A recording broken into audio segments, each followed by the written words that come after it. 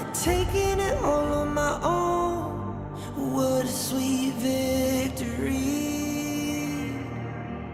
And taking all of my control, awaken something deep in me. Like flames, feel it burning inside. Take a hold in pursuit of the prize. I've been told ain't no way to survive, keeping all of this fire that's locked up inside. When this is the time, enter the ring. All those mental chemicals doing their thing. I got flashes of battles inside of my dreams. I was made for this moment. At least now it seems like it's time to come face to face with your fear. Been battling reasons for all of the years, and I learned how to fight them with style and grace no one's ever encountered. You say it's amazing, I'ma come out swinging when they open the gate. Go ahead, call passion, I'm calling it rage. I'm taking what's mine like I already own it. Watch but don't blink, going here to the moment. The sky rain down. Here's to the madness that's all around. Go on, tell them who you are, you are, you are. Go on, tell them who you are, you are, you are, you are. Here's to the moment, the sky rain down. Here's to the madness that's all around. Go on, tell them who you are, you are, you are. Go on, tell them who you are, you are, you are, you are. My name is honor, my name is king, my name is champion, my name is strength. Tell them who you are. My name is Pentakill, you think it's strange? My name keep ringing inside of your brain. I hear it every night. Here's to the moment the sky rain down. Here's to the madness that's all around.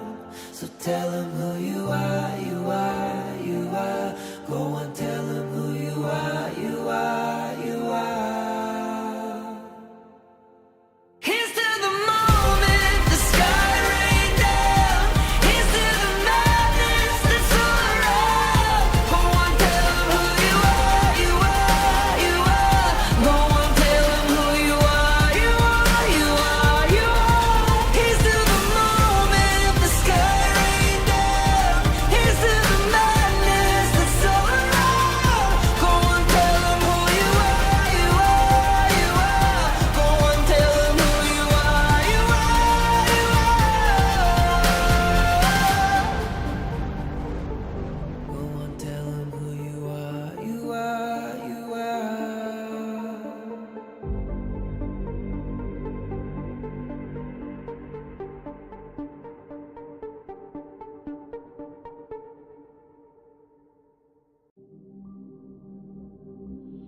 In this world, only ones in this world,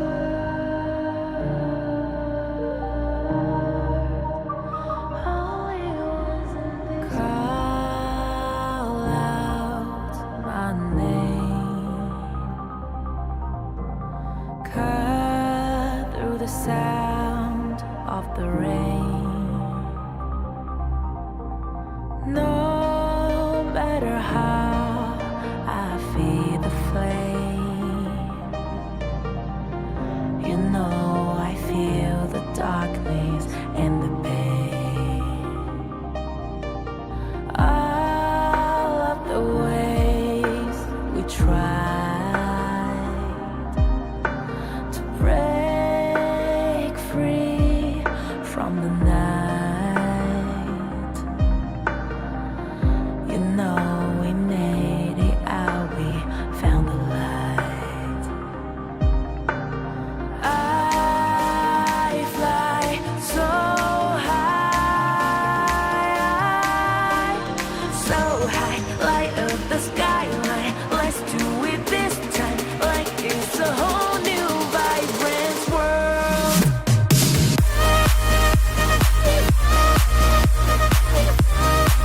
Like we're the only ones in this world. Like we're the only ones in this world. Now I see that I got everything I need. It's alright, I'm on fire, I'm alive, 'cause now I fly so high.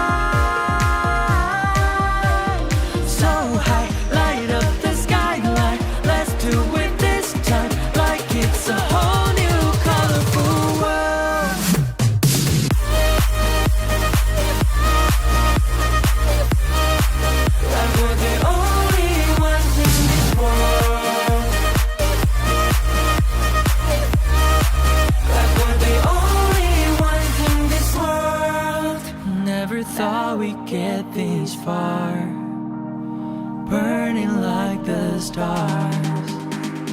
How we get this far, like we're the only ones in this world.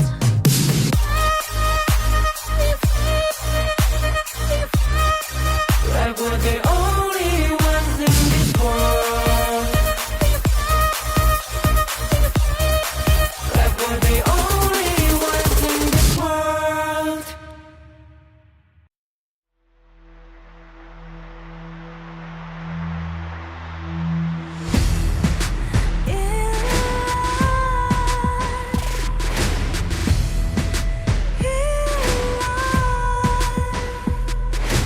What's a life without its worth? Compromising with what hurts inside. When you let fear decide your fate, you don't choose which path to take in life.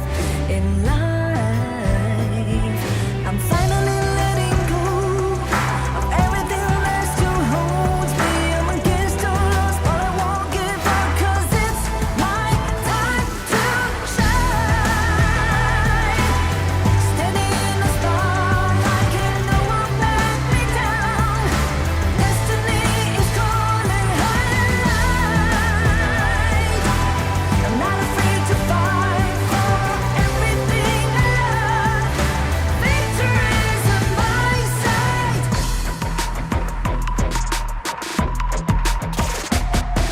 The more we lose, the more we gain. The more that nothing stays the same. In time, can't love ever, can't forget. What you see is what you get. Sometimes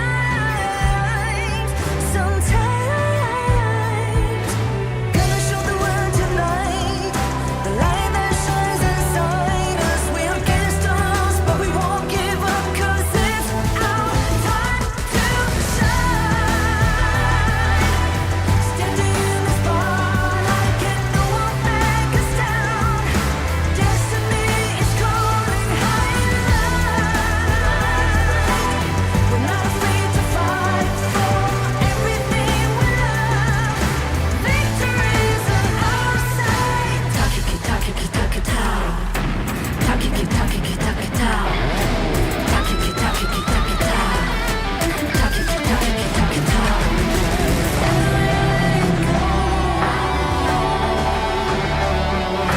Everything is still holds us. 'Cause it's our time to shine. Standing in the spotlight, can no one back us down. Destiny is calling highlight. We're not afraid to fight for everything we love. Victory's on our side. It's our time to shine. Highlight.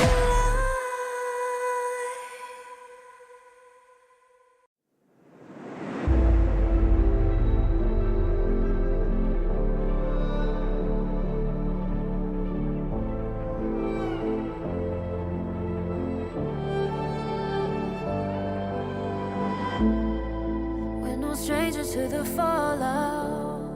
It's what got us here. Ever changing, some chameleon. Blood, sweat, and tears. We'll never make it if we fall to everything that brings us down. With a comeback is now. Blood, sweat, and tears. Fight for what we want.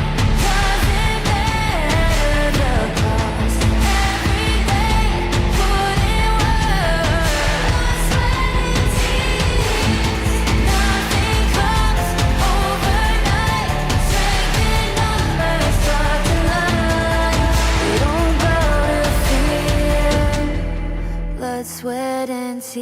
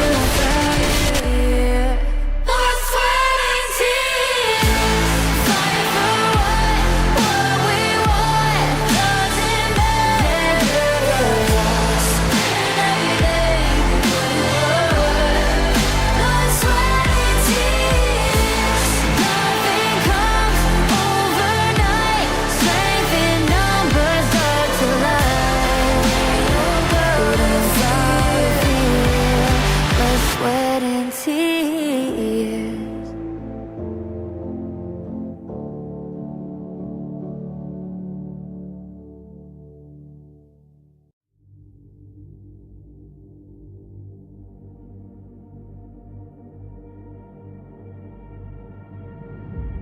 I feel it deep, flowing through my blood.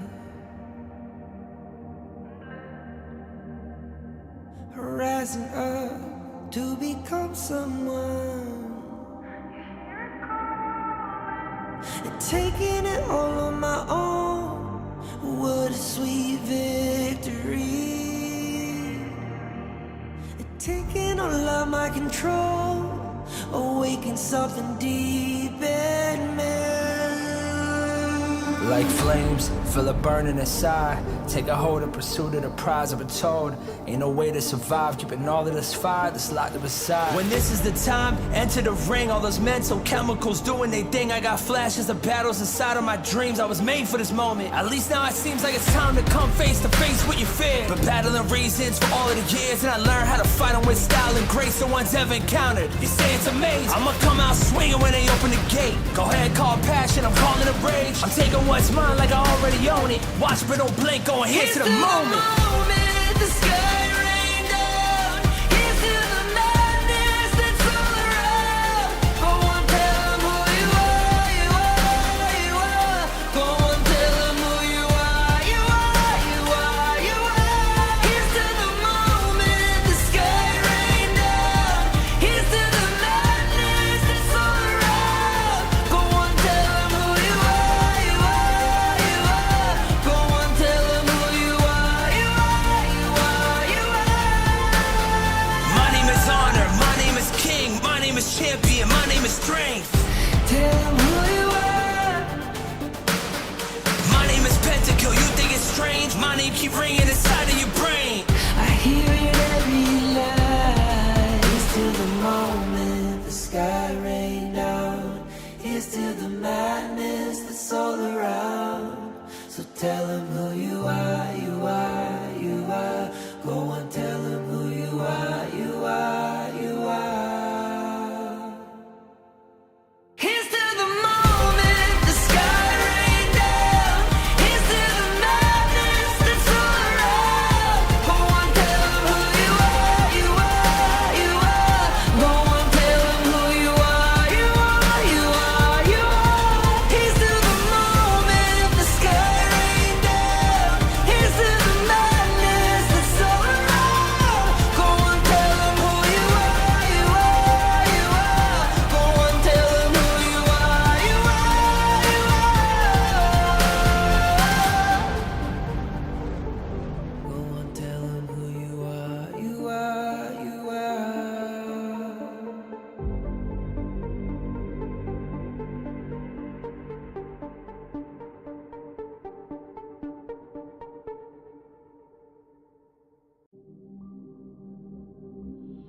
In this world,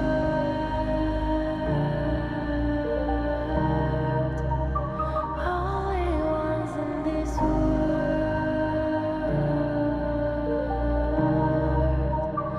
only ones in this call out my name, cut through the sound of the rain. No matter how I feed the flame, you know I feel the darkness and the pain.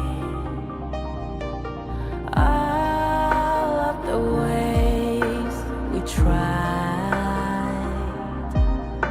to break free from the night. You know we made it out, we found the light.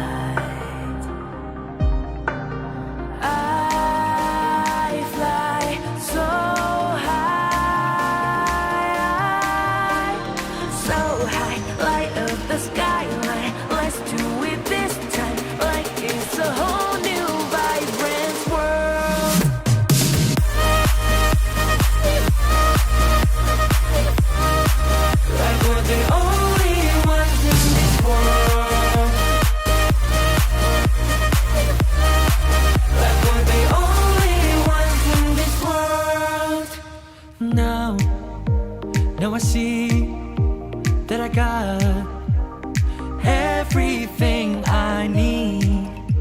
It's alright, I'm on fire, I'm alive, 'cause now I fly so high, so high. Light up the skyline, let's do it this time, like it's a whole new colorful world.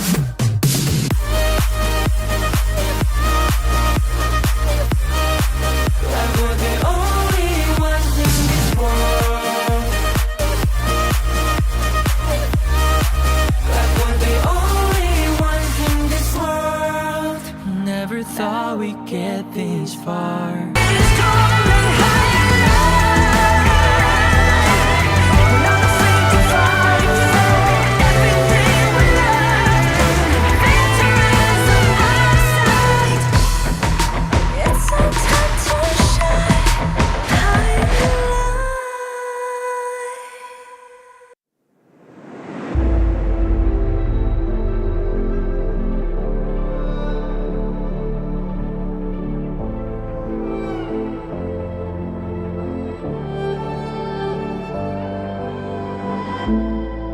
We're no strangers to the fallout.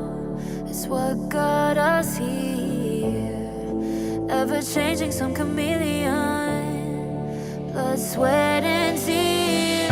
We'll never make it if we fall to everything that brings us down. With a comeback is now. Blood, sweat, and tears. Fight for what we want. Doesn't matter the cost. Every day, put in work. Blood, sweat, and tears. Nothing comes overnight. Strength in numbers, start to line. We don't bow to fear. Blood, sweat, and tears.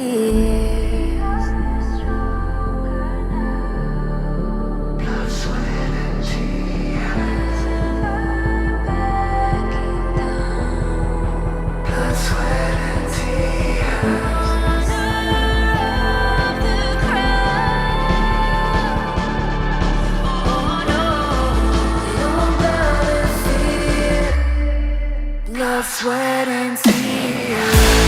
Fight for what we want. Doesn't matter the cost. Every day, put in work. Blood, sweat, and tears. Nothing comes overnight. Strength in numbers, start to line. We don't bow to fear. Blood, sweat, and tears. Fight for what we want. Every day, put in work. Fight for what we want. Nothing comes overnight. Blood, sweat, and tears. Fight for what we want. Doesn't matter the cost. Every day, put in work. Blood, sweat, and tears. Nothing comes overnight. Strength in numbers, start to line. We don't go to fear. Blood, sweat, and tears. Fight for what we want. Doesn't matter the cost. Every day, put in work. Blood, sweat, and tears. Nothing comes overnight. Strength in numbers, start to line. We don't go to fear. Blood, sweat, and tears.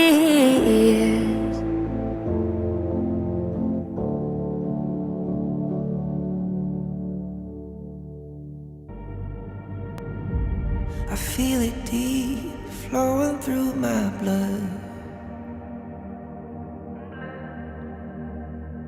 Rising up to become someone.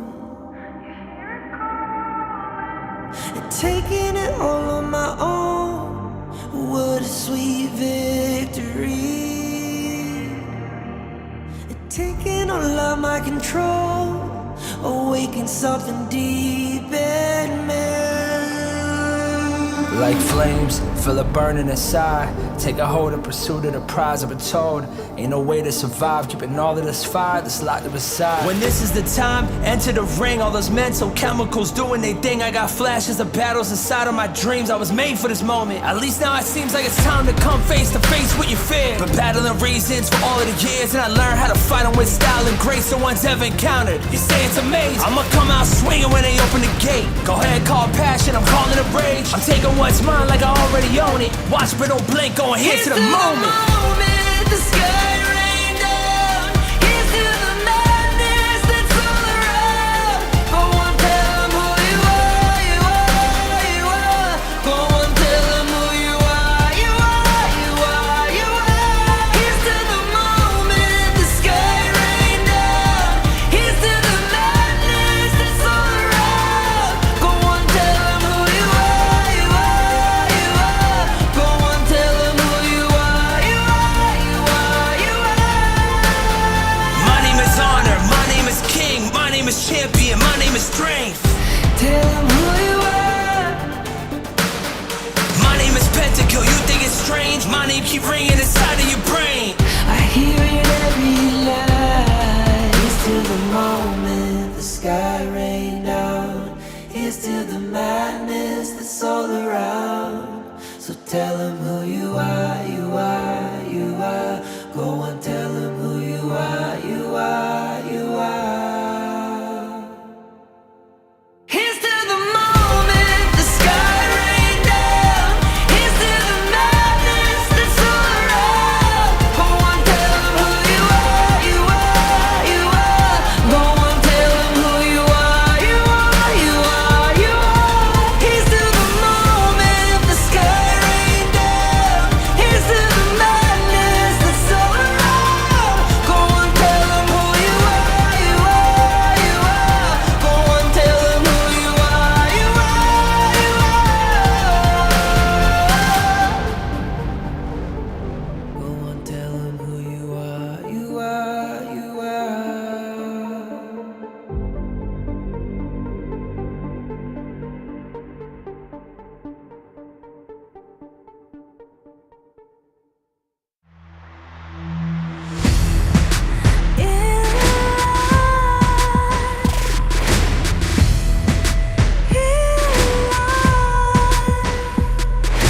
What's a life without its worth?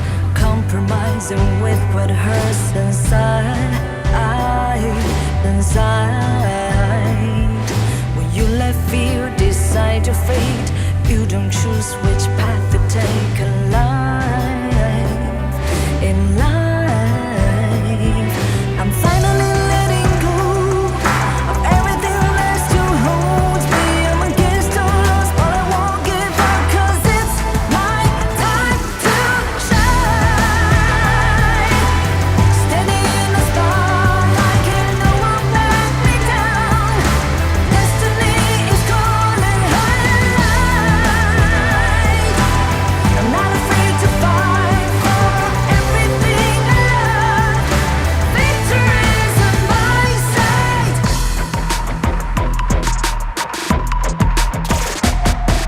The more we lose, the more we gain. The more that nothing stays the same. In time, in time.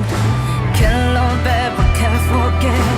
What you see is what you get. Sometimes, sometimes. Gonna show the world tonight the light that shines inside us. We're against the odds, but we won't give up, 'cause it's our time to shine. Standing in the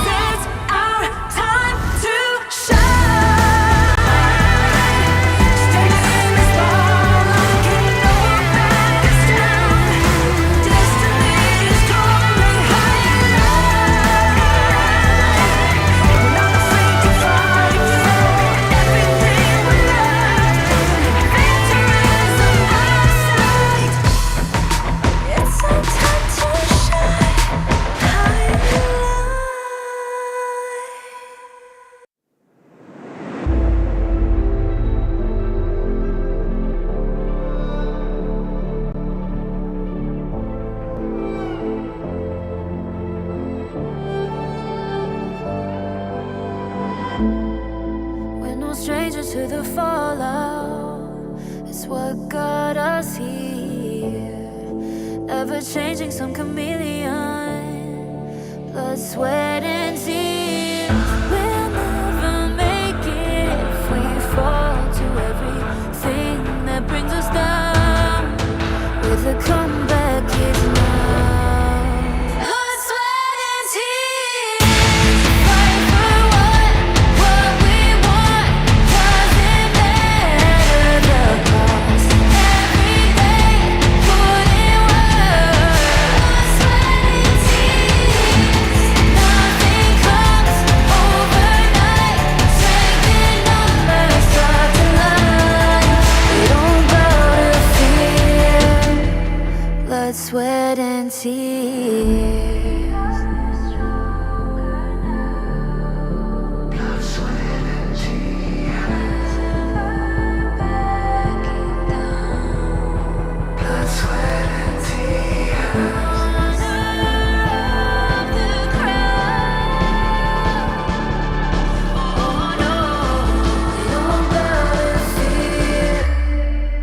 Blood, sweat, and tears.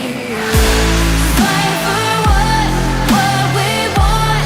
Doesn't matter the cost. Every day, put in work. Blood, sweat, and tears.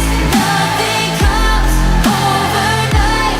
Strength in numbers start to line. We don't bow to fear. Blood, sweat, and tears.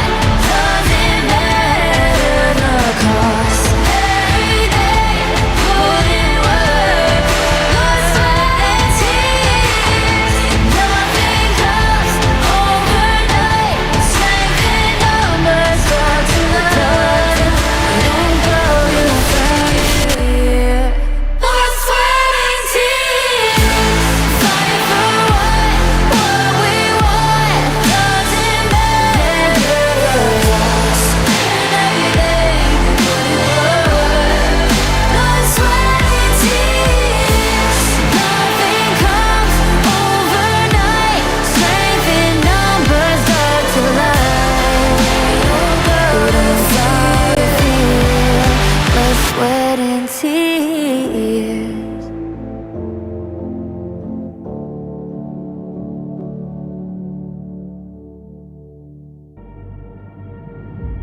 I feel it deep flowing through my blood.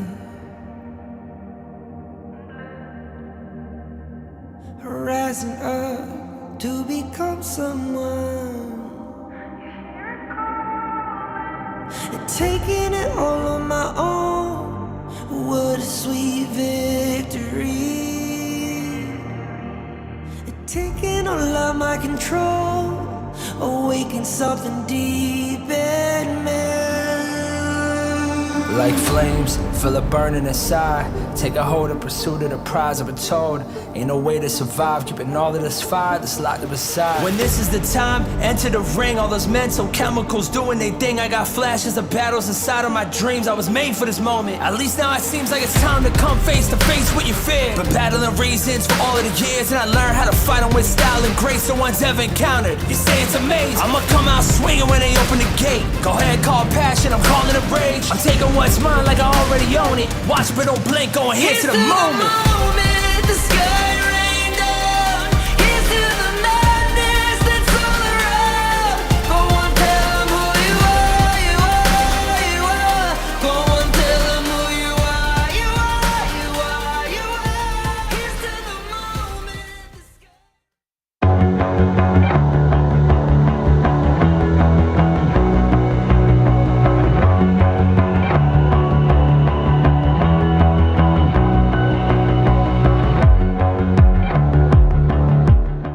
Welcome to the 2024 Honor of Kings Championship, the pinnacle esports event of the year, where 16 best teams from all of the world clash on the stage for the ultimate glory.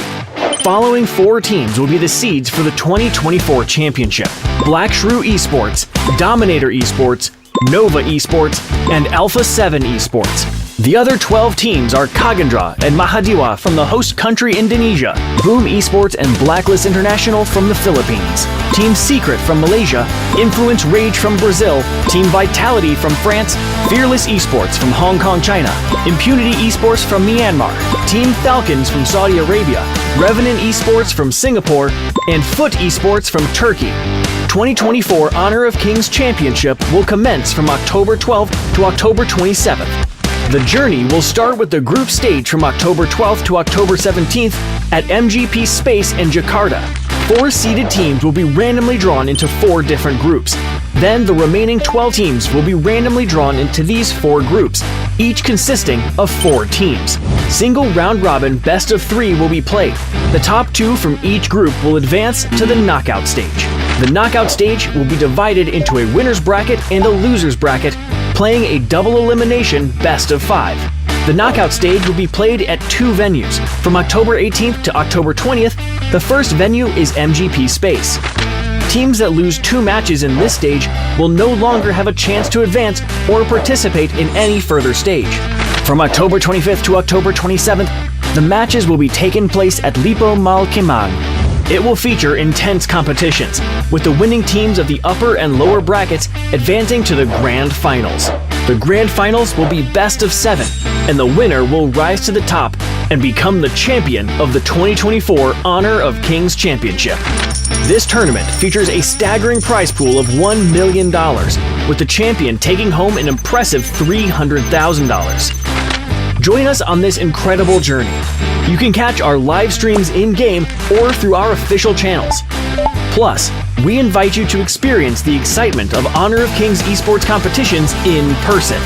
Enjoy a variety of engaging activities and enticing rewards on match days. Watch live streams and participate in in-game events to win free rewards. Stay tuned and see you in Jakarta.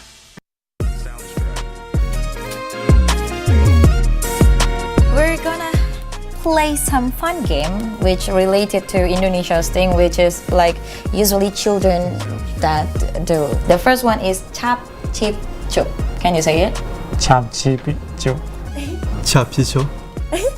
The rule is one player open his palm of the hand, and the other one put his point finger, and then the one with the open palm says like chap, chip, chup, kembang kuncup. Chap, chip, chup, kembang bub chup. I don't know. So one of you have to like move faster. Whoever catch the finger wins the game. So can we play? Can we play? Yeah. Which one going first? Okay, Ling Hua. Yeah. Okay. Ready? Chap, chip, chup. No, wait. Chap, chip, chup. No, wait. Chap, chip, chup, kembang kuncup. Okay, that's fast. Okay. So it's 1 point for Oil. Chap, chip, chup, kembang kuncup. Chap, chip, chup, kembang kuncup. No! Okay, she's faster than me. Okay, switch. Okay. Winter with the open palms. Ready? Chap, chip, chup, kembang kuncup.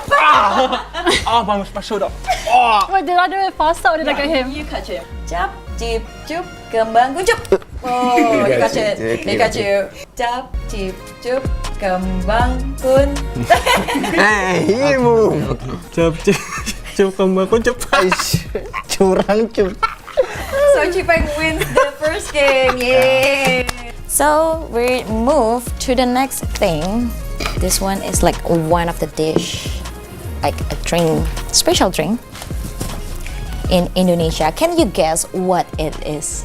So next one is you have to guess. Kalian akan mencoba sajian dari salah satu daerah di Indonesia. Do you have idea what is this? It's a blanket. It's a blanket. It's a blanket. We playing hide and seek. Oh, are we meant to like? Oh, okay. We're meant to come in for some kind of wrestle. If you know what I mean. You have to wrestle. We have to hop. Right? Okay, so it's called gorengan. Gorengan means like frying, like it's a side dish, but it's all fried. So it's called es kuwut. Oh, it's kiwi. No, es kuwut. Askut. Es pisang hijau. Oh iya. Yep, es pisang hijau. Boleh silakan sambil dicoba. Es pisang hijau, a traditional dish from name a city. Name a city. Start with M. M. Manado. No. Malang. Makassar. Oh, asal. It called sarung. It's a large tube or length of fabric, often wrapped around the waist. Do you have the idea how to wear it? Which is like No, I got it first. Okay, he's copying me. this one, you know? No. Put it on like all of to your left or something. Oh, Okay. Yeah. And then, Again, and then you. Oh, this? Yeah, like this? that. I know. Yep. Winter is right. got it first. I was not that bad, but What if I ask you to rate this from scale 1 to 10? I mean 5. 5? Yeah. Bobby? 9 分9分 9? Oh, you like it? Okay. 9. Satisfaction 9? 10. Oh, someone's like it. 8. Okay, Megumi scores 8. And Limpa? 7分。 7. Oh, okay. So yeah, well done. Okay, like this. Okay, thank you guys. Bye-bye. Bye-bye.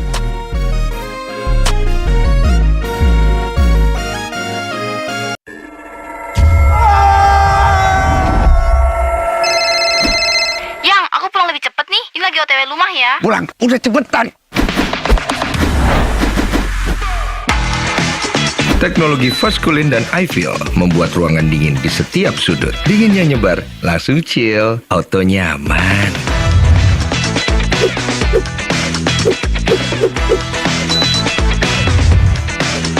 Dengan Edgarment, tumpukan cucian kotor gone, semua yang ada di dalam jadi lebih terjaga, lebih dingin, dan lebih segar dengan Power Cool. Nikmati gambar yang lebih real dengan Kilet Pro dan Dolby Vision. Rasakan pengalaman suara yang mengitarimu dengan Dolby Atmos. Sayang.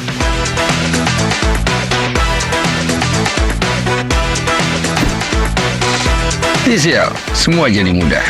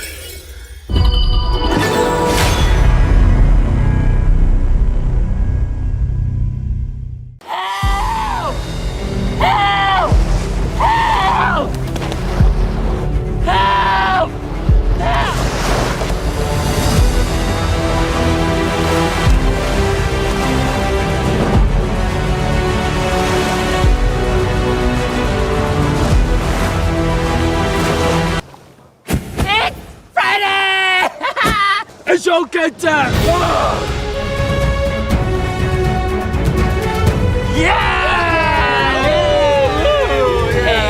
Giờ về jungling hả?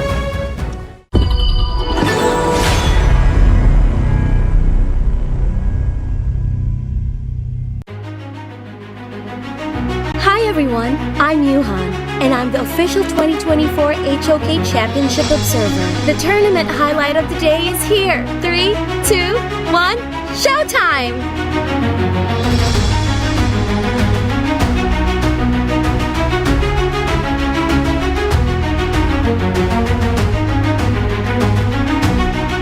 Barriers, which is again super annoying by Woodwind. Yeah, but Xiang is wrapping around. Oh, here we go into the backline. KK having to roll over the wall. He is in safe distance. It is okay. Fable is there as well. Xingling onto the backline. Jiang going down. It is a 4v1 onto Xingling, but we are getting Dao Dao back into the game. It's not going to be anybody else falling. A 1-1 trade for now. BSE are in safe hands.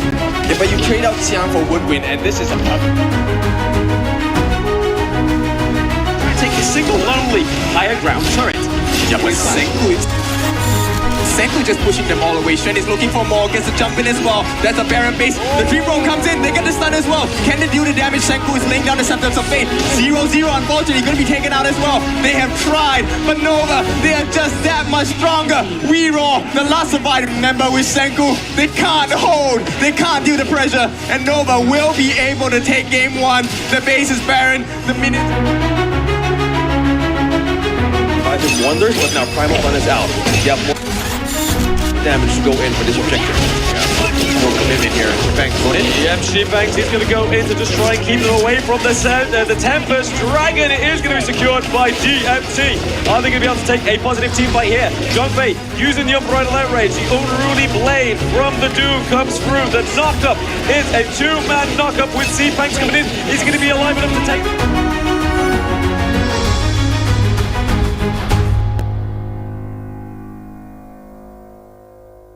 我常常在想，如果我不执着于梦想，我的人生将会如何？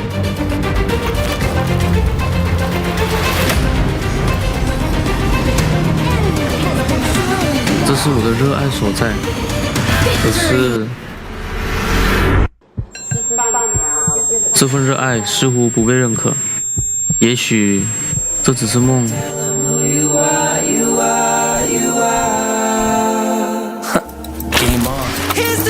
就让热爱、勇气成为我追梦的燃料。要实现这梦想，就必须马上行动，做就对了。FLCN或许就是我实现梦想的地方。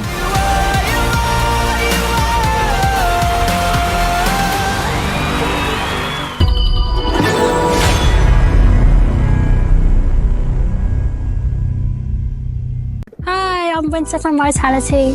Hi, I'm Yao Yao from Vitality. Winter, are you the main shot caller in the team? No, actually it's our mid lane and our top lane is the main caller. How does training dynamic work out in the team? Are you able to keep up with the boys? Yeah, from the start it's a bit tiring because we have to play in full focus for maybe like 4 to 5 BO3s a day, but then now I'm coping well with it. Coach Yao Yao, what are some unique values that Winter bring to the team better than a boy roam? I think esports is an industry regardless of your gender. So the reason why I choose Winter to be our starter is because she is capable of it. She is patient and is willing to communicate with all the players. That is really good. Do you think we are going to see more female players on highest professional esports stage in the future? Yeah, I feel like it's an honor to be the first, and I feel like obviously there will be more in the future. I think it's very exciting for us to see more and more ladies would be interested in this game, and as long as they can see both of us get on stage and have the courage to have a try, I think it's worthwhile. ကျွန်တော်ရဲ့အပိတ်တံမှာအခွင့်အရေးကိုအမြဲရှာဖွေနေပါတယ်ကျွန်တော်လက်ရှိဘဝကိုပြောင်းလဲနိုင်မဲ့အခွင့်အရေးပေါ့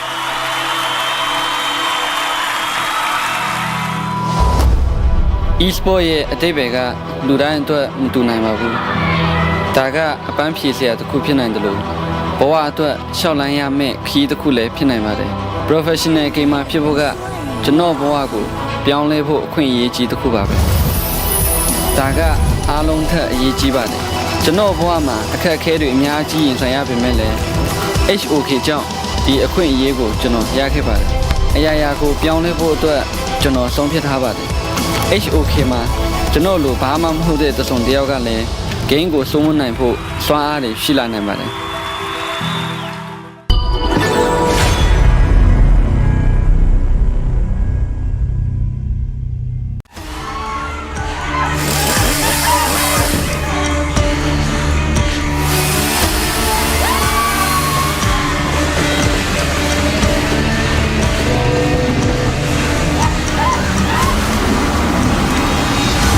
It's Friday!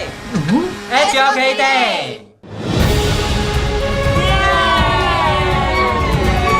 YouTube and chasing, huh?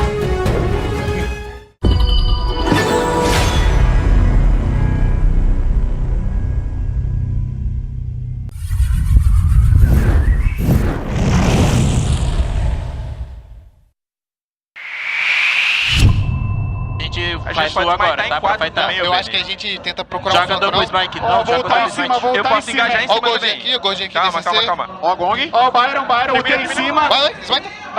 Bank mesmo. Cuidado, Byron. Fui no Gong. Shieldei. Tô na Gong. Cuidado da mãe entrando, e o Byron. Nice. Ó, a área. Precisa saber, tá? 选狙带下，兄弟们。选带下，怎么说？我绕好啊！来，兄弟们过来呗。有手法，当飞差一点。我后啊！打前面，看关注。我跟哪个？你们别人跟着马可打，马可满血的。他没有闪啊！来，这个死。我上来，来，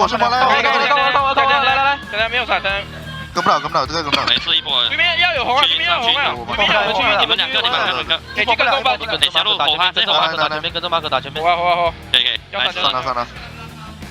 跟着马可打前面。可以。打伤吧，等下。他挂到2，小心。先放红吧，哪条红先？可以刚好等龙哎。我刚好要进化。让你们自己打。不要急。他们自己打。先打这个，把军神要过。跟着 B 罗。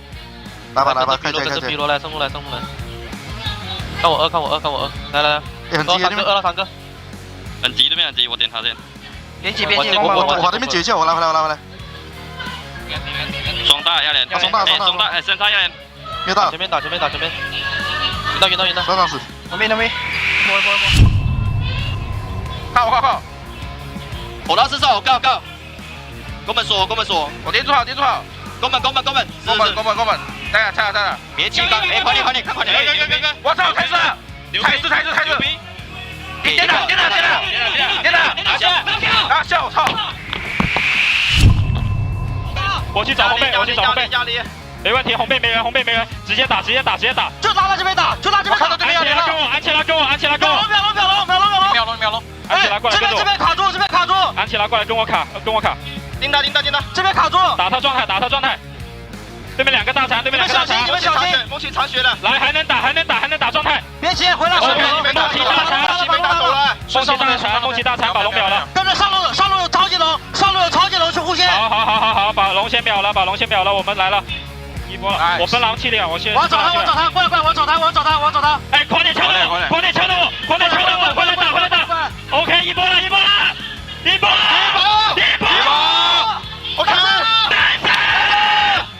！OK， 来！我操，老子最后一波，我操，直接把他，我操，我声音太小了，我已经说了，我操，我都没听到，老子3个卡位置，我操！你满能量的，快点满能量的，还要喷了，没用，这波喷了没用，这波再压一波。OK， 别跟，继续压 ，OK， 继续压一波。我可以丢个船，你刚先看我。这波下路，你要丢谁？这波中路我要丢了，我绕一圈，这波中路线我要丢。我。看来，退下吧，留下，看着，走路，下路先过一下，过一下，没闪，给我回一下，没事，过来，哎，别带我进去，肯定我没位移。可以，nice。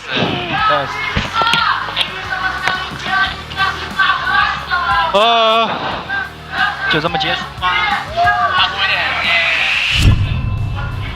Ken, you want die. Nice. No purify. Nice, care Marco. Let's go. Can mid. Let's go. Sabar. Can mid. Ay, agro. Look at me. Look at this. Just kill. Nice. No purify. Ay, agro. Marco, no purify. No purify, no. Okay. Low, Monch. Can, tower. Nice.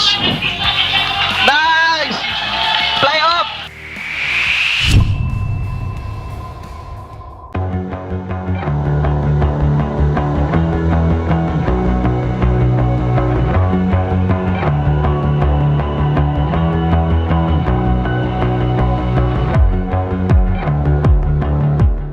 Welcome to the 2024 Honor of Kings Championship, the pinnacle esports event of the year, where 16 best teams from all of the world clash on the stage for the ultimate glory. Following 4 teams will be the seeds for the 2024 championship: Black Shrew Esports, Dominator Esports, Nova Esports, and FLCN Esports. The other 12 teams are Kagandra and Mahadiwa from the host country Indonesia, Boom Esports and Blacklist International from the Philippines, Team Secret from Malaysia, Influence Rage from Brazil, Team Vitality from France, Fearless Esports from Hong Kong, China, Impunity Esports from Myanmar, Team Falcons from Saudi Arabia, Revenant Esports from Singapore, and Foot Esports from Turkey. 2024 Honor of Kings Championship will commence from October 12th to October 27th. The journey will start with the group stage from October 12th to October 17th at MGP Space in Jakarta. 4 seeded teams will be randomly drawn into 4 different groups. Then the remaining 12 teams will be randomly drawn into these 4 groups, each consisting of 4 teams. Single round robin best of 3 will be played. The top 2 from each group will advance to the knockout stage. The knockout stage will be divided into a winner's bracket and a loser's bracket, playing a double elimination best of 5. The knockout stage will be played at 2 venues. From October 18th to October 20th, the first venue is MGP Space. Teams that lose 2 matches in this stage will no longer have a chance to advance or participate in any further stage. From October 25th to October 27th, the matches will be taking place at Lipo Malkemang. It will feature intense competitions, with the winning teams of the upper and lower brackets advancing to the Grand Finals. The Grand Finals will be best of 7, and the winner will rise to the top and become the champion of the 2024 Honor of Kings Championship. This tournament features a staggering prize pool of $1 million, with the champion taking home an impressive $300,000. Join us on this incredible journey. You can catch our live streams in-game or through our official channels. Plus, we invite you to experience the excitement of Honor of Kings esports competitions in person. Enjoy a variety of engaging activities and enticing rewards on match days. Watch live streams and participate in in-game events to win free rewards. Stay tuned and see you in Jakarta.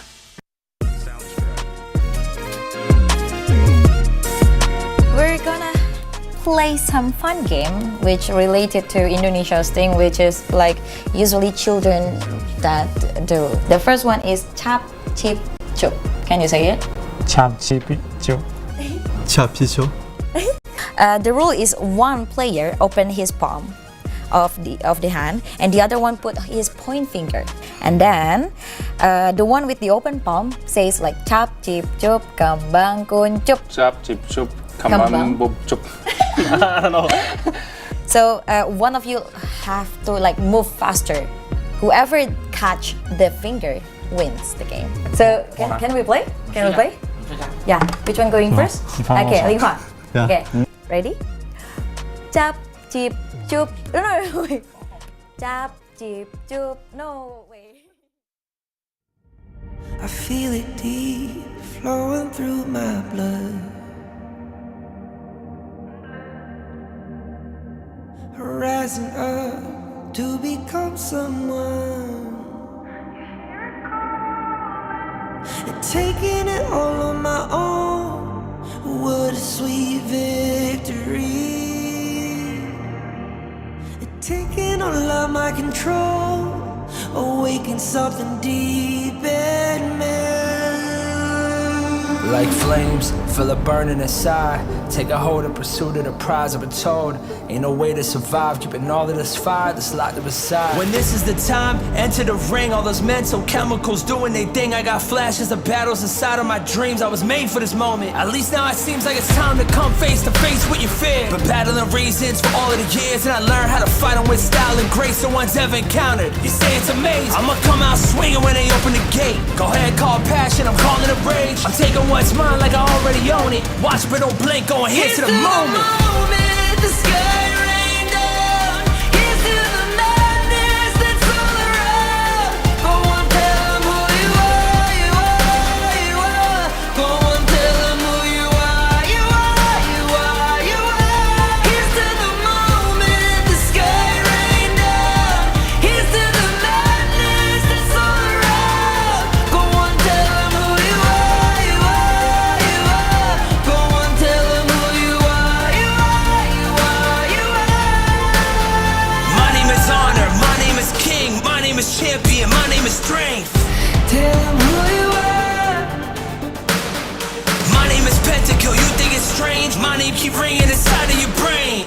I hear it every night. Here's to the moment the sky rain down. Here's to the madness that's all around. So tell them who you are, you are, you are.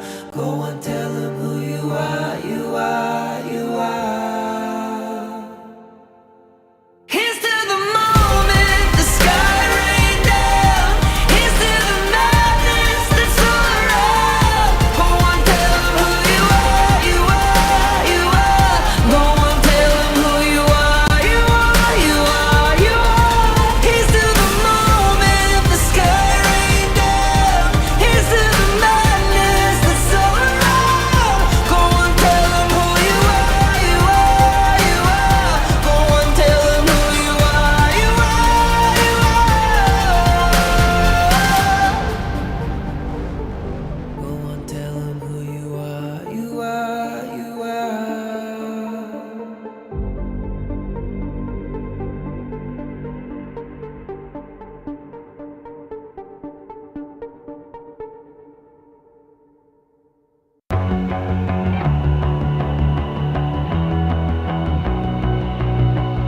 You've walked through the darkest night.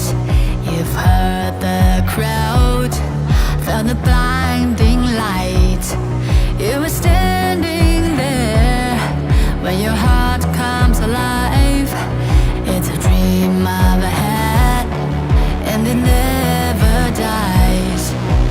Right here, right now, give it all, get it out. Never a surrender. I fight and never fail. I am a contender. A challenge I can feel. The smallest lies become the brightest enemies. Relentlessly. And even if you fall, you gave it everything to be a king.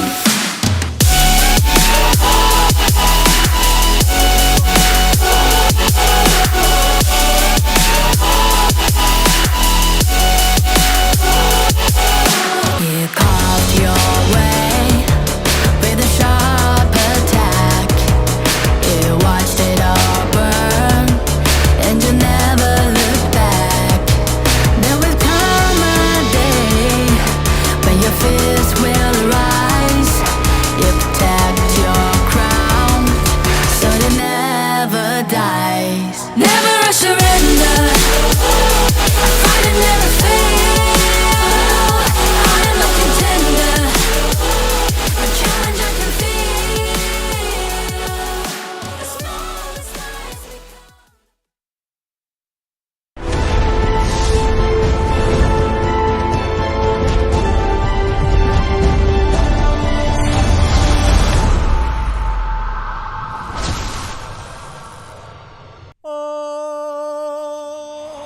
Para satriya saka saking manca negara samya prapta ing bumi Indonesia. 16 bergodo duweni pengajap sawiji dimen antuk jaya jayaning sayembara. After our challenging times, I think we are much stronger than before.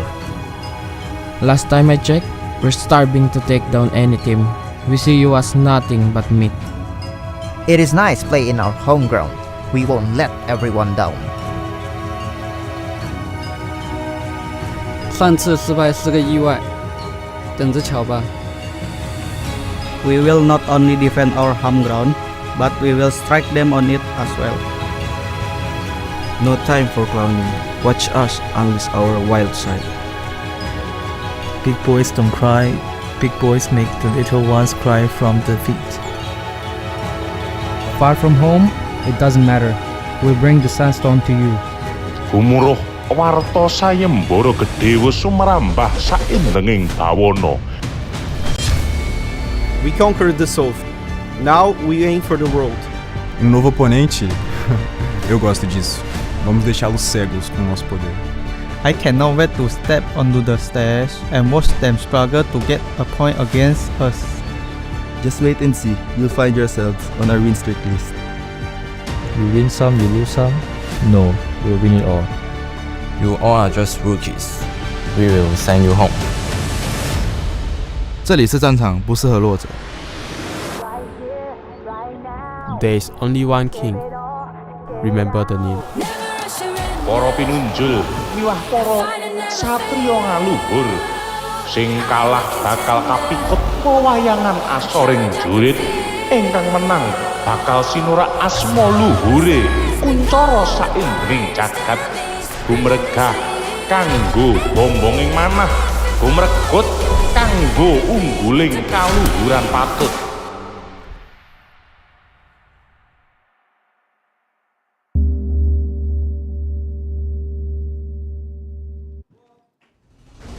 After 6 days of grueling group stage, we have entered the next phase of the competition. So welcome to 2024 Honor of Kings Championship, the knockout stage. My name's Sabila Aprilia and I'm with. I'm Darius Lin and we're so happy to be back here with all of the supporters because right now we have the best of the best as the stakes have increased and the road to the grand final has come to closer and closer. So supporters of the Honor of Kings, are you ready? Woo! Alright. Pastinya mereka semua udah siap, mereka semua udah ready karena kalau misalnya kita ngelihat kemarin pada saat perjalanan seluruh tim yang ada di group stage benar-benar membuat kita happy banget dan kaget banget karena banyak sekali kejutan-kejutan yang diberikan oleh masing-masing tim. Nah maka itu sebelum kita melanjutkan acara dan juga pertandingan hari ini Sabila, let's right now look back at the group stage that brought out our final 8 teams.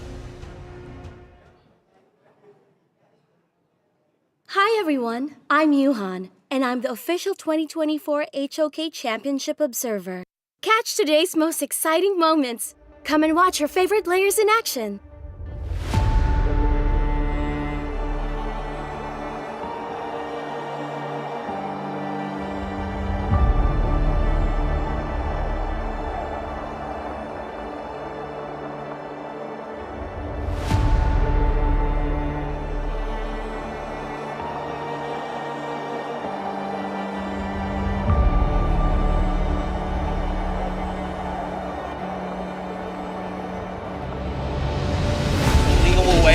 Calvary on the backside. Juan looking to push him back. Nice heroic charge. Akana's going to be killed first. Juan is getting so low, and it looks like he's going to be killed. Almighty gets the pick up on that, but 2 members down thus far. This is going a 1 for 2 for 2 at this point. Freaks is going to be killed. They're turning this around, and Sun is cleaning house with a quadra kill. Going to be a penta. Never mind. Go back to base.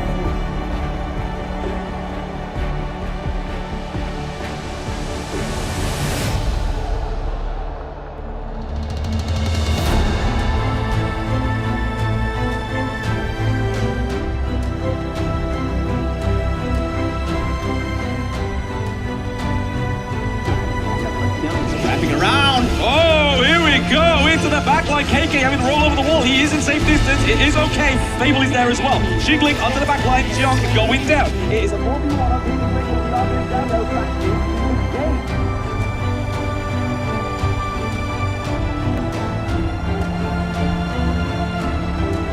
Is looking for more, gets a jump in as well. That's a Baron base. The Dream Roll comes in, they get the stun as well. Can they do the damage? Senku is laying down the Scepters of Fate. 0-0, unfortunately, gonna be taken out as well. They have tried, but Nova, they are just that much stronger. We roll, the last surviving member with Senku, they can't hold.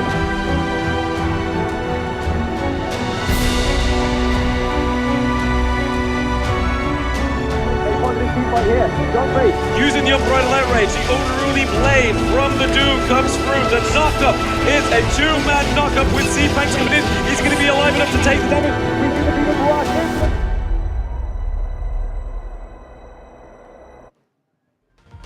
Wah, itu benar-benar recap yang luar biasa banget yang terjadi di hari yang kemarin, di mana seperti yang kita lihat, all of the team, all of the player give their best performance untuk bisa melaju ke babak knockout kita hari ini. Yes, dan pastinya juga kemarin semua tim yang sudah berusaha dari group stage, tentunya kita juga ucapkan terima kasih atas semua upayanya, betul ya, Stabila. Dan kita sekarang we will see the bracket that for today's schedules. Okay, and this is the bracket for the knockout stage. Yes. Kita lihat yang pertama itu udah ada tim Secret yang bertemu dengan Blacklist International. Di mana kemarin itu kita memang sudah melakukan group drawing. Yes. Di mana inilah hasilnya teman-teman. Betul Dan banget. di match yang kedua kita ada Dominator Esports yang akan melawan tim Falcons. Yes, dan juga nanti besok masih akan ada dari tim Fearless Esports melawan tim Boom. Dan juga dilakukan oleh tim Nova melawan Black True Esports, Sabila. Yes, betul sekali. Nantinya untuk sistem kita kali ini kita akan ada double elimination di mana buat teman-teman nih yang akan bermain mungkin akan kalah gitu. Jadi yang kalah intinya mereka masih punya satu nyawa lagi. Satu kesempatan ya, betul banget ya. Dan kita ada hari ini adalah acara yang ada permainan luar biasa dari tim Secret dimulai dari jam 3 dan juga dari melawan Blacklist International. Yes, dan di match kita yang kedua kita akan melihat adanya tim Indonesia. Dominator Esports akan bertemu dengan tim Falcons. Di mana Darius, mereka nantinya akan bermain best of 5 series. So cukup berbeda dengan permainan mereka ataupun dengan sistem pada saat group stage.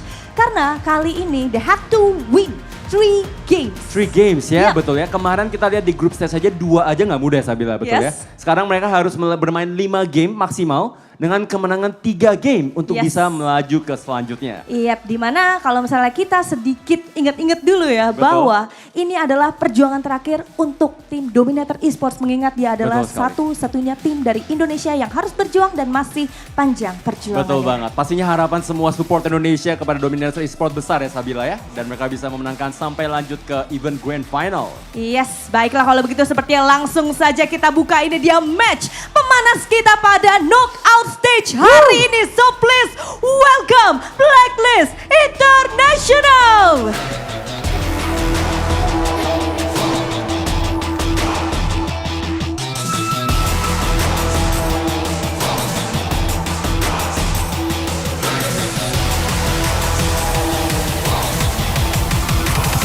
And the challenger, Team Secret!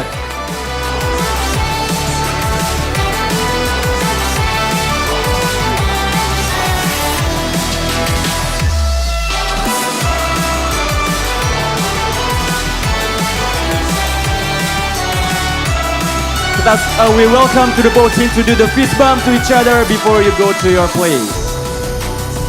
Karena kita sudah melihat pastinya antara kedua tim, Tim Secret dan juga Blacklist International yang sudah siap banget untuk memulai match pembuka kita di Knockout Stage 2024 Honor of Kings Championship pada hari ini. Karena Darius, kita akan melihat yang berbeda. Mengingat ini adalah penentuan mereka juga siapakah yang akan melaju ke babak berikutnya atau harus turun. Oke, kita tentunya berharap semua pemain akan memberikan pemain terbaiknya. Betul sekali ya. Dan juga saya mungkin mau cek supporternya dulu untuk Tim Secret. Mana suaranya?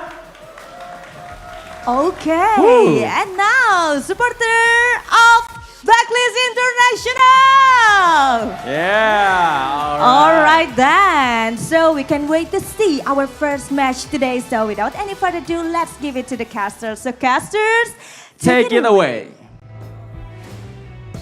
Thank you very much, hosts, and it is everybody at home. Welcome to the knockout stages of the 2024 Honor of Kings Championship. I am Blam, and with me today I have Paula and OSX. We're going to be covering the two best of fives today, and man, when that draw was coming through, I don't think any of the teams could have wished for a better outcome. I mean, there's probably one team that could, but these two teams today were very happy with these results. Yeah, and it's going to be Team Secret and, of course, Blacklist International. Both of these squads, I mean, Team Secret was almost undefeated. They lost one game against Alpha 70 Sports. High expectations going in as the #1 seed. Yeah, making everything work is brought to you by Realme, the official gaming phone. The Realme 13 Plus 5G, 120 FPS, performance at max, featuring Dimensity 7300E processor with VC cooling technology and 80-watt super book fast charging. Yeah, that's the phones right there being used by our players. Yes, so this is the phone that has been powering the tournament, but let's have a look at the powers behind the teams today. Team Secret,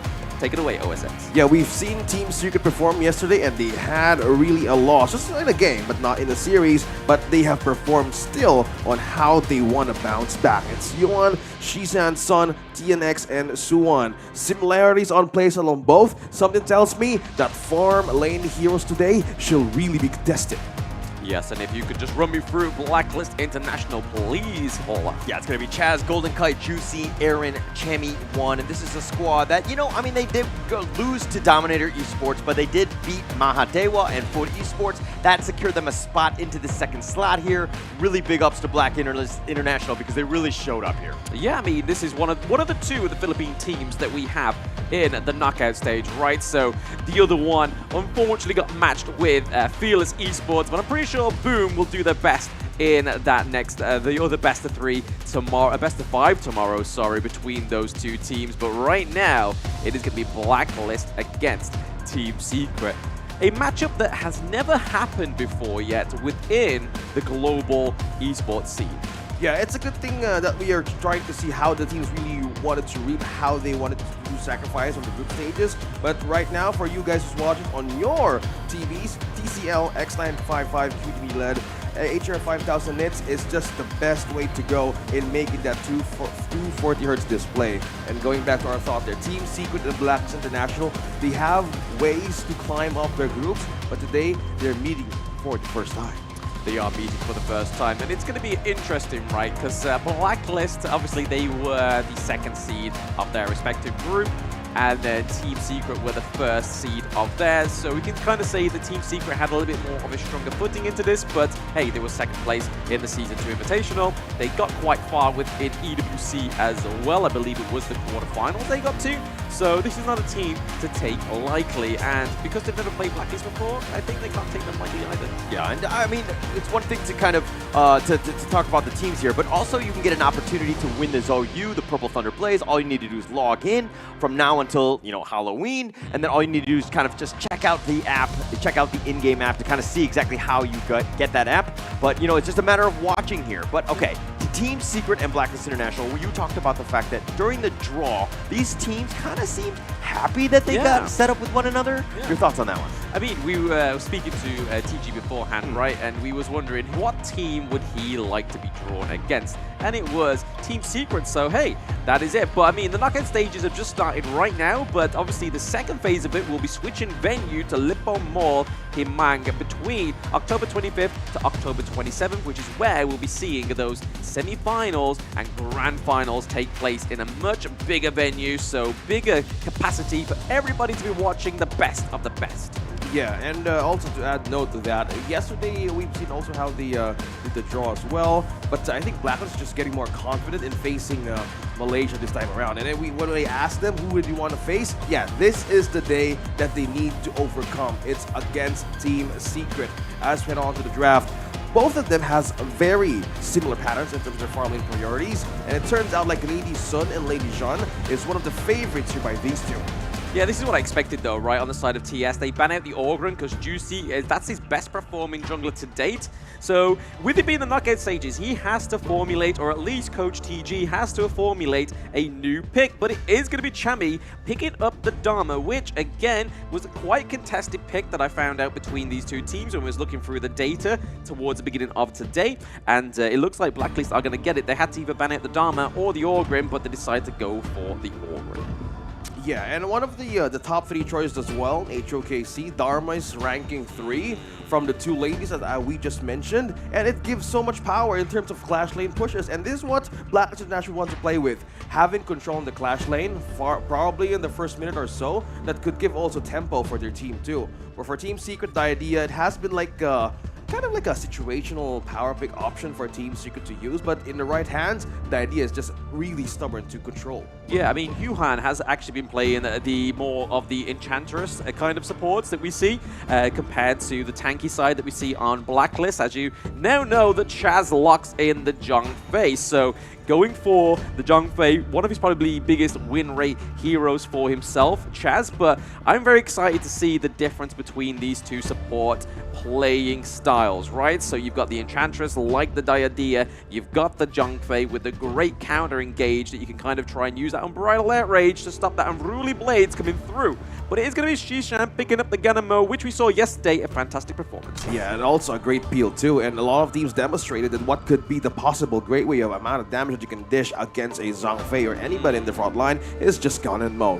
Whether in the front, whether in the back, you just need to be protected most of the time, because the moment you got spotted by the gun and mow in the hands of Team Secret, they know how to use this properly and make everything work in their favor in frontline peels. Yeah, I mean, I believe this happened between the two Indonesian teams yesterday, right? They took the Zhong Fei, the opposite team took the Gan and Mo. Didn't quite work out the way they wanted it to, because they was trying to just take that one moment, that one opportunity, that one shot to use the Unbridled Outrage to catch out the Gan and Mo, and it only worked once or twice.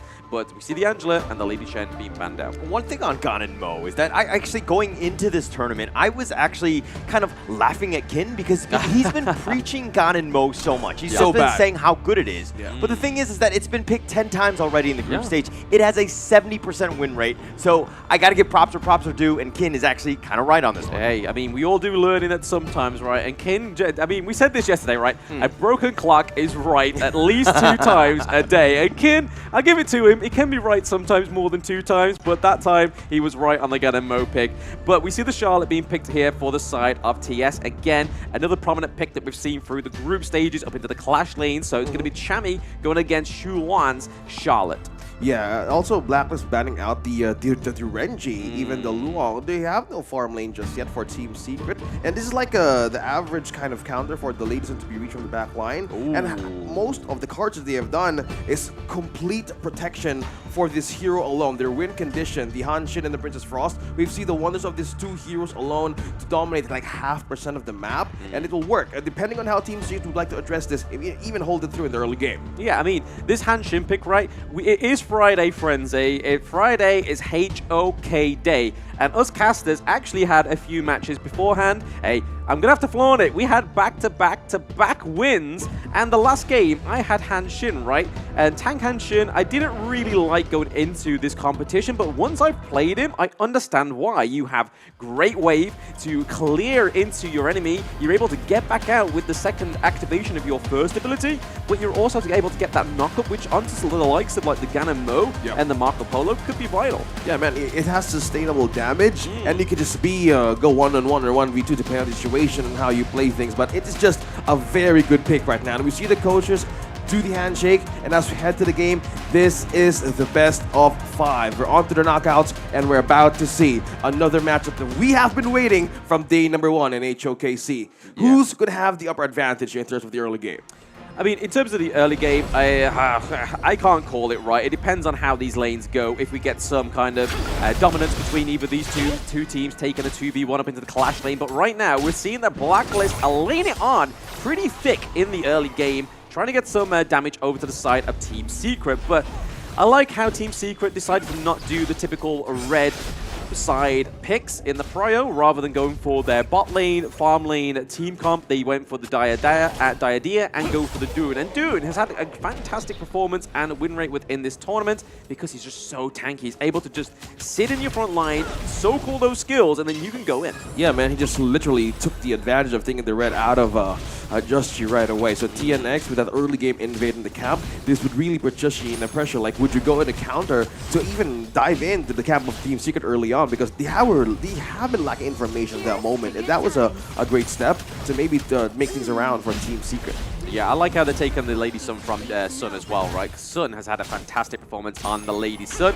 No pun intended. That is his name. Don't wear it out. But look at this. We've just won a few of these skins as well, Fang. The Friday pre-made ranked matches. Friday is Hawk Day. Go in there, win a match, get the skin. Yeah, and as we look at this pre-made ranked matches you have to win, guys, go ahead, join in because you have more chances of getting this. Now we're looking at the focus onto the Clash lane in the bottom lane as well. So this is like the force of how the Sanctuary can do, how to babysit this Ladies and Golden Kite. It's more likely like a push and pull kind of situation by not dying early on.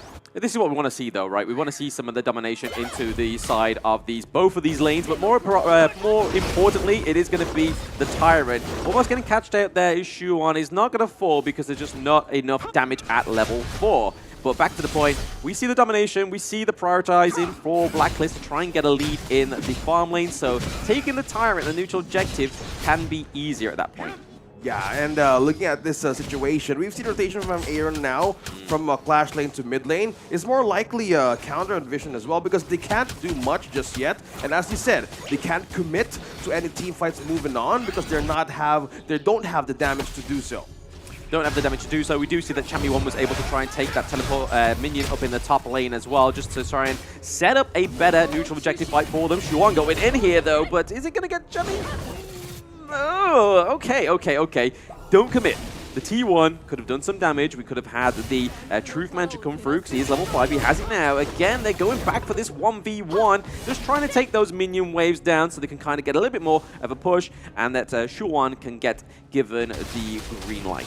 Yeah, and comparing most of the gold that we see here in our bars, like Just G, so far, despite the early invade that the TNX did, he kind of kept his tracks correctly, right? I don't know, this start of Blacklist International is kind of like they're taking it really slow, but more precise on what to get. Because at the moment that we've seen their matches, it's more likely in a defensive, like passively way of moving around the map. But so far, they're more precise in handling these things because they're not really in the right moment, as I repeated once again. That's why we see more of the macro invades. We're looking at the mirror invades as well for the jungle caps, and not commitments to anybody here in any of the lanes.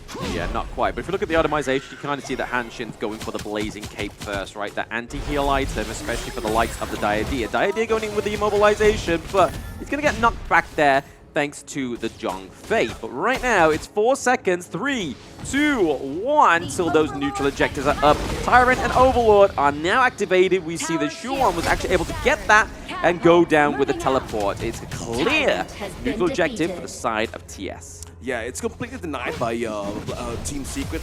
I know Blacklist International right now would really have that advantage on having the damage buff early on, but so far they're just trying to slow down the process of the growth of this Lady Sun. And this is like kind of they're leaving the Overlord open as well. So far, Blacklist is not like trying to mind these kinds of objectives being stolen away by Team Secret, because probably they would know what to cover this time. Yeah, I mean, right now they're kind of seeing a little bit of a taste of their own medicine. We saw that Team Secret's able to get the extra bit of gold difference here, and it looks like Blacklist are going to secure themselves a little bit of that neutral objective once more. So 50-50 split between these neutral objectives means that Blacklist are going to have a few more bits of aid in these lanes. Right now, there is a lot of priority for the side of Team Secret. We do get the Winters coming to annihilate that minion wave in the mid lane, because that T1 falls, that's a very crucial part of the fight. Yeah, that's the zone out. Like the lineup of Black right now is still like a front line protection to not commit to any possible mistakes that they can do. Team Secret, on the other hand, is kind of like looking for an avenue to utilize this gun and more properly, but Blacklist is really covered the traction. Look at that. You're seeing posts from TNX, but Black just got a turret down bottom, and they have a push by taking the Overlord with with them. Yeah, and just to point out that little like mid lane kind of like flirtatious between the two junglers, that's what I like about the Hanshin, right? Able to get in, get out, and basically shake it all about. Well, Hokey Cokey work, and they found Juicy. He's able to die, and Sun will take first blood, takes out Juicy. Got him caught out. Looks like they're going to convert this into a top T1 as well. I mean, some may say it was a juicy first blood and a juicy T1 up into the clash lane, right? They're going in, Jamie. He's taking a lot of damage. Sun is just chasing him in. He has to flash away. The Resplendent Revolver not on point. Sun, though, doesn't want to dive this T2. Yeah, that was a bit of a misaimed Splendid Revolver, right? I mean, that could have been gone in. That could have been aimed onto Chami, and that would have been deadly. But speaking of deadly here, we're getting a little bit of an engage. The couple blades come through. T1 looking to go down in the mid lane. They are opening up. Black with the Stampede on the backside. He's trying to chase after Sun, but Aaron is actually going to be the first to fall. Yuan is a little bit low. They need to be careful. TNX is taking some damage. The Enlightenment doing some work, but it looks like they're going to back off. Golden Kite is down for the count. It's a 2-0 in favor of Team Secret. This is like a struggling front line lineup right now for Black. Like, despite having the Venomous Staff present from Princess Frost, it's just so hard for Chaz to position correctly in front of Team Secret. The moment that they swap lanes from bottom lane to top lane, it was like a clear call that they have the enough efficient items, and they have been so good in rotating and forcing out a lot of resources out of Chaz. So that's why so far it was so hard for them to be in the front line most of the time. Yeah, starting from the bottom, now they're here. But we now see that TSN is able to build up the Doomsday, but also the attack speed boots. And then TNX was able to get that Eye of the Phoenix, right? So we saw in the itemization in the early part of the game, that was looking at those the second tier items. But here we go. Replay. They found Aaron, they caught him out. Juan is continuing to run. Chami, Formless is back. Now Team Secret is really good at taking one kill, converting it into other towers. It looks like this is going to be a free mid T2 here. They know how to crash in though, right? I mean, they had the minion wave coming through. It was only 1 or 2 minions, but that was all they need. They need a few minions and a dream, and they can make things happen. Team Secret really opening up Blacklist here. I mean, we've seen a little bit more of a calm, collective Team Secret, but a lot of damage going on to TNX. On the backside, the Umbrella Outburst. They've got TNX. They do lock him down, and they do get the kill. They're just trying to protect the red buff. Juicy will be able to pick this one up, but Chami, not so lucky. He goes down. Chami. Yeah, Team Secret has been making all the cracks in the plate here from Blacklist International. Just Revolver with a Fever Mirage, and Sun has started to style on him. Finding Juicy and being able to pick him off twice, that's got to be a disaster and a real feel-bad moment for Juicy. It's like a slow and painful death. Right? Wow. Going in for this one, they dives over the wall. Golden Cut is going to be killed. Juan continue to chase, throwing out those tri-slashes like they're going out of style, and Aaron's going to back off. Okay, we see the lineup of Black right now completely struggle. Chami, can't find avenues to use that ultimate out of Team Secret, but even for Revolver, Yuan, they're going to get out of the way. Chami thought about going for this, but the winner is here is going to zone them away. Team Secret, not able to get to the bottom T2 at the moment. Yeah, I mean, Aaron on the Princess Frost, it's not doing as well as we thought it would, right? The zoning mechanics cannot come through because they are playing on the back foot. They are behind around about 5k gold, and the turrets are just falling left, right, and center. The T2 up into the clash lane looking pretty low as well, but if you look at the itemization, you see the Eye of the Phoenix, the Blazing Cape, the Scepter Reverberation, the Sparkforge Dagger. That attack speed's already activated on the Marco Polo, and he has the Doomsday. Those abilities and basic attack are going to hurt. Yeah, not yet for the Shadow Ripper though for Golden Kite. They're leaning towards like a more of a defensive passive play now because they don't have the damage to do so. So we see the lineup struggle once again, and the lead slowly building up on 6k. Chami looking to go. He gets a nice truth, connecting out of 3 with the Umbrella Upper, and they start to smash it down. They've got 3 thus far. Make it 4. What a play by Chami 1. Wow, what a setup, right? 5-7. That's exactly what Blacklist need going back into this. They got to make sure that that clash lane doesn't get taken out there. We see that Chami is rotating around, but this is a little bit of a lifeline, right? This doesn't happen 2 times in a match. If it does, it's on the backs of Team Secret. Finally, an opening for Blacklist International. They have been waiting for that ultimate to show from Chami 1. Again, it wasn't even a perfect early game for these two. The tower, the top lane T1 tower has not been taken yet, so this only shows that the job is not done yet for Blacklist. If they can recover from this quickly and they know who to strike from the backline of Team Secret, this would actually work. Just need to weigh things earlier and check where the waves are coming from, because right now we're looking at Suwon maintaining the waves as well, so they need to be careful on their next steps moving forward, even by taking it so far. No commitment yet from Blacklist, just fishing from Just She. Yes, the neutral objective looks like it's more than likely going to go over to the favor of TS. But Juicy could go in here. He does get a bit of a reset, but I feel like that's a bit of a bait, right? They're just waiting for the handshake to go in. He's not going to be able to get in there. He doesn't get over the wall, doesn't clear it, but they do take the Tyrant, the Overlord, sorry. So Shadow Overlord, they get the Vanguard so they can try and maintain and claim some of this prioritization in trying to go the in for lane. this one. Juan, they find it, but the Umbrella Loppers, they connected on the two with the truth. Yet again, Chammy won with these amazing truths. Frigid Prison, right on point. Crowd control, devastation. Blacklist completely made Team Secret react to fall back in their base once more. This is what I find really interesting, right? Team Secret were just waiting the moment to kind of prise open Blacklist, try and open the envelope to see who is on that list. But right now, you see Blacklist opening up Team Secret. They're trying to find out what that secret ingredient is to their recipe of victory. And right now, we could be seeing those high ground turrets going over to Blacklist. But right now, there's a mobilization. Oh, Juicy getting gone on. He's going to be picked off. Sun just focusing him out, but he trades his life for that mid T3. They have the Shadow Vanguard at the top with the Resplendent Revolver on the chest, trying to slow him down. They do get the pick off. Chisan's couple blades are on point. Yeah, a lot of damage coming from that point there of Team Secret. They was able to just wipe out the Zhongfei, which is going to be troublesome going into defending their base now. Look at the net worth. I mean, it's neck and neck. I mean, they've been just going back and forth, and Blacklist International really strike back, taking out the mid T3. They've taken so many objectives to kind of clear their way and their chance back in this game. Yeah, I mean, the gold lead, right?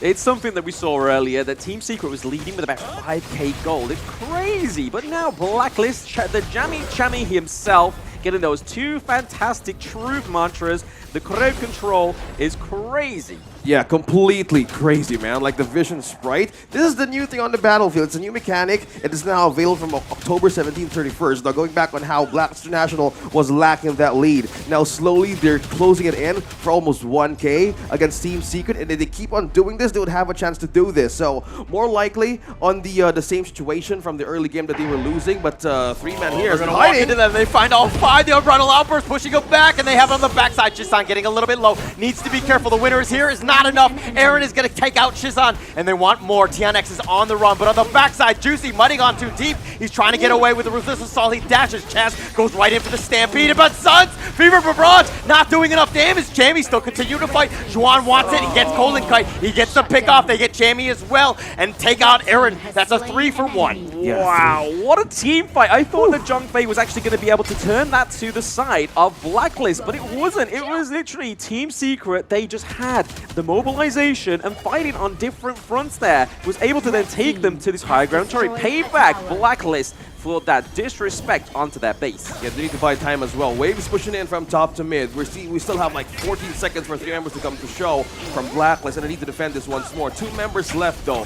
Team Secret can still even push this further in the base. Yeah, they want to get it, but they found Chaz on the wrong side. They use the Fever Barrage. They just want to blow him up, and they do blow up Chaz. But now Juicy trying to take away the creeps. They have Chammy, Golden Kite, Aaron back on stack. They're going to deal with the minions, and it looks like Team Secret are going to back off. For now. I mean, they have to kind of reformulate. They have the 5k gold lead once more for the side of Team Secret. The Shadow Overlord, Shadow Tyrant coming through for a second bow. But let's look at this replay, right? This was a team fight that we thought went in their favor. Unbridled Leverage came through, but we saw Shishuan was able to get all the way into the backside of that team fight, but Aaron's able to shut him down. And then there was just too much damage over onto the side of Blacklist. Team Secret was able to formulate a great counter. Yeah, they need to be careful in those kinds of positioning. Like, they know they want to check some visions right out of Blacklist from the moment that they can see a movement into their own camp. It was just like of a deadly situation that they need to fall back once more. Because again, who's the mobile hero here from Team Secret? Either the Dun has the hook as well as the gun, and by himself, Juan sacrifices himself for the rest of the team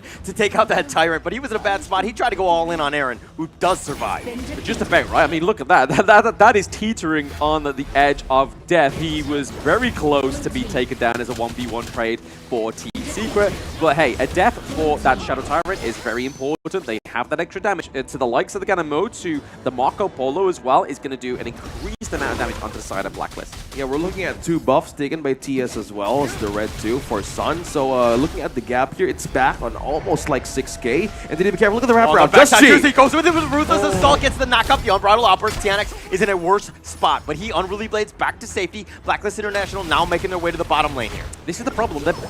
Team Secret. All the Fever baiting. Barrage going in. Golden Kite taking most of that damage. Sun, Resplendent Revolver does get the pick off, and they do have the damage. The Wind Slash is going to knock up too, but Chammy's already been killed. Chaz looks like he's just going to delay the inevitable. He's going to die. That's a double kill going the way of Sun, and they found the pick off on Aaron. Juicy walks away. He's going to recall back to safety, but he's the lone survivor here. Oh my goodness, this could be it, man, for Team Secret to push forward. There's a lot of waves pushing in up top, and they're really chasing this, and they really want to deny Joshi defending this, but so far, a good defense too. First one to go, but can they still defend? Yeah, they're trying to go in. Yuhan actually joins him into the fountain. He's going to get picked off. That was a little shaky, but nonetheless, they've gotten the base. Team Secret will take game one.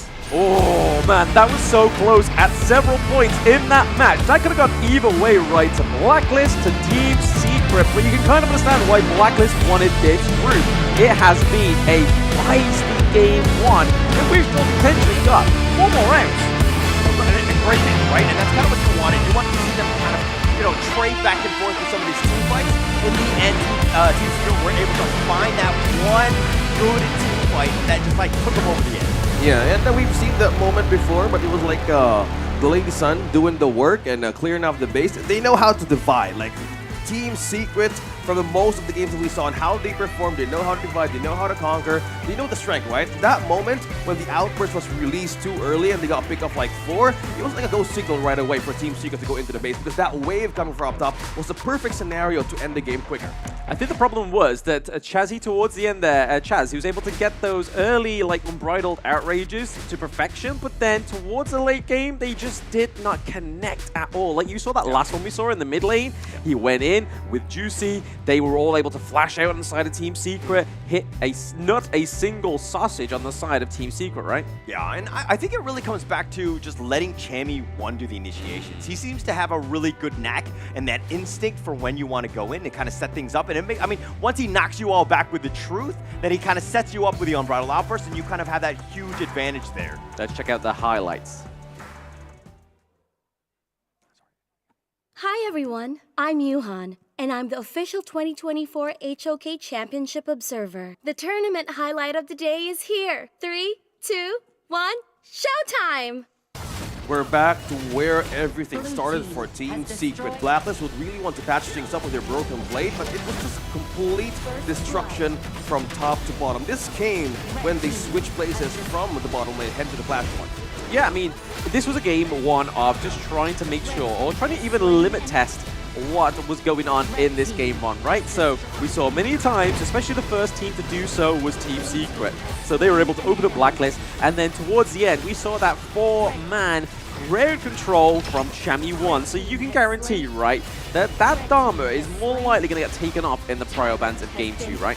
Kind of felt like Chammy 1 would need to do something like a play. Like, he has been doing it at a perfect angle. The layering of that outburst was totally perfect. But when Team Secret knew on how Blacklist layers this kind of initiations or team fighting prowess, they read through it. Like, there were some scenarios they were really baiting out that outburst. Despite having the Tyrant with them, being out position as well, this gave them so much time. This gave them so much comeback too. But this specific moment when Chaz let go of the outburst earlier, this was it's like a clean scenario to push things forward, and Blacklist completely was defenseless, and the base was so slowly becoming more open to Team Secret. Yeah, some of the trick shots from Aaron were perfection, right? But in the early part of the game, he was definitely sort of the weakest link within that team comp, right? So they know on the side of Team Secret, hey, this is how we open up Blacklist. Aaron doesn't look as confident as the rest of the team, so we'll go and take him down. We'll take that team fight in the mid lane. We'll take the T1 as well, maybe even the T2,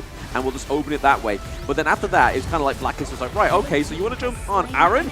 We are going to jump on you, and that's when Chammy started to activate. But unfortunately, for the side of Blacklist, it wasn't enough to take game 1, but they may take game 2. Do you think Juicy on the Hanshin was 100% comfortable on that hero? No. No.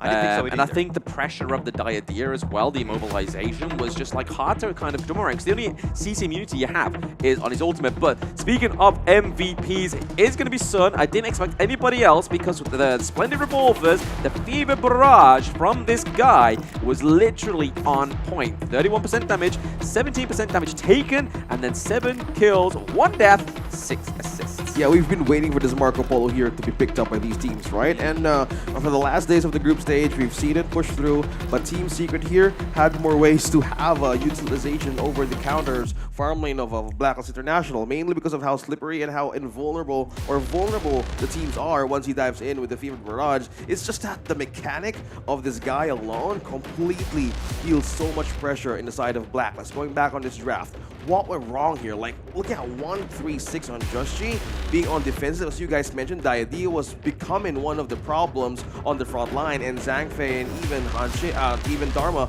can only do a little bit much, and they need to sacrifice more of their life to make a play out of it. Yeah, I mean, this is the problem, right? The Hanshin, you can see, and the Zhangfei here, this was all to try and take down the Gan and Mo.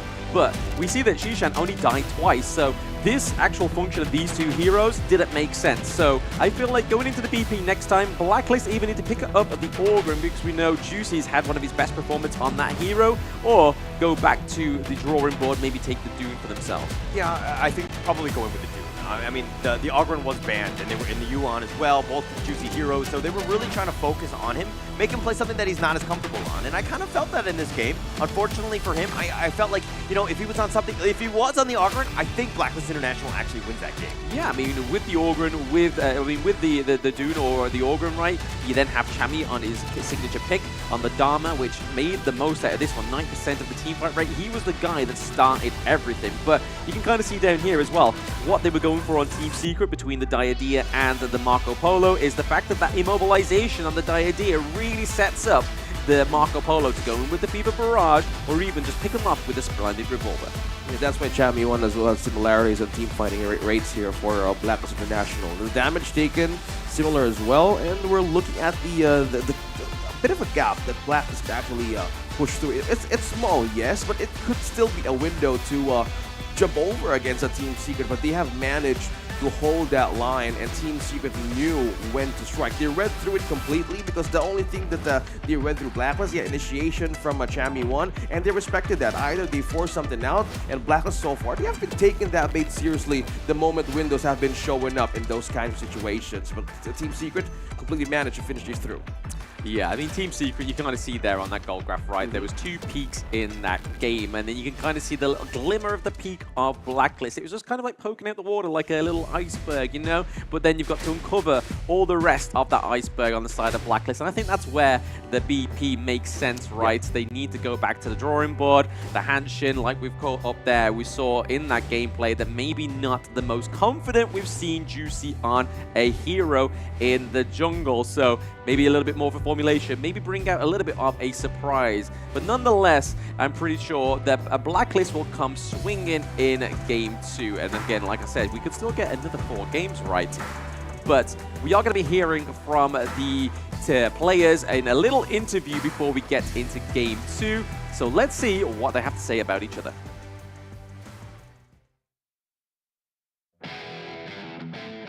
Hi everyone, I'm Yuhan, and I'm the official 2024 HOK Championship Observer.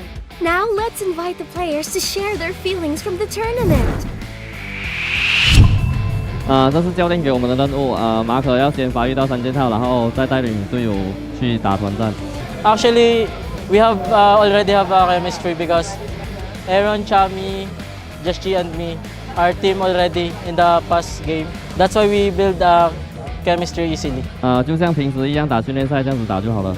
我们还是会用全力去跟他们打的，因为我觉得我们不比他们差。Because this is our first tourney in HOK, and this makes us pretty solid as a team. 如果你们遇到我们的话，准备被我们3比0吧。There we go. We hear Sun say ready to be played by us with a 3-0. I mean, they're already a third of the way there. Team Secret Sun thinking very confidently and speaking very highly of that Marco Polo pick. Yeah, it worked so wonders.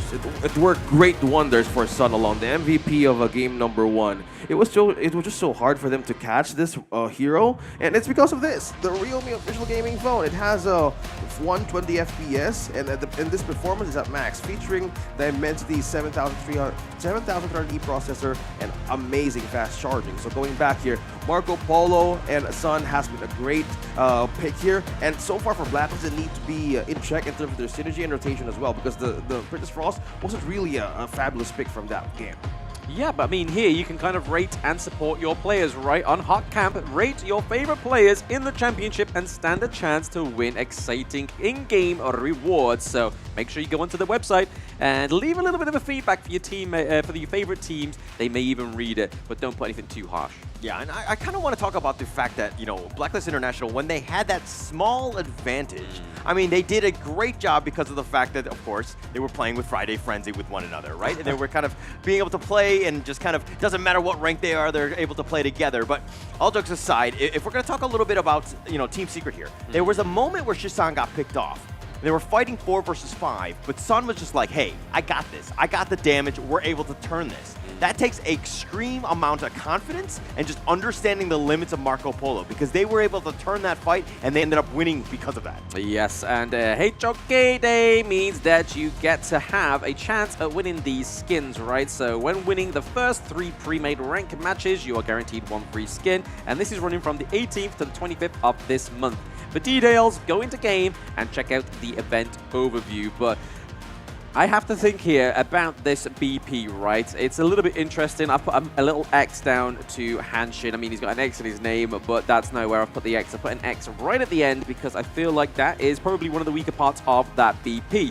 But if you go and follow over to our channels for a chance to win the Real Me 13 Plus, so from today till Halloween, you get to go over to our channels, our social medias, follow, put into a comment your championship teams, who you think is going to win, and you may get a chance at winning the Real Me 13 Plus. But almost getting into those BPs, I feel like we can kind of see maybe a Diadia Prio ban on the side of Blacklist, where they are banning out the Organ once more on the side of Team Secret. So it is no secret they don't want the Death Precipice or any kind of Path of Passing on the Gorge in Game 2 once more. They're respecting Just Chi right now. Team Secret banning out the Ogun and the Musashi. Looking back on their games from Dominator and from MD, it was like either the Ogron and the Dune that has been a very great pick for Just Chi, mainly for Blacks International, to pair it with the Liu Bang. So far, I'm kind of leaning towards like, what if they go back to where they're comfortable with? Again,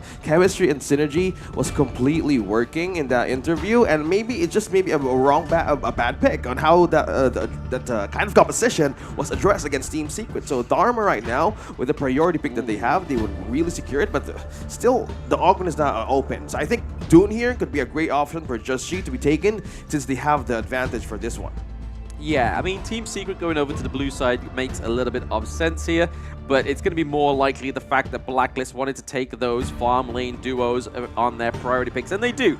They go for the Long, they go for the Zhang Fei once more, but it does mean that TS can actually pair in the Dune with this Dharma, and that could spell disaster. I'm thinking, why don't they get the Yuan? Like, Blacklist had a win. He had a best of 3 from FUT Esports. Why don't they go back from that? I mean, it has been a great win for the Ogren. It's kind of like putting on pressure on his hero pool right now. Like, what would be the great option here if you're up against a Mankey? Either you go in like with full magic damage or physical damage, because either they go back to comfort or just open up another chance, but need to be sure how they play their cards here against Team Secret. Yeah, I mean, this is just going into TS's MO, right? Especially on TNX, he likes the tankier jungles in the heroes. Finally. The Dune, the Monkey, and obviously they're passing it over now because Blacklist leaves that open, but it kind of makes you think that Team Secret kind of wanted that, right? Monkey's able to dream roll in, those bubbles are starting to hurt, and recently with the previous patch, he had a buff to his base defense. And they go for the Diadea again, and I kind of pointed this out in Game 1, is if they go for the Diadea, they could go for the Marco Polo again. They may go for even the Lady Sun. Now that the Lung's gone over to the side of Blacklist onto Golden Kite, it leaves open Sun's favorite pick, right? Yeah, they also respected the Marco Polo too. Like both of this teams respected even the Angela, and they know how the composition of Blacklist works. Either they pick up the Arlie, get the Zhang Fei, get the Han Shin. So far, it wasn't really a good game, but respected the Arlie too against Team Secret. This Sun alone can juggle so much great hero picks from farmland right now, and they are completely respecting it because they know they know how the idea works with Team Secret. It has been a very great problem on maintaining that outburst. So either that or face it with consequences or take it with the backline defense. How about an Elaine, right? We haven't seen an Elaine just yet from this series, so why not pick it, right?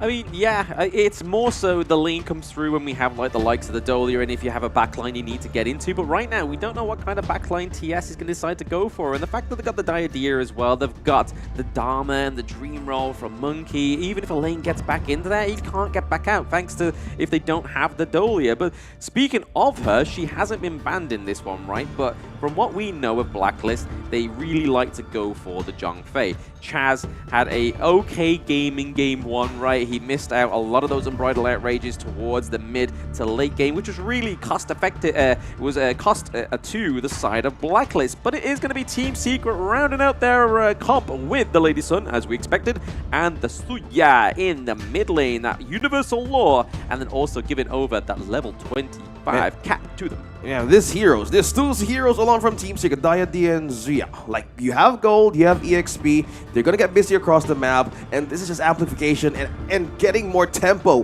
right into the lineup of Lady Sun. So Team Secret right here is going to start the party earlier against Blacklist International. Now, unless they have an answer for this clash lane. What could be the last possible pick here for a TG?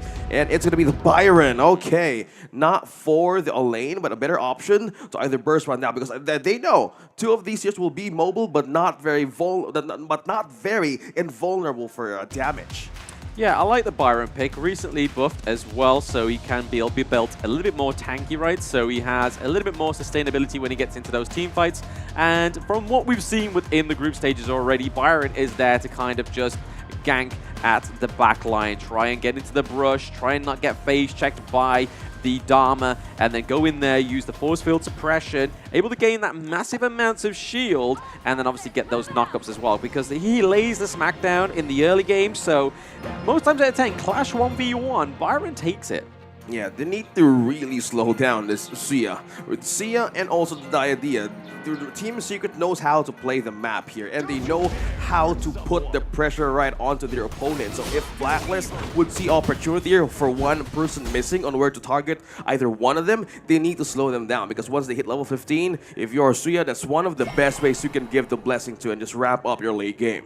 Yeah, I mean, that is one way you could look at it as well, right? We do see the Diadea going in for a little bit of mobilization, just a little bit of poke, a little bit of cheeky sort of banter between Chaz and Yuhan here with the Diadea onto the Zhang Fei. But right now, it is pretty early game, right? I don't think we're going to see any aggressive invades, as you can kind of see. Dune, Juicy there, just trying to get up those gold acquisitions for himself, trying to get those items, because he really needs those to soak that damage, especially when it's being paired against a monkey, right? You have the toughness, you have more rotation, you have frontline defense, like full sustainability, right? For those of you who's using this, you have advantages in terms of great defense, and as well as proc for your passive with the Z. And no wonder right now they're using it as much as possible, because this is like the early game EXP tempo booster that they can do as Team Secret. No wonder this time around we were seeing Aaron and Justy rotating together as one, because in the first game, it has been a very difficult start for Blacklist. Many of the invades, but they need to keep their tracks covered here. I mean, the Lung's going to be good into this one, right? The Ride the Wind, the Flaming Palms as it gets on. I feel like if they have the same problem with this game 2, like they did in game 1, that Blacklist can kind of just play to their own timer, which is the Lung, right? Get the items off, but at the same time, they've got to...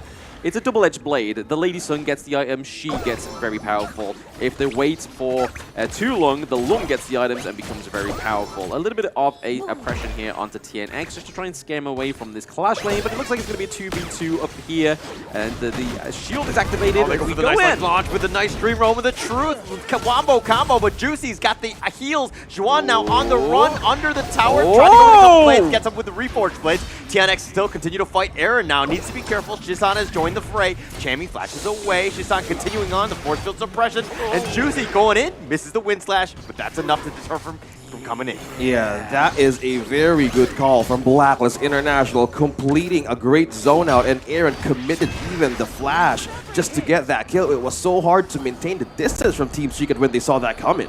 Yeah, I mean, that dive there, that 2v2 was kind of like a waiting, pending aim activation of the mid lanes rotating up. But we saw there, the couple blades did come through for Aaron, was able to actually deal a lot of damage, but it's still early game.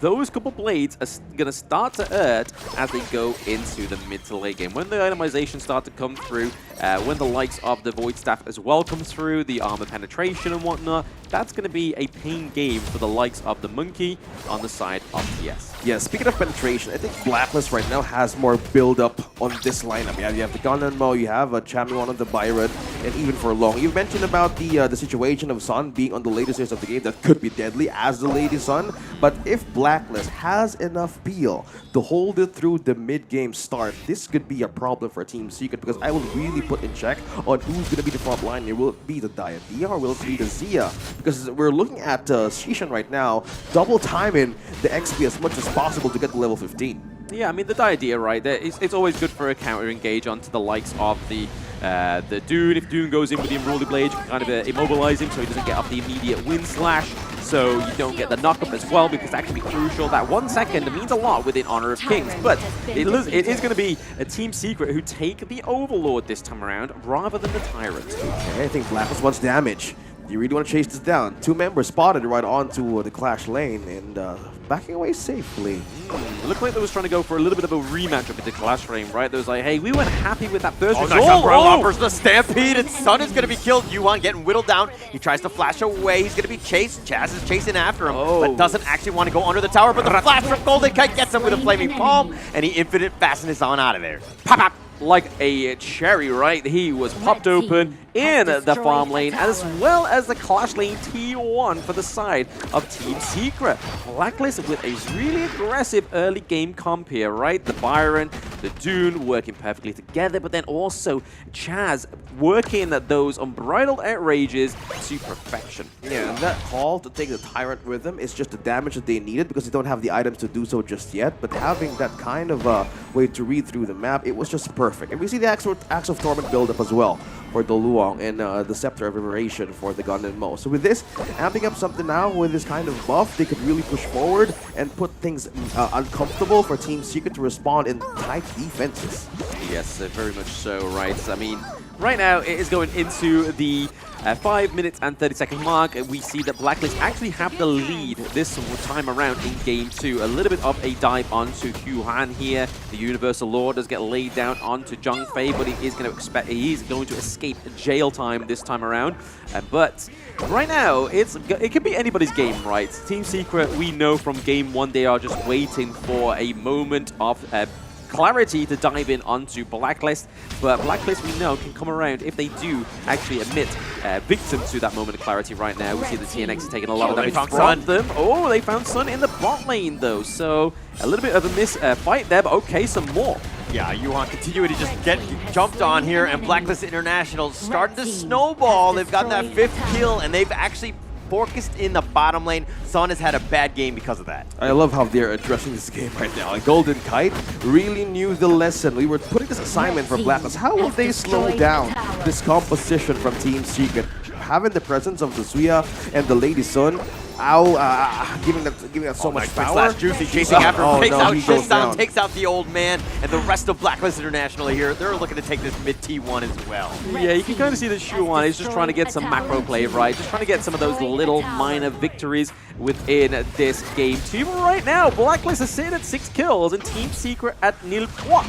And that could be troublesome, but I don't think that Team Secret aren't able to come back from this, right? They have still plenty of momentum going into Game 2, but I feel like if they don't do something soon to kind of get rid of that hype of Blacklist, that Game 2 could be going over to the side of the red team.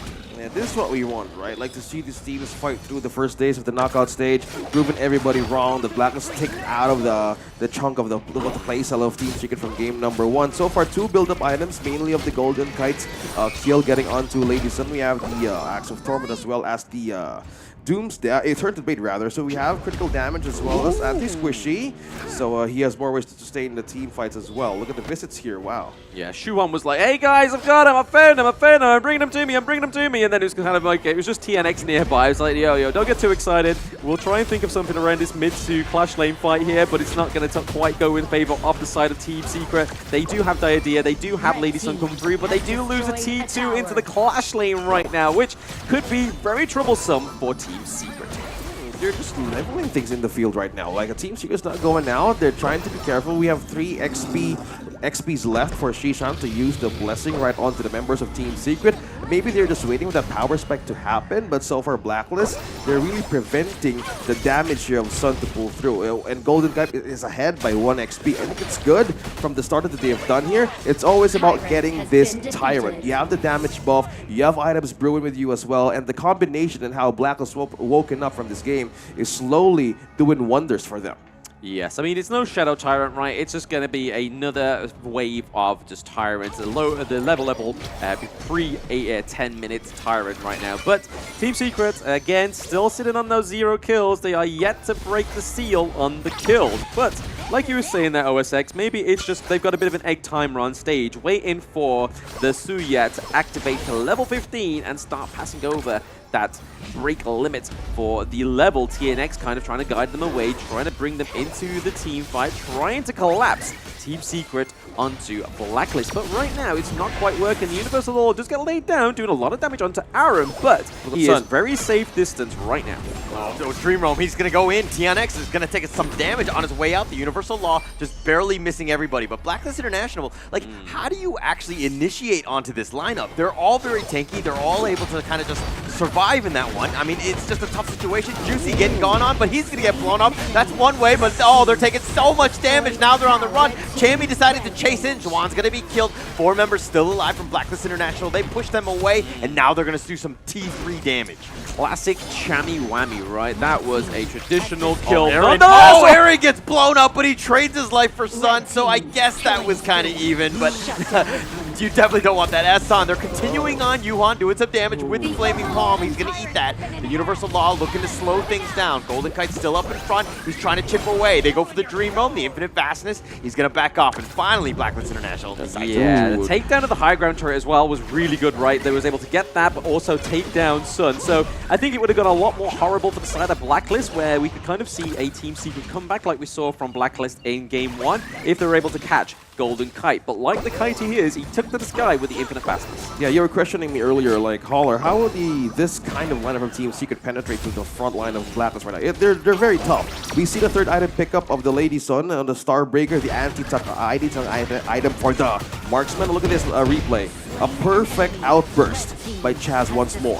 Yeah, forced a lot of flashes, right? You can see all the common skills on the side of TS were exhausted, apart from Shuang, because he was dead. I mean, that's the only time you can kind of get away with that one, right? No, only being the only person in your team to not flash out is get caught.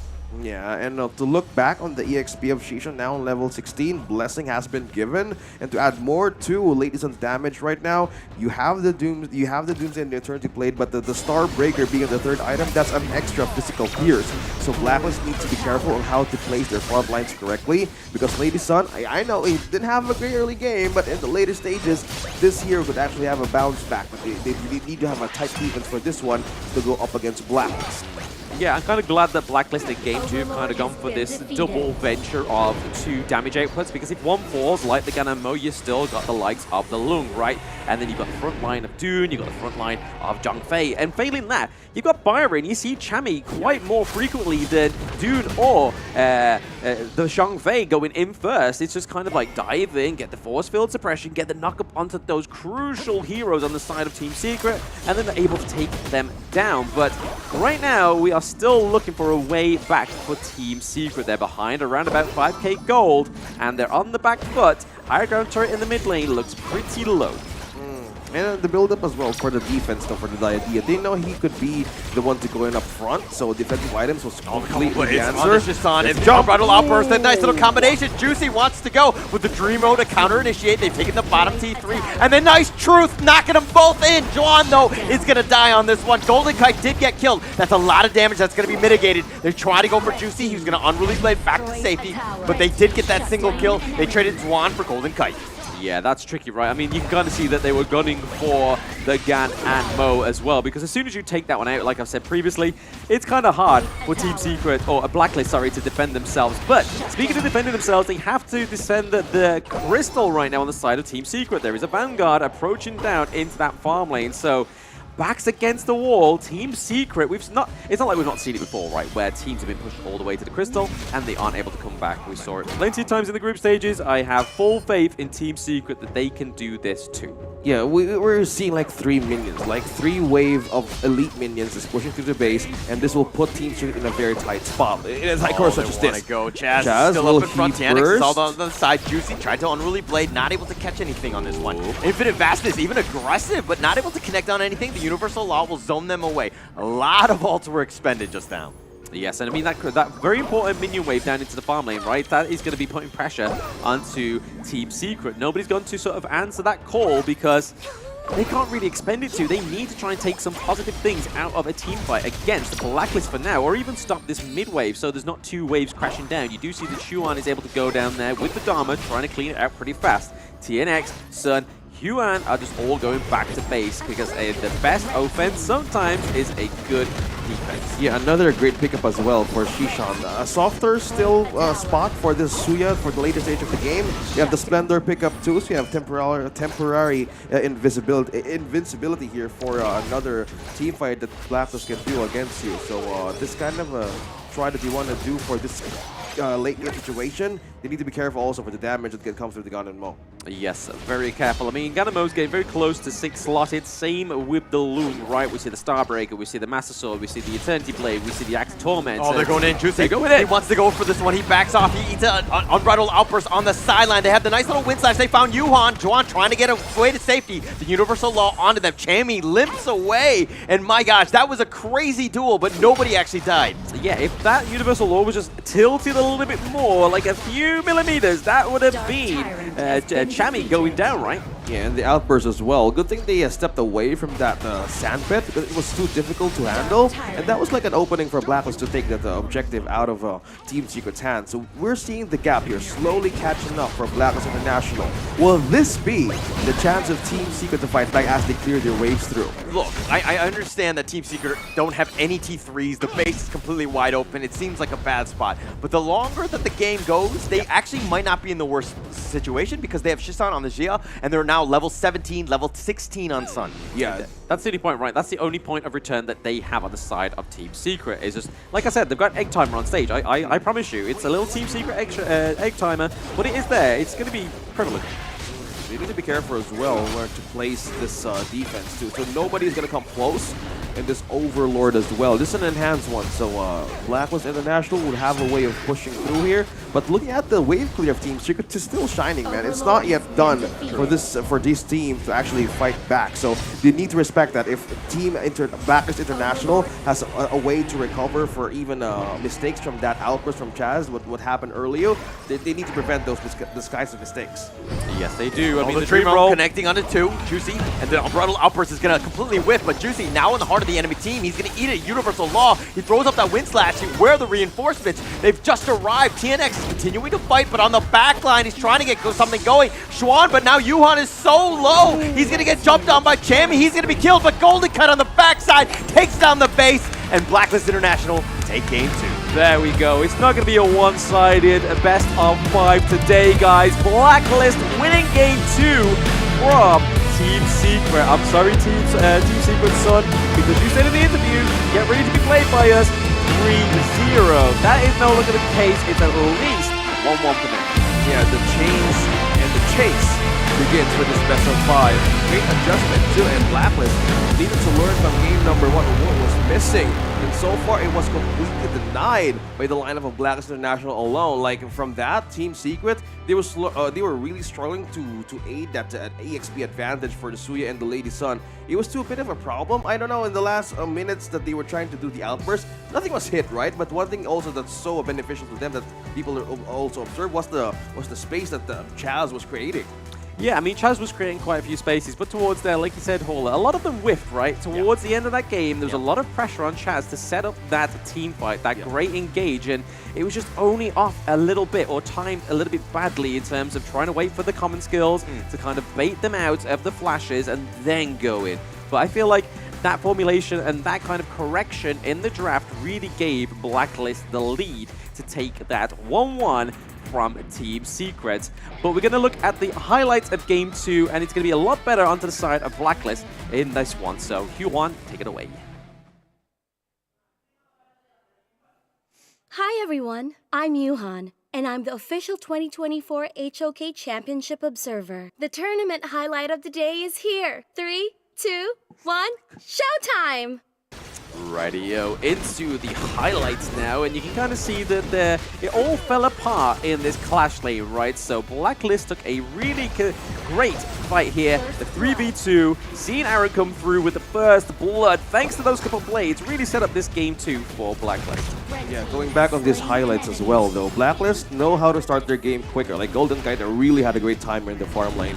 3 kills as early as possible in less than like 6 minutes. And this was the jump, right? It was a calculated aggression coming in from Blacklist, and they just want to continue it against a Team Secret moving forward from the clash lane and even to the farm lane too. Yeah, Golden Kite's play down into that farm lane kind of looked like my 1v1 against one of the staffs, right? They weren't expecting me to dash in with my my TP and then use my flaming bombs, but it happened, and it was one of the cleanest plays I've probably ever done in my life and will ever do.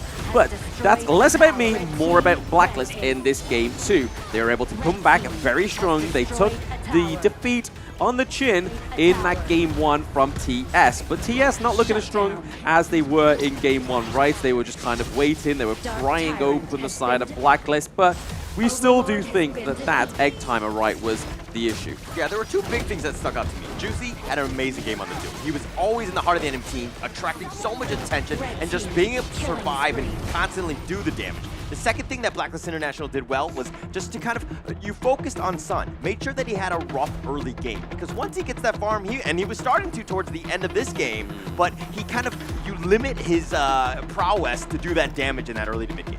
Yes, I mean, the good thing about this, right, is the fact that there was a lot of engage on the side of Blacklist. We saw the Dharma was the Dune was able to go in with the Zhongfei, and I was about to say the Byron Chami won. I mean, he had a fantastic game 1, right? Just wasn't quite the precipice he needed to get through. But this game 2 was able to take 3 kills and no deaths, even though he was always in the thick of it. Yeah, they really got through with the damage here. Chami won, yet ban out the Dharma. Banned the best possible scenario for my hero, but into the back line and combined with the damage that Zhongfei has, it was a complete moment of change with a wind of damage that they can dish out against Team Secret. We noticed how the last game went from them. It was too hard to defend, and from the moment that they saw openings, they just keep on cracking the plate right onto their faces. Speaking of cracking the plate open, I mean, the damage taken was 22% damage taken, so doing a lot more damage taken than actually damage dealt, right, on the Byron.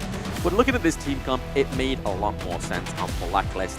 There was a lot more going on in terms of the engage, and then you had the 2 factors of damage, the Lung and the Ganem. I mean, there was so much damage, and this is kind of what we were questioning going in. Like, how is Team Secret supposed to initiate a fight against this very tanky lineup? You have the Lung and the Ganemo, who are just kind of picking people off from afar, just making it difficult, but then you have Zhongfei, Dune, Byron, this meat shield, these bouncers, and they're not letting anyone get to the back line. Yeah, a little bit like a horror film, right? It's coming out of nowhere, like, ah!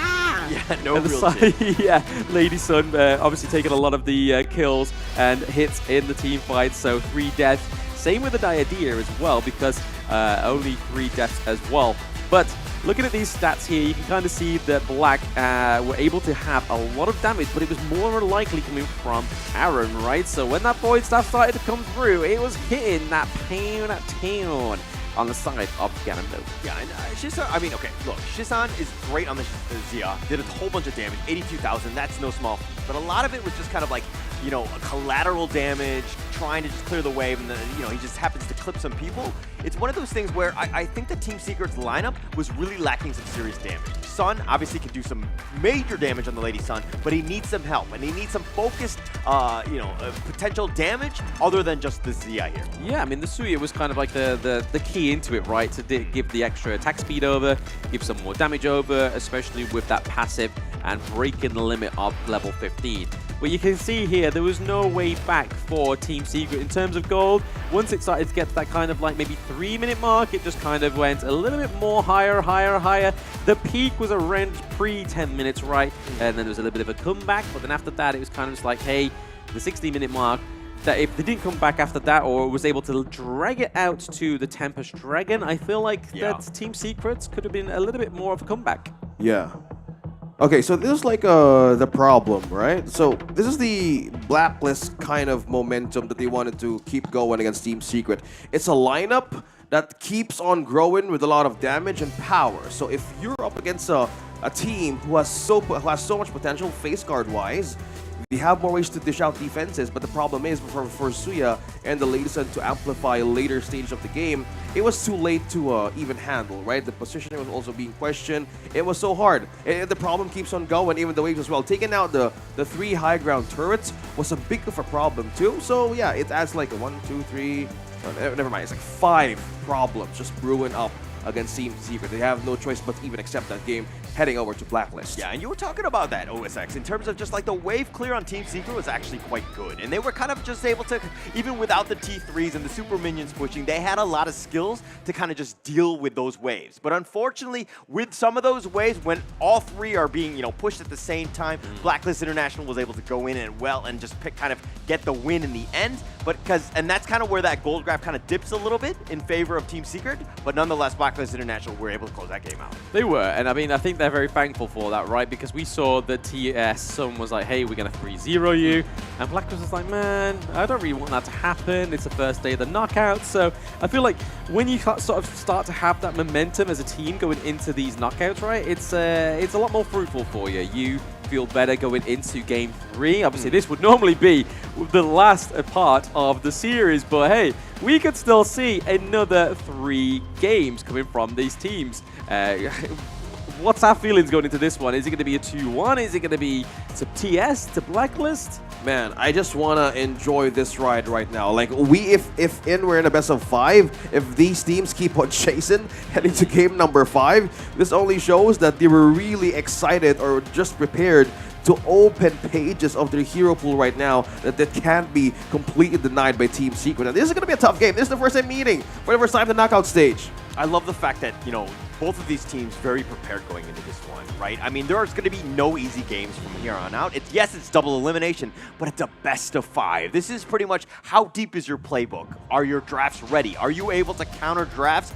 It's a whole chess game that we're seeing, and it's going to go into game 3, and it's going to be very interesting here. Yeah, I feel like it's kind of like a difference of, do we...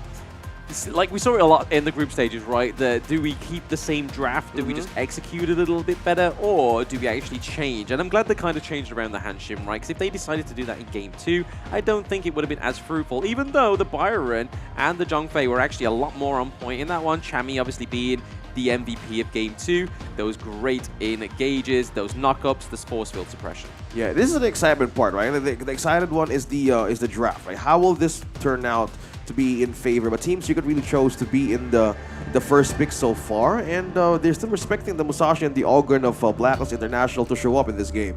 Yeah, I think the Dune is going to come through prio for Team Secret again, because even though TNX had a good performance on the Monkey, it didn't quite open or cut open or pry the Blacklist envelope open in game 2. But right now we see the Mai Shiranui, the Huan, the Ogren, and the Musashi. But no, they're going to go for the Dharma again. So Chami's like, hey bro, I've already shown you once. I don't need the Dharma.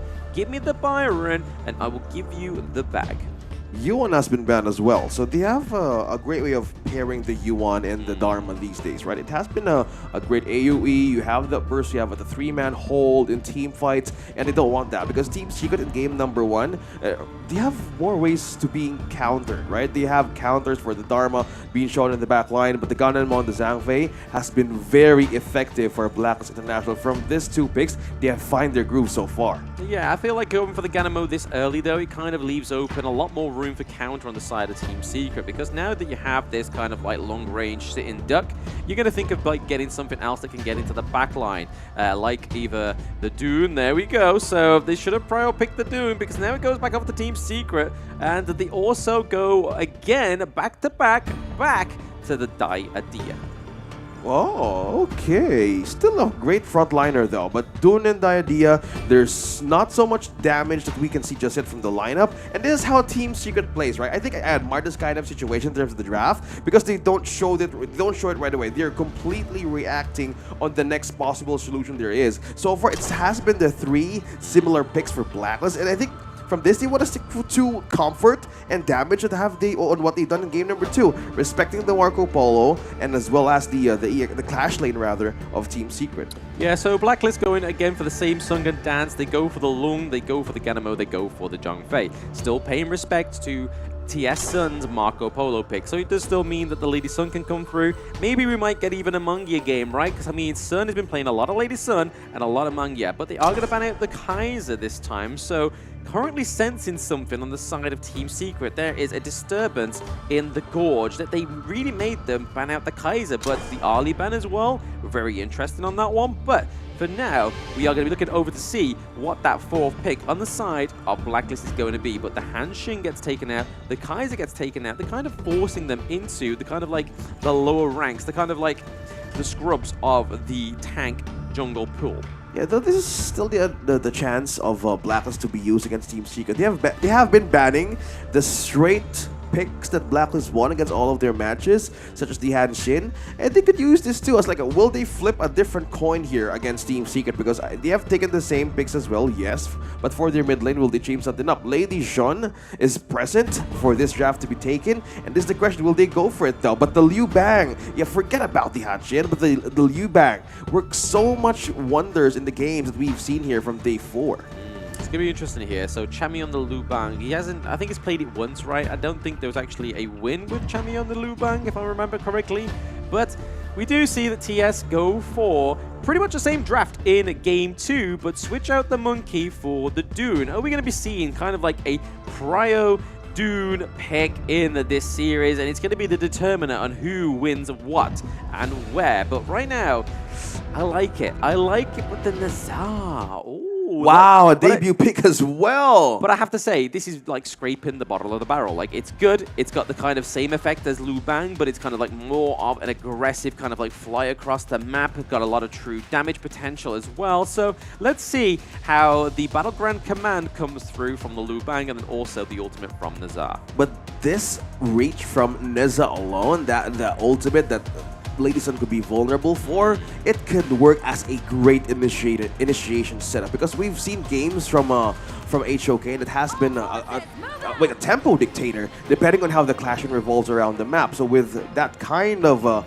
presence that Blacklist is just want to show against Team Secret, they really need to have a great protection for their farm lane too. So we talked about how, you know, going into the draft, teams needed to prepare and have a deep playbook or a list of heroes that they could pick.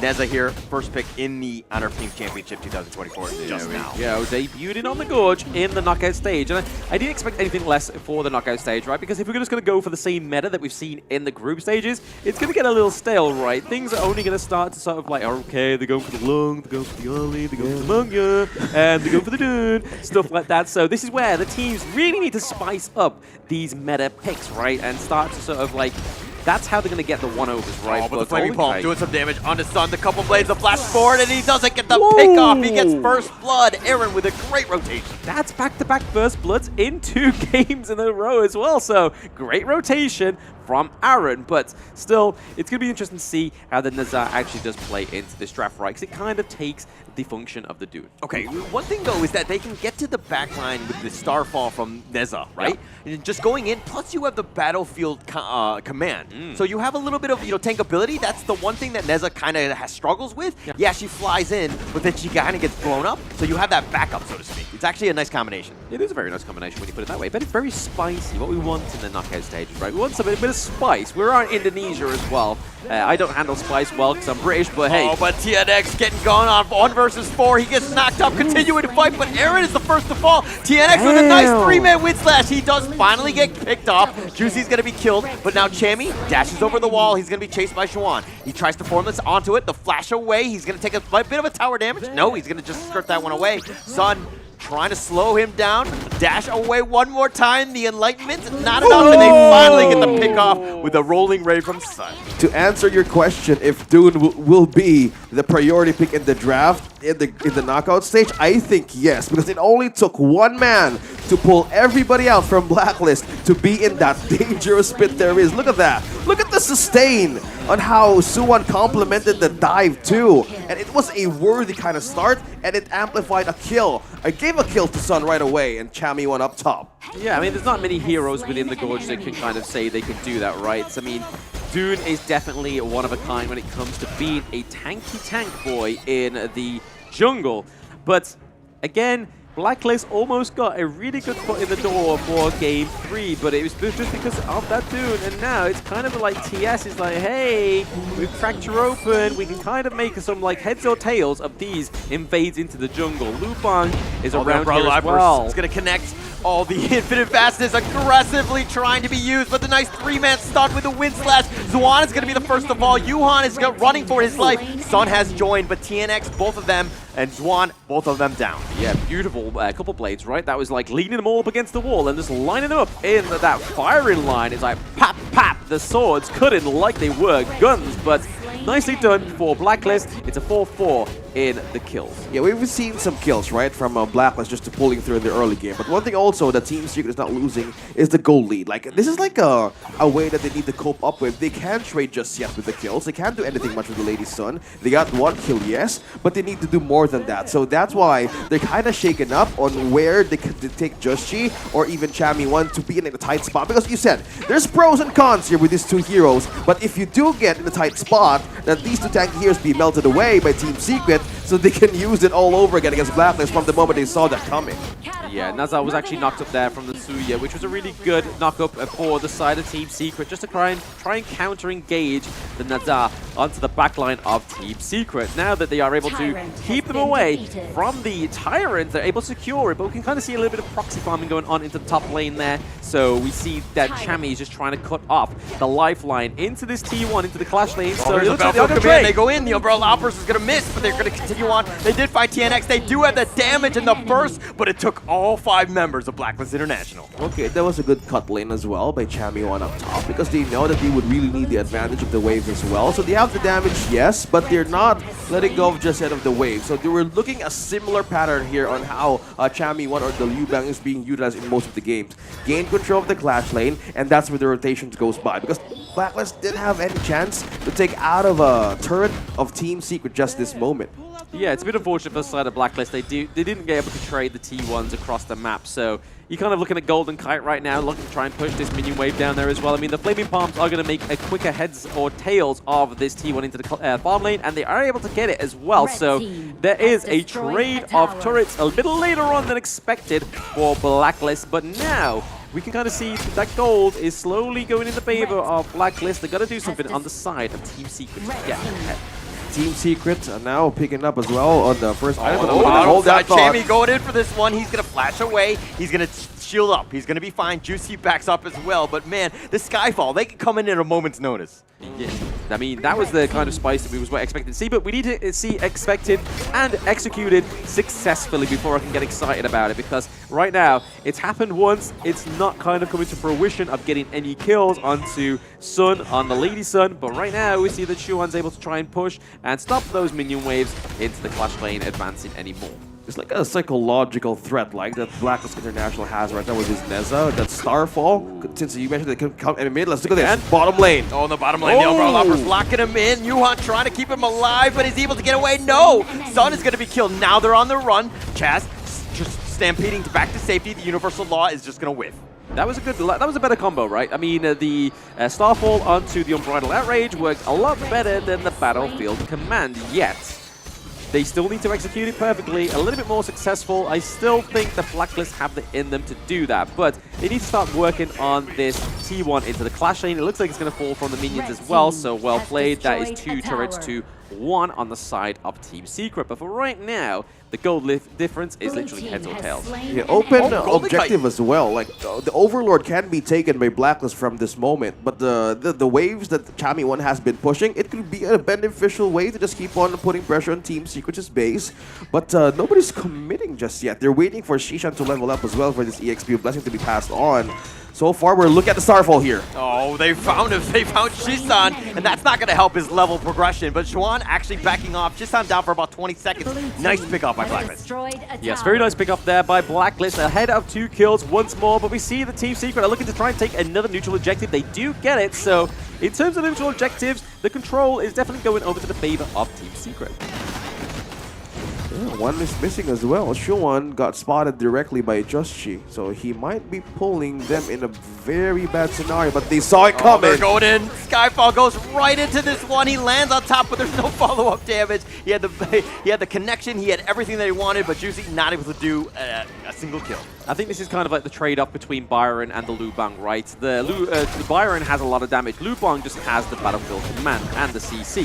TNX taking a lot of damage, and that's going to come from that one, though, because there's a lot of oppression from the backline of Team Secret, the Universal Law, and the knock-up from Suya. Yeah, but they did get the steal, so not the worst thing in the world. TNX, again, playing the Dune to the maximum, I would say. Yes, putting the pedal to the metal on the tanky Dune boy. But right now, we're seeing that the next Tyrant is up. I feel like Blacklist need to kind of go for this one. They need a little bit more damage, especially when we start to see those pairing of combos from the Nazar, the Lu Bang, and then obviously the Zhong Fei. But there we go. It's not going to be a hard skill or a hard task when you've got the Flaming Palms. Okay, he wanted to check some vision, but that melted quickly. That objective being taken by Blacklist still. But they have to take quicker with this moment now. I feel like Team Secret have to kind of like they're going for the Skyfall. They got him for the Unbridled Offers, and Sun gets blown up. The amount of burst is just on another level. Yuhan now running. Infinite Vastness forward, gets the cutoff. Chisan not able to get away. He goes down as well. Yes, he does go down. He goes down, but are they going to trade this T1? No, they're able to actually take down the Vanguard earlier on before they lose the T1 into the mid lane. Because that could have been a huge trade for the side of Team Secret. I want to go back onto that point there. Is the Lu Bang, and they need the kind of like CC when they go in, right? And that's where the trade-off for the Byron kind of takes place. But right now, you can kind of see a bit of a push potential here from Golden Kite up into the Clash lane. But I do like the draft. I'm warming up to it. Yeah, and the items being shown in our screens right now, we're looking at the Blazing Cape also present for Dune. At level 1, we know how it was sustainable for him to just tank in 3 members. And in the later stage of the game, the word maximum for this hero could really be a great bait out of Blacklist International. But it could be a slight window of mistake that they could capitalize on, but with the pickup as well, building over to the Long Night Guardian for the magic damage that Aaron has. Yeah, kind of like expecting that TNX could be the pseudo-tank frontliner together with Suwan. It gets a great combination of the Unruly Blade plus the Truth Mantra. So with that kind of a scenario being pictured here for their team fight, it could be a frontline hold from Team Secret that they can't wait for an advantage for the back line. But so far, Chami 1 doing all the push up top, and this is like a clear situation. Team Secret, where's it going to be? Will it be an objective, or will it be the counter push this time? Yeah, we do get the knock-up onto Chaz here. The mobilization comes through. Gets launched. The Wind Slash gets reset. But it resets everything. Chaz is a little bit low. I mean, it might have been a wasted ult, but what can he do? He gets back to safety. They want to go in. They have the Battlefield Command. Sun looking to fight. The flash away by Chami. The Infinite Fastness forward. He really wants to go for Sun. And Golden Kite gets the pick off. Now Yuhan trying to stay alive. He survives the downpour, but TNX not as lucky. Blacklist International continuing on. Now they want this mid T1. Yep, what a great play there by Blacklist. I mean, Golden Kite is really using the Infinite Fastness for absolute aggression. There is no defense defensive measure of this one right now. Yeah, Golden Kite, all gas, no brakes, doesn't know how to go in reverse. Yeah, it's so hard, man. Like, they completely baited out Team Secret to lure them in every possible scenario to be taken. So that reset was totally worth it and completely, possibly on purpose. And they completely pushed out Team Secret to be on a losing situation. Yeah, I mean, this is the good thing about the Lubang, right? I mean, the trade-off of the damage, yeah, I get that into these team fights. It's been really shown in the early games.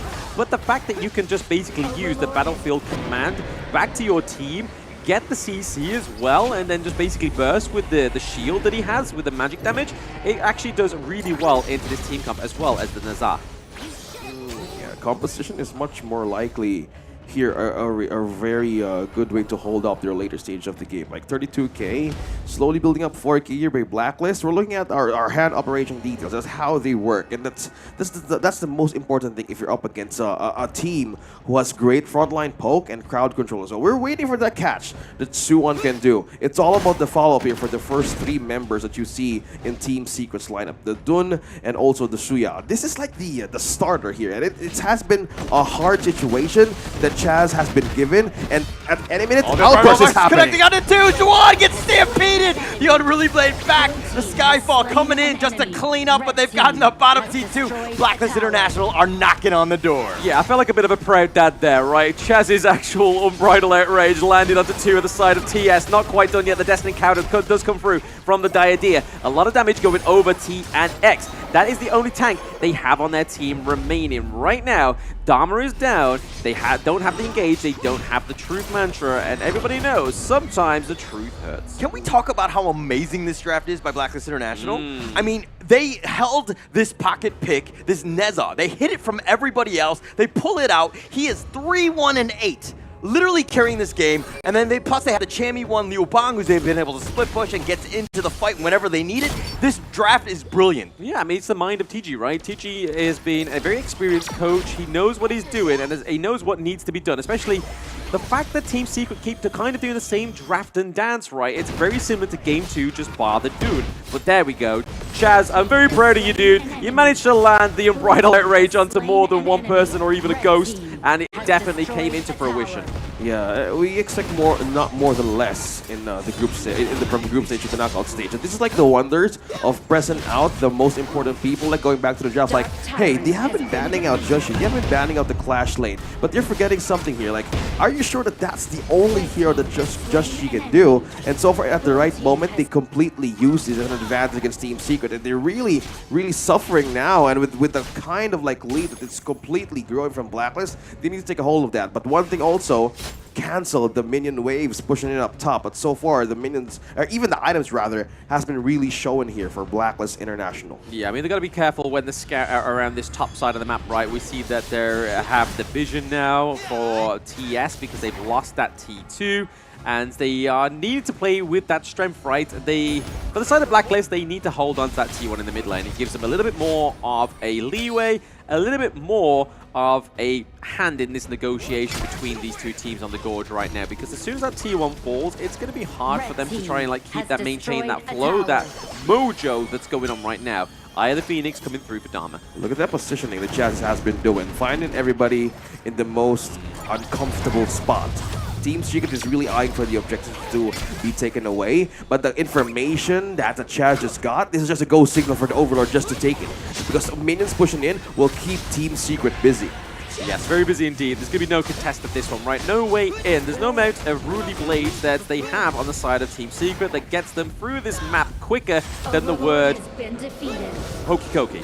So, now we see that 12-6 in the kills right now for both teams on the Gorge, and it's kind of looking like 5k gold difference as well. So a lot's going in the favor of Blacklist. They have the Shadow Vanguard, they've placed it down as well. So you can kind of see that they are maybe going to go for a little bit of a pop-off moment, try and get that calm before the storm. Yeah, speaking of which, they called in the Enhanced Shadow Overlord down bottom, and they want to split everything in half here from Team Secret. Coming in from Chammy, one clearing waves up top.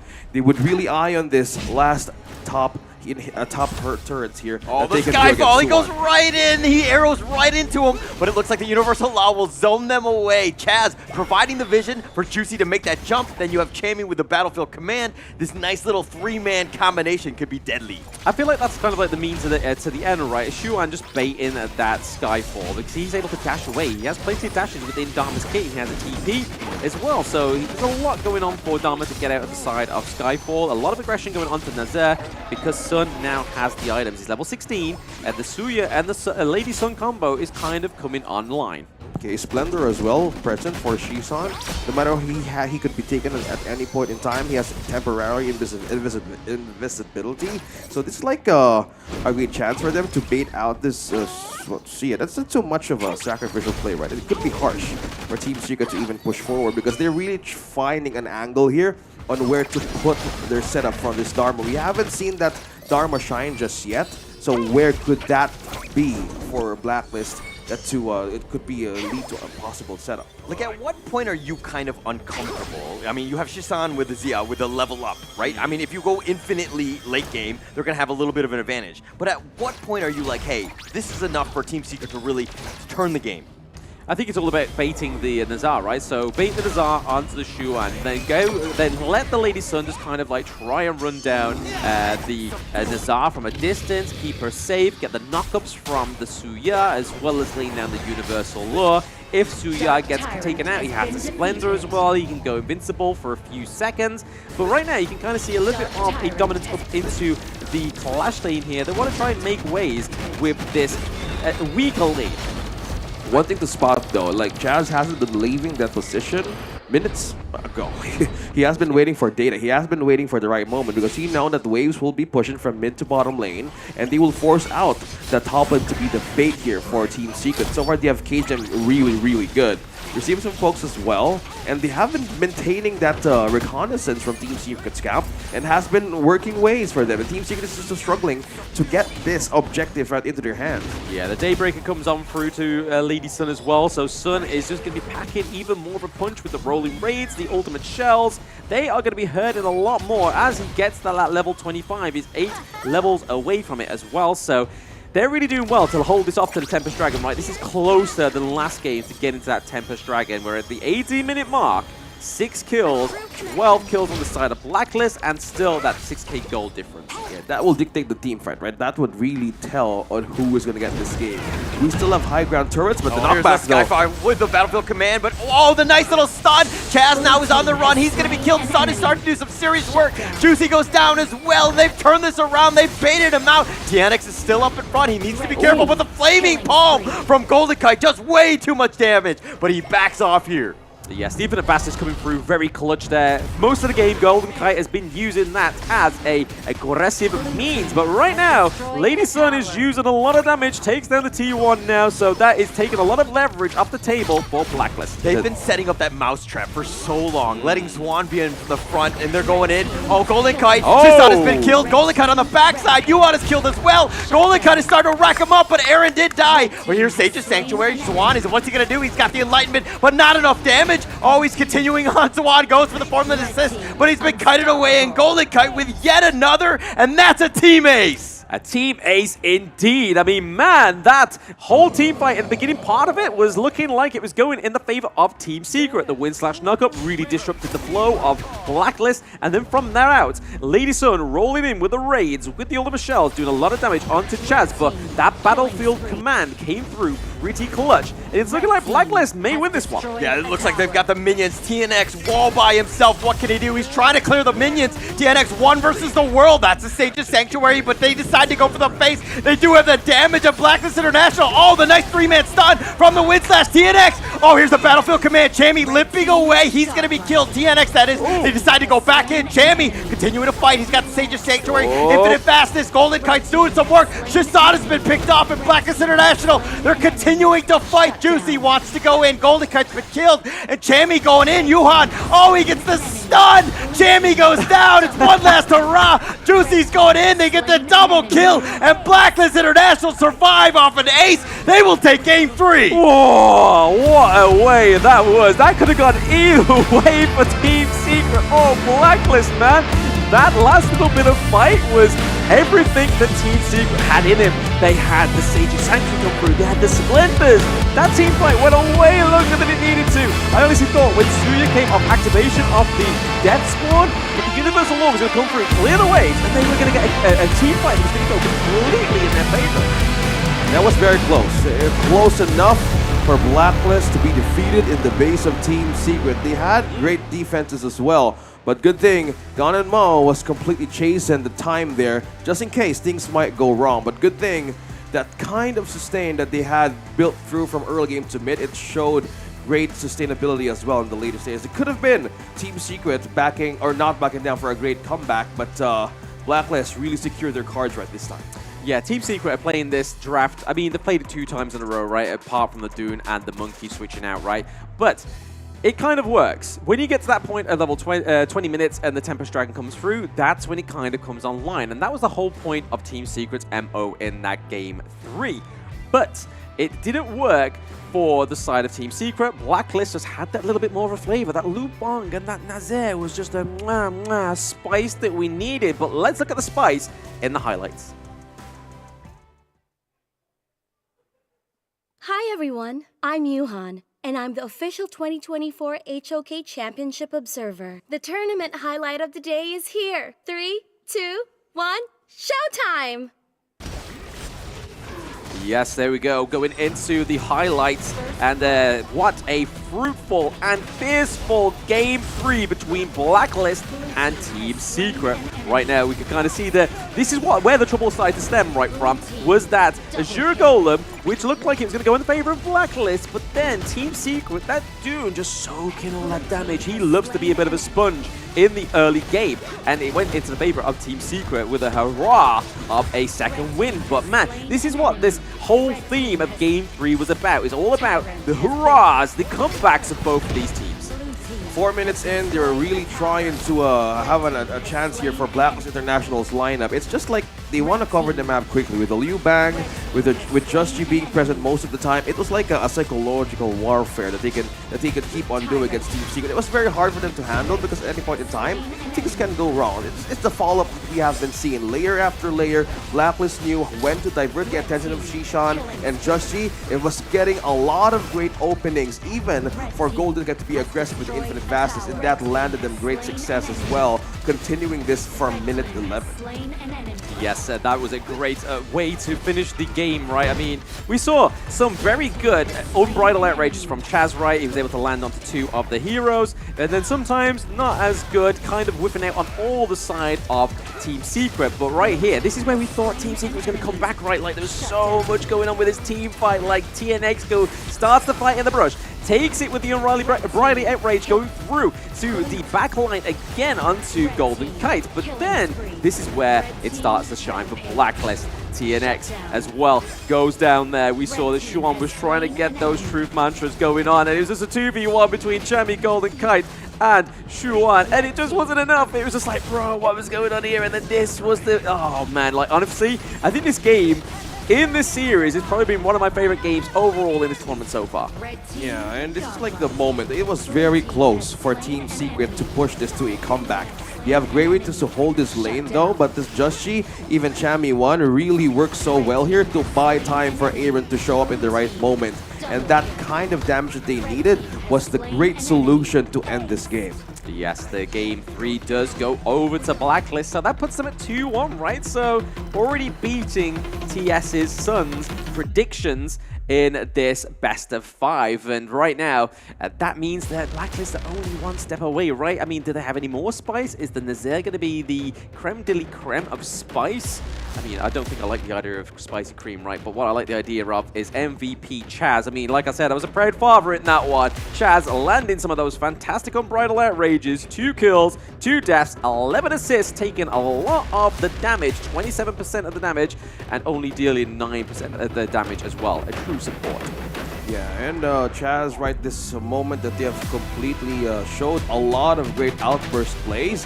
It was a great angle to note that Zhang Fei, Blacklist, second time around in this game, game number 3, it was a very good situation that the Zhangfei to be in. You have follow-up as well from Liu Bang. I can ask for more, like the crowd control, the initiation really works so well. The damage taken, yeah, 27%, a bit of an amount, but it was a great comeback potential. And as we go back into this draft, it works so well.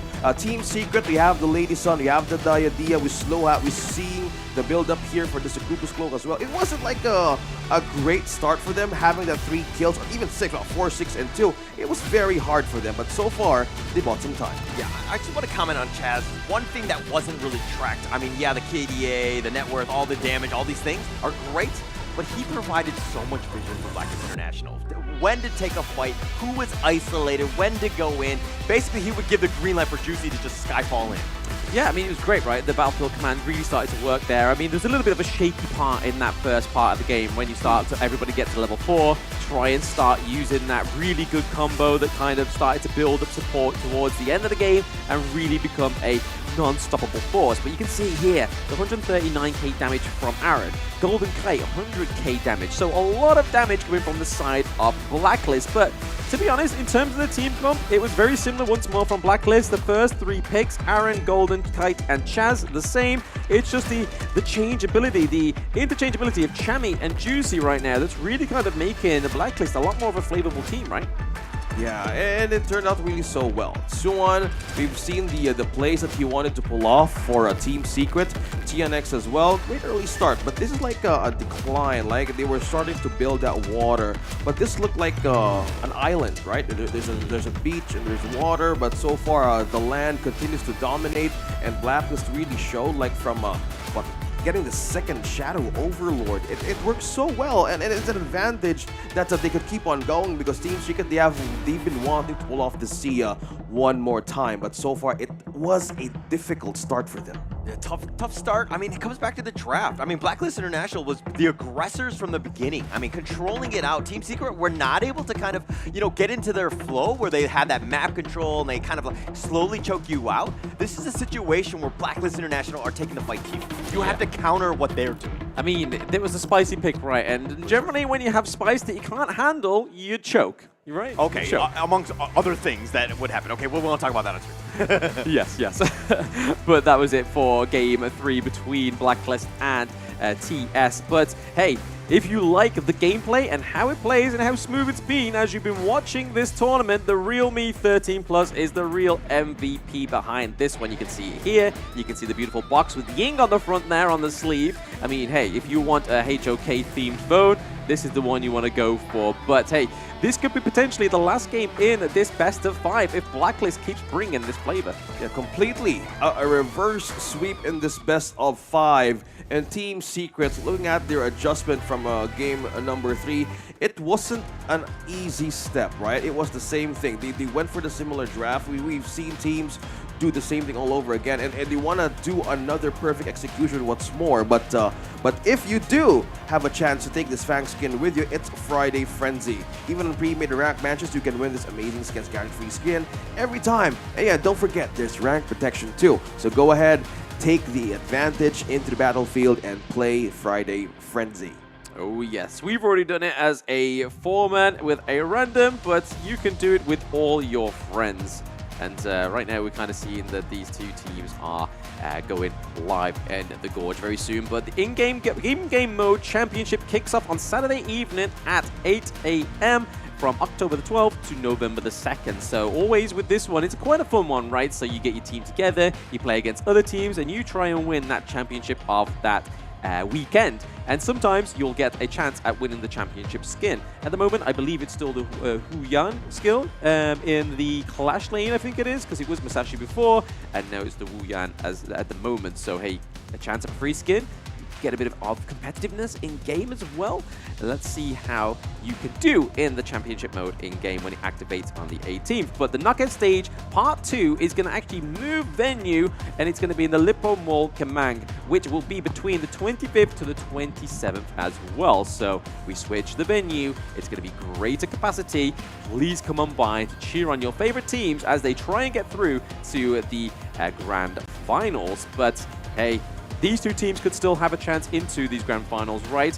But If they are one of your favorite teams and you want a chance to win a Real Me, follow our channels and comment their team names below in any of the chats, in any of the social media channels to be a chance to win one of these Real Me 13 pluses. But less about all that. That is a lot of information for you to be offloaded for, but here is some more information to digest. It's the BP of Game 4, Blacklist against Team Secret. This momentum, Blacklist International, a much-needed game win too for this best of 5. Team Secret has been focusing this ban onto the Ogren and the Musashi. Later did they know, they didn't expect the Nazha to show up. Neza and the Liu Bang. Combining those forces plus the Zhang Fei, you really need to think on who is the playmaker now in Blacklist. They pick up the Zhang Fei first. On a first pick, the Team Secret has priority, but this opens up power picks as well for Blacklist to be taken away, such as the Arlie. We've seen them use the Shangguan too, even the Dahlia. The question is, will they go for it? No, not changing a bit from how their games went. Gun and Mo, Luong spotted as well, so not changing at all. They gave the Zhang Fei away, but I think Blacklist will really need to find here. But for this first pick alone from Ganmo, really is a solution for the frontline toughness of Zhang Fei. Yes, I mean, the Zhang Fei does switch hands to Hu Han. I mean, throughout the entire of the group stages, we've been basically seeing him on the Enchantress supports like the Diadea, the Dahlia, the Chao. But this time around, we're actually going to get a bit of a tank going into the support of Team Secret. Maybe this is the secret that they need. This is their secret weapon of Hu Han. But they do pair it up with the Monkey and the Arlie. But we look over to the side of Blacklist, the Ganamo once more, the Lung once more, but they're pairing it up with the Li and Bo. That could either be into the support role or even the clash lane.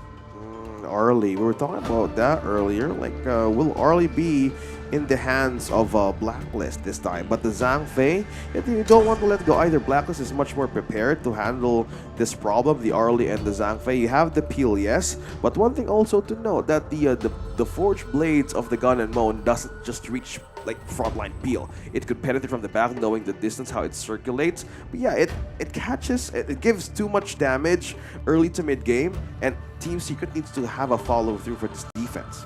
Yeah, follow through for the defense is needed, but you kind of see here that Blacklist have banned out the Angela, maybe preempting it because of the Liam Po, right? It's a great counter for the Liam Po anti-tank mage. If they decide to go for anything more tanky, it kind of becomes quite troublesome, quite over-incumbent, especially when you're going against an Arlie that is quite slippery in these team fights. But really interested to see how Sun adapts onto the Arlie. We've seen him on the Marco Polo, we saw him on Lady Sun twice, and now we're getting to see him on this more agile sort of like playmaking hero. But speaking of playmaking, for Chami, he gets the Dharma. Ooh, okay, Dharma. So, for those of you who are watching and still practicing the Arlie right onto your games, the only thing that the Arlie can stand is one quick crowd control. And Dharma on the hands of Blacklist International has been a great pacifier. Despite how the Shawan being picked up in the Guan Yu, I think Blacklist is eyeing on how to penetrate the backline of Team Secret moving forward, because this could be their best game that they could give for the last possible match. Again, in the best of 5, this is where you put your momentum in. And for the Dharma, and they go back for the Hanshin. Going back to the drawing board and where it all started from the group stages. Don't fix what's broken, but for this, they have more ways to answer to slow down this Arlie and probably slow down the Shangguan as well. Yeah, I'm not too sure about the Hanshin this time around. I mean, there's more CC on the side of Blacklist in this one. So let's see if they're able to kind of pair it up with the Leap and Po, and it's going to make a little bit more sense, a little bit more of a better pick, right? Because I mean, in game 2, it wasn't the greatest, right? In game 1, sorry, it wasn't the greatest. The Hanshin was really kind of like, what? I really put the X on in my draft, but hey, TG can draft the Liu Bang, he drafts the Nazir, so there's got to be some reason, right, between this Hanshin pairing it with the Liam Po. We've seen the Leon Pro work wonders for the front line. No wonder they banned out the Angela moving forward into the draft. It's more likely, yeah, we don't want that kind of insta burst. We've seen Angela picking time and time again. And so far, they want to start with this. Mid lane pressure, we've seen that normal like rotation for the farm end of Roamer. We just start with the mid lane. Get that mid money in and follow through a invade in the jungle. That's 4-man rotation right onto the camp of Team Secret. Yeah, I think the side of Blacklist need to do this right, because if Team Secret get any kind of breathing room with this team comp, especially with the Guan Yu and the Monkey, it could be troublesome for the side of Blacklist. So they're going to kind of try and make their stamp on the Gorge very early on. But right now you can kind of see that they're able to take the Crimson Golem from Team Secret, and now that Hanshin's going back over and taking the Azure Golem for himself. Yeah, Friday pre-made rank matches now available for Friday Frenzy. Win amazing skins. You too can get it. The fan skin as well. I got that earlier. So if you could keep winning on your games of today, yeah, go get the chance and play on that minigame right on to the end of the game. Team Secret so far eyeing on the farm lane for protection, but they're really calling attention once more in Black's international side. Yes, looking to try and gain that. Okay, the Dream Roll does land in the mid lane. A 2v1 between TNX, Suzanne, Juicy, and Aaron. A lot of blows being traded there. We do see Hanshin actually dives in a little bit too close, but you can kind of see just from that interaction that TNX is actually ahead of the levels in the jungle. I think the level XP gap here is the much awaited contention between these two. Because if you are Luong, if you are Arlie, one thing that you can race for is the EXP. Like, the Arlie right now is just too soft and squishy, and there's no item that could come forward, not unless you got the Tyrant early. But it's still not 4 minutes just yet, and there's no green signal from these two teams to show. But not unless the Luong can have an early game way to dominate this kind of situation. But Chaz, one thing also that I noticed is he's not losing that vision from the camp that Blacklist International can be invaded with. So I think they're just more likely equalizing that there's no fight coming on from the few moments from now situation and just capitalize on it. Yeah, I mean, they've got to kind of do something earlier on, right? They've got to make sure they either kind of neutralize this lead and kind of keep it in the same way, or they take something before the pre-4 minutes. Because the first 4 minutes, if you get something done within that, it's kind of like a really good position to be in as the Tyrants come up and the other neutral objective. Already baiting out some of the blows there. It is going to be Arlie with the Paracel, just trying to kind of like, hey, you can hit me Golden Kite, but I can get away from this. Okay, looking at the vision check as well. Yuan and Chaz not letting go of this corners right onto the farm lane. These are deadly corners that I experienced in my games. It is just so hard to handle, not unless you have a very tanky frontliner. So pick up on Hanshin, slowly building up with the Blazing Cape. Also magic damage for the gun and Mo. We're looking at the staple, the usual items that you want to take in with the gun and Mo earlier. So this is like the same situation they were trying to see here, rather than committing to early game mistakes. But so far, Team Secret was slowly seeing a small lead happen, but they just keep on invading and just going over the visions too. Yeah, I mean, Team Secret, you can kind of see what they're doing here, right? They're trying to get that goal lead before the 4 minutes, so that taking these team fights, taking these neutral objectives is going to be a little bit easier for them when it does happen. But right now, we see Juicy and Chami trying to get a little bit of a lead into the Clash lane, whereas the opposites are going on in the farm lane for Team Secret, trying to get that push so they can make this Tyrant change going over for themselves a lot easier. And they are able to swap both of those neutral objectives for each other. The Tyrant goes over to TS, and the Overlord goes over to Blacklist. I love the fact that both of these teams just know right away. They're like, hey, he's going for the Team Secret's going for Tyrants. We're going to take the Overlord ourselves, and it's just an instant trade. There's no second guessing. There's no, hey, should we maybe go for the steal, all that stuff. These teams playing at a very high level. Yeah, the only problem I think I have about that is the fact that the Overlord can kind of give over a lot of gold, especially with the Vanguards. And I mean, right now, Team Secret are kind of preying on that, right? So the Vanguards come down the lane, they make easy work, maybe funnel it all over into either Sun or Shishan to try and get a bit more gold in their pocket so they can get those itemizations. However, I think it was a little bit more successful for the side of a Team Secret, able to get that T1 into the farm lane. Yuan and also Sean is here though, but just spotted him early. For this one. They go for the burst ram, not able to connect. It looks like I think Juicy got it. Juicy got it, yeah, he got it. He did a good job. Well done, Juicy. Pat on the back for you, my boy. But you can kind of see the Vanguard here up into the Clash lane, looking to try and get some damage onto that T1. They need to kind of replicate that. They don't want to give Team Secret any kind of priority in these lanes, because if you do give them an inch, they will take a mile. first item pickup as well. Doomsday and the Axe of Torment both for the Arlie and the Luong. So far, something's happening here. Infinite fastness, he goes forward. Golden Kite continuing on. Sun has been killed, and it looks like they want to go for Yuhan. They do have a lot of damage, and with a couple blades, Aaron will slice him down.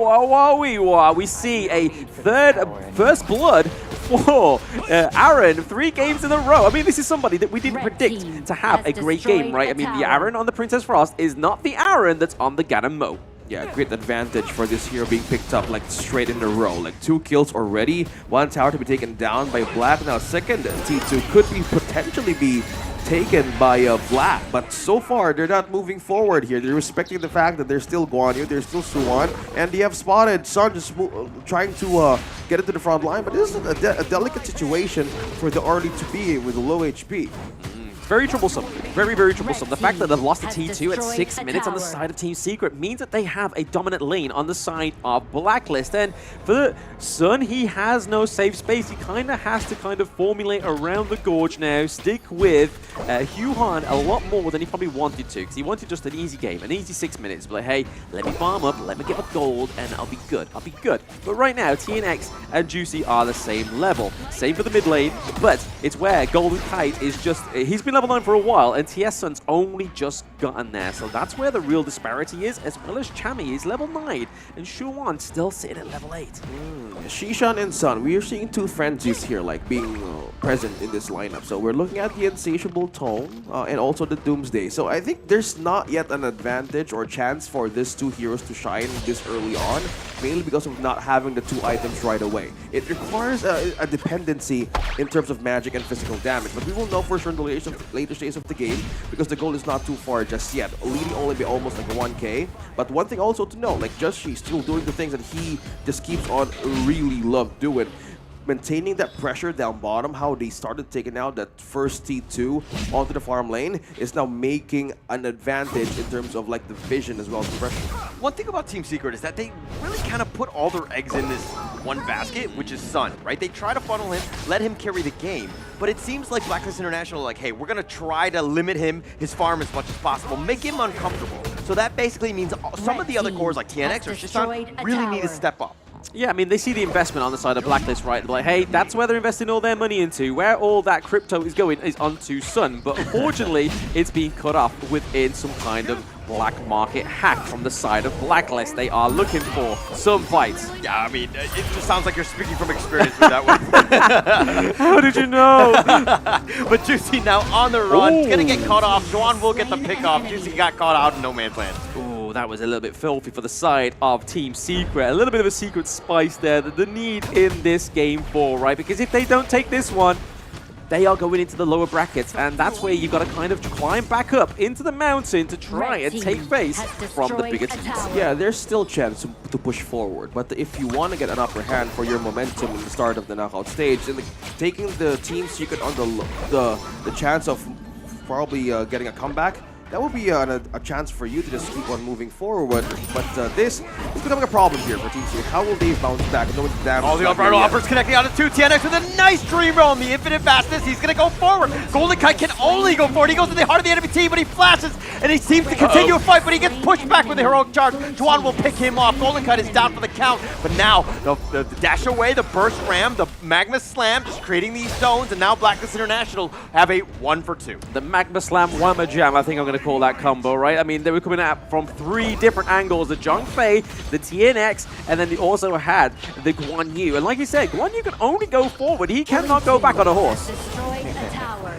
Yeah, unfortunately for him. But, I mean, Golden Kite, every single infinite fastness, always hitting like 2 or 3 members. Yeah. He is not scared. No, he's a very aggressive marksman in this side of Blacklist, right? He can do a lot of damage. And this is the point of Lung, right? He has the infinite fastness, can use it for defensive, aggressive measures, and do a lot of damage with those flaming palms. And I like the fact that he uses Ride in the Wind onto Arlie, because Arlie tries to go in with the Parasol, tries to be this little sneaky, but she then gets whisked away by this whirlwind. We see the change of minds of Team Secret right now, having the Blazing Cape. So this is like a tier protection that they can do for the front line of Blacklist, because the damage here would really come from Shishan and Sun. Not yet though. We still have 2 items C slowly picking up by TS, but not yet for this distance that they can commit for a longer stage of the game. We're looking at some traits. You're looking at the objective from the Titan Overlord. They need the damage. This is like completely answering the fact that why you're going for that Blazing Cape defense. The Team Streak is really lacking the damage as of this moment, and they do really want to commit to any team fights. But one thing that Blacklist has been winning from the minute that they have started 5, this is just the lane pushing. The Shadow Tyrant, Shadow Overlord, they had half as well with the trade of this major objective to have this game, but this will really push another rotation as well for Blacklist. Looking at the items here, Insatiable Toe, and also the 3 Trinity power picks for this early. You have the Eternity Blade, Doomsday, and Shadow Ripper present. This is damage, but this is not really the great cause for a winning condition. We're still waiting for the right moment for this early to shine, but so far this has become a problem. When is the right time for Team Secret to strike? Because Blacklist, well, right now, if we compare the lead, Team Secret has eyes on coming back. Yeah, the T2 gets taken down into the mid lane. Connecting down to 2, the Umbrella Uppers pushing him back. I think that's going to be the end of it, but the Dream Roam, oh, the Flash Golden Kite actually got picked off. Yannick's just comboing that on, but now the Magma Slam, he's getting gone on. Juan does not care with the Soaring Green Dragon. Heroic charge. Buddy, you're in the wrong side of the base, and he's gonna go down. He kind of like leaped over like the embankment. It was like, wait, where am I? Like, what's going on? Why are the turrets shooting at me? Oh, I'm not in blue base? Yeah, that's crazy. But Team Secret with a great engage there, right? A lot of damage and taking out Golden Kite. Yeah, we kind of see it as a sacrifice, but it was mainly by time for Team Secret. Eric going down, he gets picked off. He's knocked up though. The Enlightenment from Chammy does make him pay. This T3's taking a little bit of damage, but Team Secret can't push because they don't have minions. Yes, they don't have minions, and you can kind of see here that TNX is like, hey, I don't want to take this fight from Chammy because I do a lot of damage, and then obviously Golden Kite is here as well. But this is where the priority is for Blacklist, right? They've got the eyes on the goal. They need to kind of make sure that they make most out of this Flash Lane pick.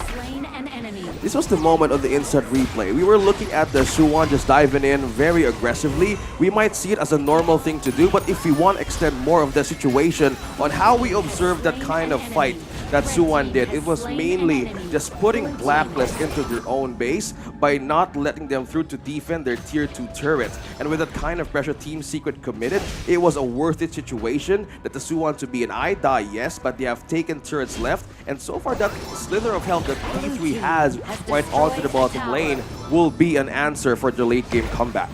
Yeah, I mean, that's kind of like what they want to do, right? A little bit of an opposite reflection to the side of Blacklist, trying to take Clash, and Team Secret trying to take the farm lane. But right now, you can kind of see a little bit of a base race. This is something that we saw in one of the Blacklist game against Foot Esports. Chaz just getting picked out in a wrong spot. The control from TNX has been on point, but Sun, 2-level advantage over Golden Kite. Okay, make that 1. Golden Kite just levels up, but nonetheless, that's so much damage. Sun, this is the one that we've been waiting for. He's got a ton. Juicy trying to dash away. He's going to be chased. The finishing stroke doing some work. He dashes over the wall yet again, but chased out to the ends of the earth. But the Dream Roam, oh, he dodges the Untitled Hoppers, but not enough. TNX gets the kill. Sun dies in return. Shissan so low. He's been able to survive from the couple blades, the infinite fastness. He is searching. He is hunting. He is the predator. And he's going in, but Golden Kite, oh, he hit the finishing stroke, dodges it out. Shissan with the outplay. They're continuing on. Swan continuing on. Gets Aaron, picks him up. Cammy now on the run. He's been slowed down, and it looks like they're going to continue with a nice 2-man launch up by Chaz. Will slow things down. Wow, what a counterplay there by the side of Team Secret, right? We saw that there was a Golden Kite for trying to take a golden opportunity to try and take down Shishan, but he has the untargetableness from the finishing stroke. And unfortunately for the side of Golden Kite, he doesn't have Sage's Sanctuary. He's not able to build Splendor. It makes no sense in his kit for that status. So unfortunately from him, the infinite fastness was used a little bit too aggressive to the point that he couldn't return. I mean, Golden Kite was aggressive with every single infinite fastness, and they paid off. That was the one time where he didn't get it. So again, sometimes when you play with fire, you get burned. Yep, the Flaming Palms really did burn off his hands. We're looking at Team Secret's domain in the later stage of the game. It's 15 minutes, and how they bought time and not committing to team fights is now reflecting. This is like the answer to this pick, like the Shangguan, like the Early and the Zhang Fei. It has a great potential in forcing all resources out of Blacklist International right now. Chammy 1 has been struggling on how to put that perfect truth mantra with a flash combo, it has been difficult. The peel has been so much high. And one thing that can hold it down is TNX, the monkey here. Although damage and even soak up is just an important factor to give so much potential for the space of this early to work so well. Like Sun and Shisan, they're slowly closing into this game. That push that they give from the bottom lane is this the thing that Blacklist wants to fight for. They have been into a situation in the earlier stages they can dominate the fight, but this is already closing, and this is Team Secret's game right now. Yeah, I mean, they're able to take that high ground turret in the mid, in the farm lane as well. Hanshin has been a little bit away from his base. He's trying to make a little bit of a Hail Mary play in terms of the prio into the clash lane, but this could be punished for him in his own jungle. They're all circulating around the Shadow Overlord and the Crimson Golem. Here we are. The vision's on the board. We see the Magma Slam. The first ram going on the side. He's taking a lot of damage, but here come the reinforcements. Chaz not going to survive. He's going to be killed. Chammy looking to fight, but he finds Yuan, who's just too tanky. The three-man truce was nice, but Chammy's going to be killed. Aaron is as well. They're chasing him down. Swan wants Golden Kite, takes off the pick. They want Juicy. One last kill. They are not scared. Yes, they are. The T3 is going to slow them down, but they're going to march down mid, and Team Secret will fight back, and they will take Game 4 here. It took about 16 minutes, but that's it for Team Secret. Yes, a valiant effort for Team Secret there. They had to do that to fight back, right? Go all the way to a best of 5. So 5 games coming through for the first best of 5 within the knockouts. I mean, would we want to start this any other way?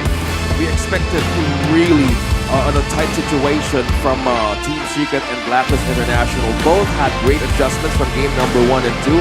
So far, they're not letting go of the most possible scenario that they can have a comeback. They know what was their assignment in the early game. They had the window, they had an opportunity, but things that Team Secret has been doing, they have been silent. It was very calculated. It was a growing problem that they need to address, but it was so far for them to handle. Yeah, and so this is kind of where Team Secret were able to play to their strengths. They are very good with the lead. They were able to find pickoffs, and they were just able to control the map.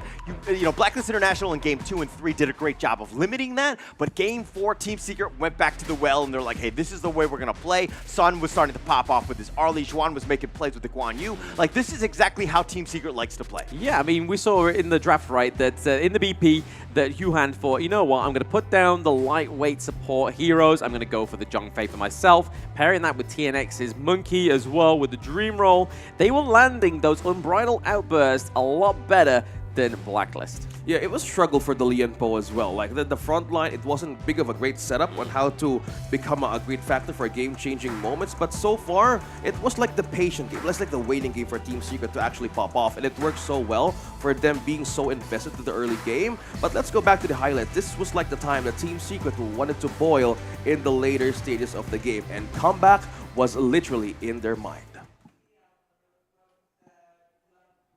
Hi everyone, I'm Yuhan, and I'm the official 2024 HOK Championship Observer. The tournament highlight of the day is here. 3, 2, 1, showtime! So yes, pinching into these highlights that were pretty fruitful in the entire of this Game 4.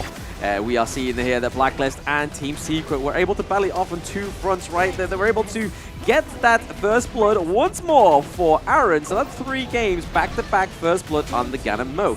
Maybe they put the Ganon Mo down, maybe they take it in Game 5. But right now, that Zhongfei is looking very fearful for Yuhan.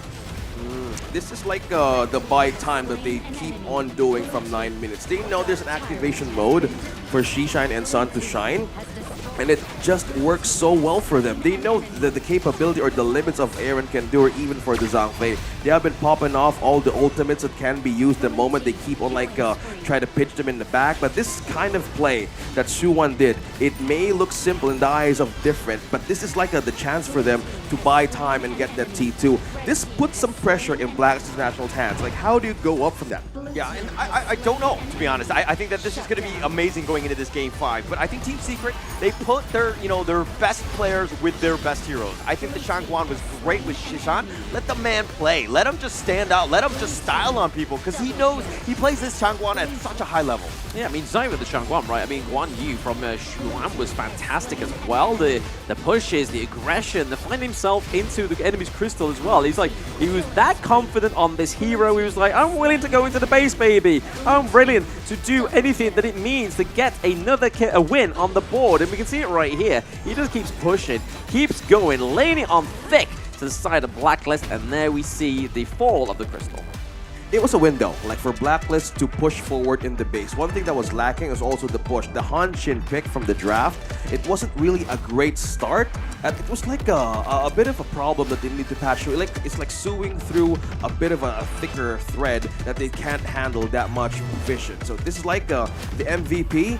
Looking at Suwon here, the Guan Yu pick from Team Secret really works so well. Like I was saying, lay on thick, he gets 7 kills, 1 death, 1 assist. The 70% damage taken and dealt, and 22% of the total gold. So this guy right here on this pick may have just saved the series for Team Secret. I mean, his repositioning, just this control. He played like he was fearless, right? He was always in the heart of the enemy team, sometimes a little too far when he was crashing in that base, but still he was making plays. I mean, 7-1-1, you can style all you want. Yeah, absolutely. I mean, if it's going to work for you, it definitely is worth trying anyway. So, especially when your back's against the wall like that. But right now you can kind of see here, TNX taking a no-death run for the side of TS. And then obviously Guan Yu 7-1, we see Sun again being a little bit more of the Sun we know and love, right? 4-2-2. Getting all those itemizations, 6 slotted on the board, and not taking it all the way to the Tempest Dragon as well.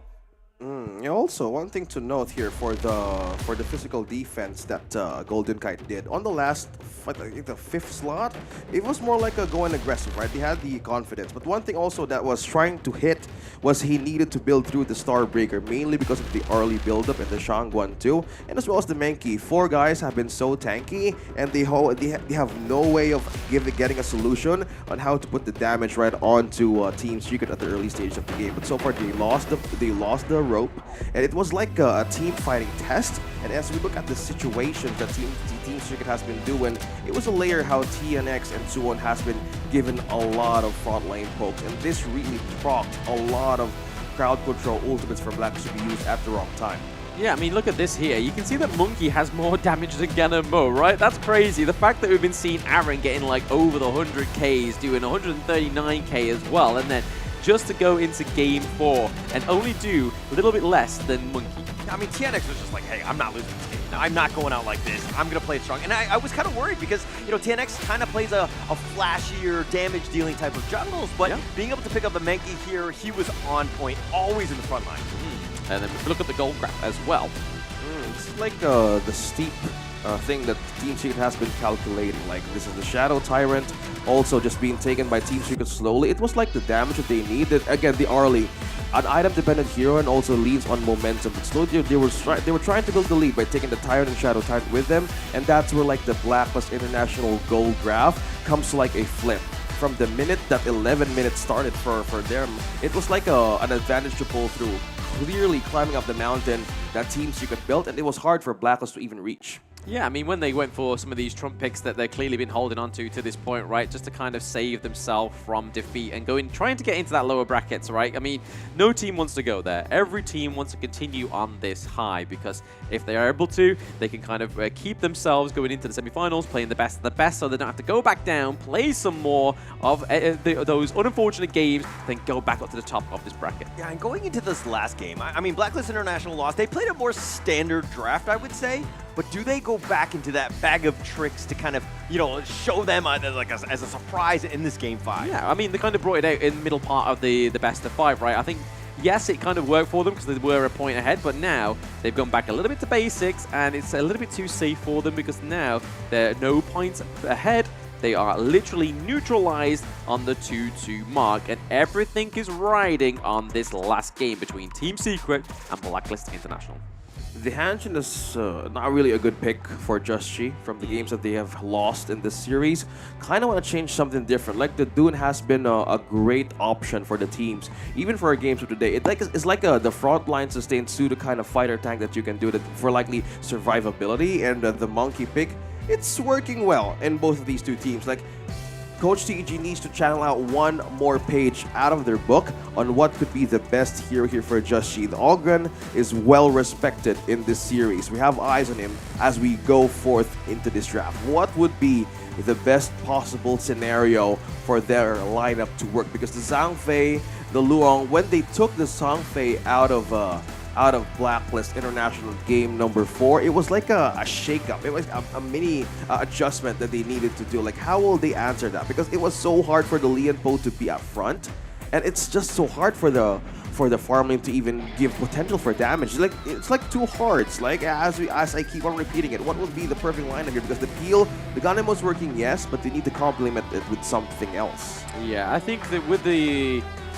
pocket picks of the Shangguan and the Guan Yu, I don't think they're deadly enough to face a prio ban, because there is so much more that is needed to be banned within this game to make it not as easy for either Blacklist or Team Secret. You've got the likes of the Ogren, the Huan, as well as the Mai Shiranui from both of these teams. I don't think the Mai Shiranui is less of a case on the side of Blacklist, it's more so a case on the side of Team Secret. Shishan, we know, plays this hero quite well. Just saw him play the Shangguan. I think, but the difference between Shangguan and the Mai Shiranui, you get the untargetability, which really countered Golden Kite on the Lung. Yeah, it's like the most the obvious thing, right? How do you counter? Like, how do you even think of a better way to do this? They got the early, and well, it's the moment that you don't just underestimate the early game. It's not their window to fight. Like, it's just Team Secret had more calculated experience on how to deal with their own lineup in the draft in game number 4, and it works so well. But right now, I want to see a different page here. Will they go for the same situation? Because Shangguan has been played by Blacklist International too, Dune as well, even the Yuan. We haven't seen the Yuan pop off just yet, but it hasn't been a prio option rather than the Dharma or the Zhangfei, either of which it could show. But this will be really a uncomfortable situation to be as Just Chi here, but they need to be ready on how to address another respect ban as well for the Ogren. Yeah, we do see that Blacklist do decide to go over to the blue side this time around, because they were the losing team in the last game. They've been red side for so long. They are looking more so for the prio pick in the blue side. But right now, we see the Ogren and Dune both being banned, so clearly something for TS to be cooking up, taking off that jungle pick in the first part of the matchup. Knowing that the Dune could have been a prio ban, we could get the Hue one. It's taken off here, and it is available to be taken. Do Black take it, or do TS? Yeah, I was talking about earlier how the Dune could be the priority here, and Team Secret really read through it here. And as I said, the Yuhan, it made so much great wonders for comebacks for Blacklist International, and I saw Coach TG there reacted like, did they ban it out to do with the Dune? So they have more ways to choose this hero from now on, and have no choice but to move forward, because they exchanged that against the Ganemo and the Long. Both teams really comfortable of executing this out, so they need to pair this up. So Dharma is open as well. Now Blacklist, will this be the trade that you're going for? Dharma and Yuan, put it in. Great combination. It has been a great situation changer, and with the Arlie and the Zhangfei here, yeah, experience will really show. We've seen great wins from Team Philippines moving through the group stage, and this could be their advance. I mean, it's a game of chess, right? You give over 1 to take 2. You give over 1 to take 2. So here we see that the Huan was a trade for the Lung and the Ganemo that's worked very well in this series for Blacklist. So Team Secret now want to take it for themselves. Shishan on the Ganemo was in game 2. They haven't played Lung yet. Again, it is a very hard pick to pin down, but respectively, they go for the Arlie, they go for the Zhangfei. So something that was missing in that game 4 for Chaz was the Zhangfei. The Unbridled Outrages just need to make sure they hit differently. But TNX does get Monkey and does have the Dream Roll.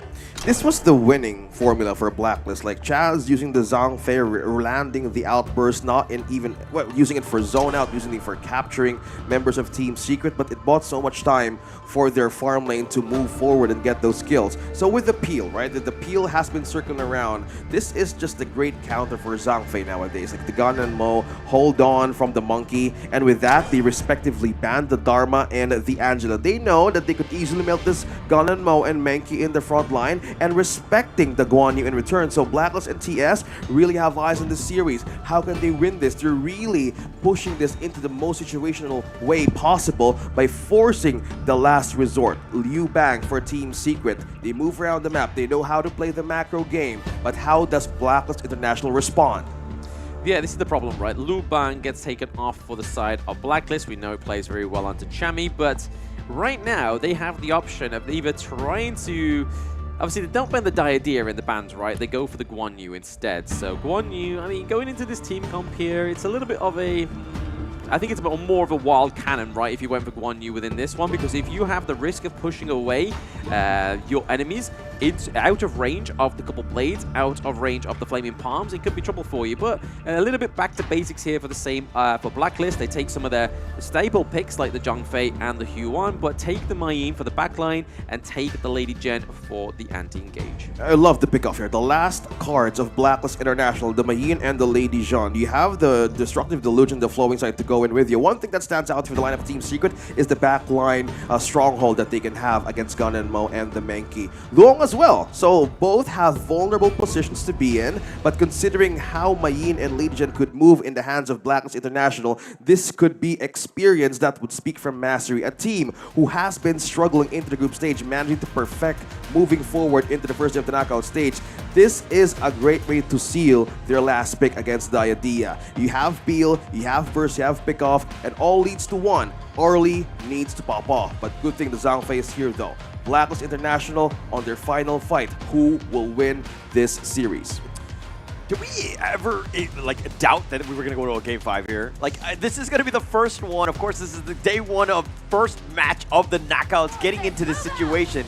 I mean, both of these teams really, really want it. Oh, they both do, right? I mean, it's the pride of the Philippines or the pride of Malaysia trying to get the first team through into that upper brackets. But these drafts are very clinical, right? They are looking for the backline with the Mei Yin. They're looking for the great engages from the Huan and sustainability in these fights, but is it going to be sustainable to outlast those couple blades from Gan and Mo? Execution will be in check, sidestep as well. Chami 1 has been great by using and executing that Dharma with the backline defense, backline initiation, so you need to be wary on where to position because blades can come in at you by Team Secret, and Shishan has been really good at this Ganmo as well. We're looking at teams slowly building up their caliber in this best of 5. As to go back to your question, did we expect this? I kind of say yes, because both of these teams doesn't want to be in the lower bracket right now.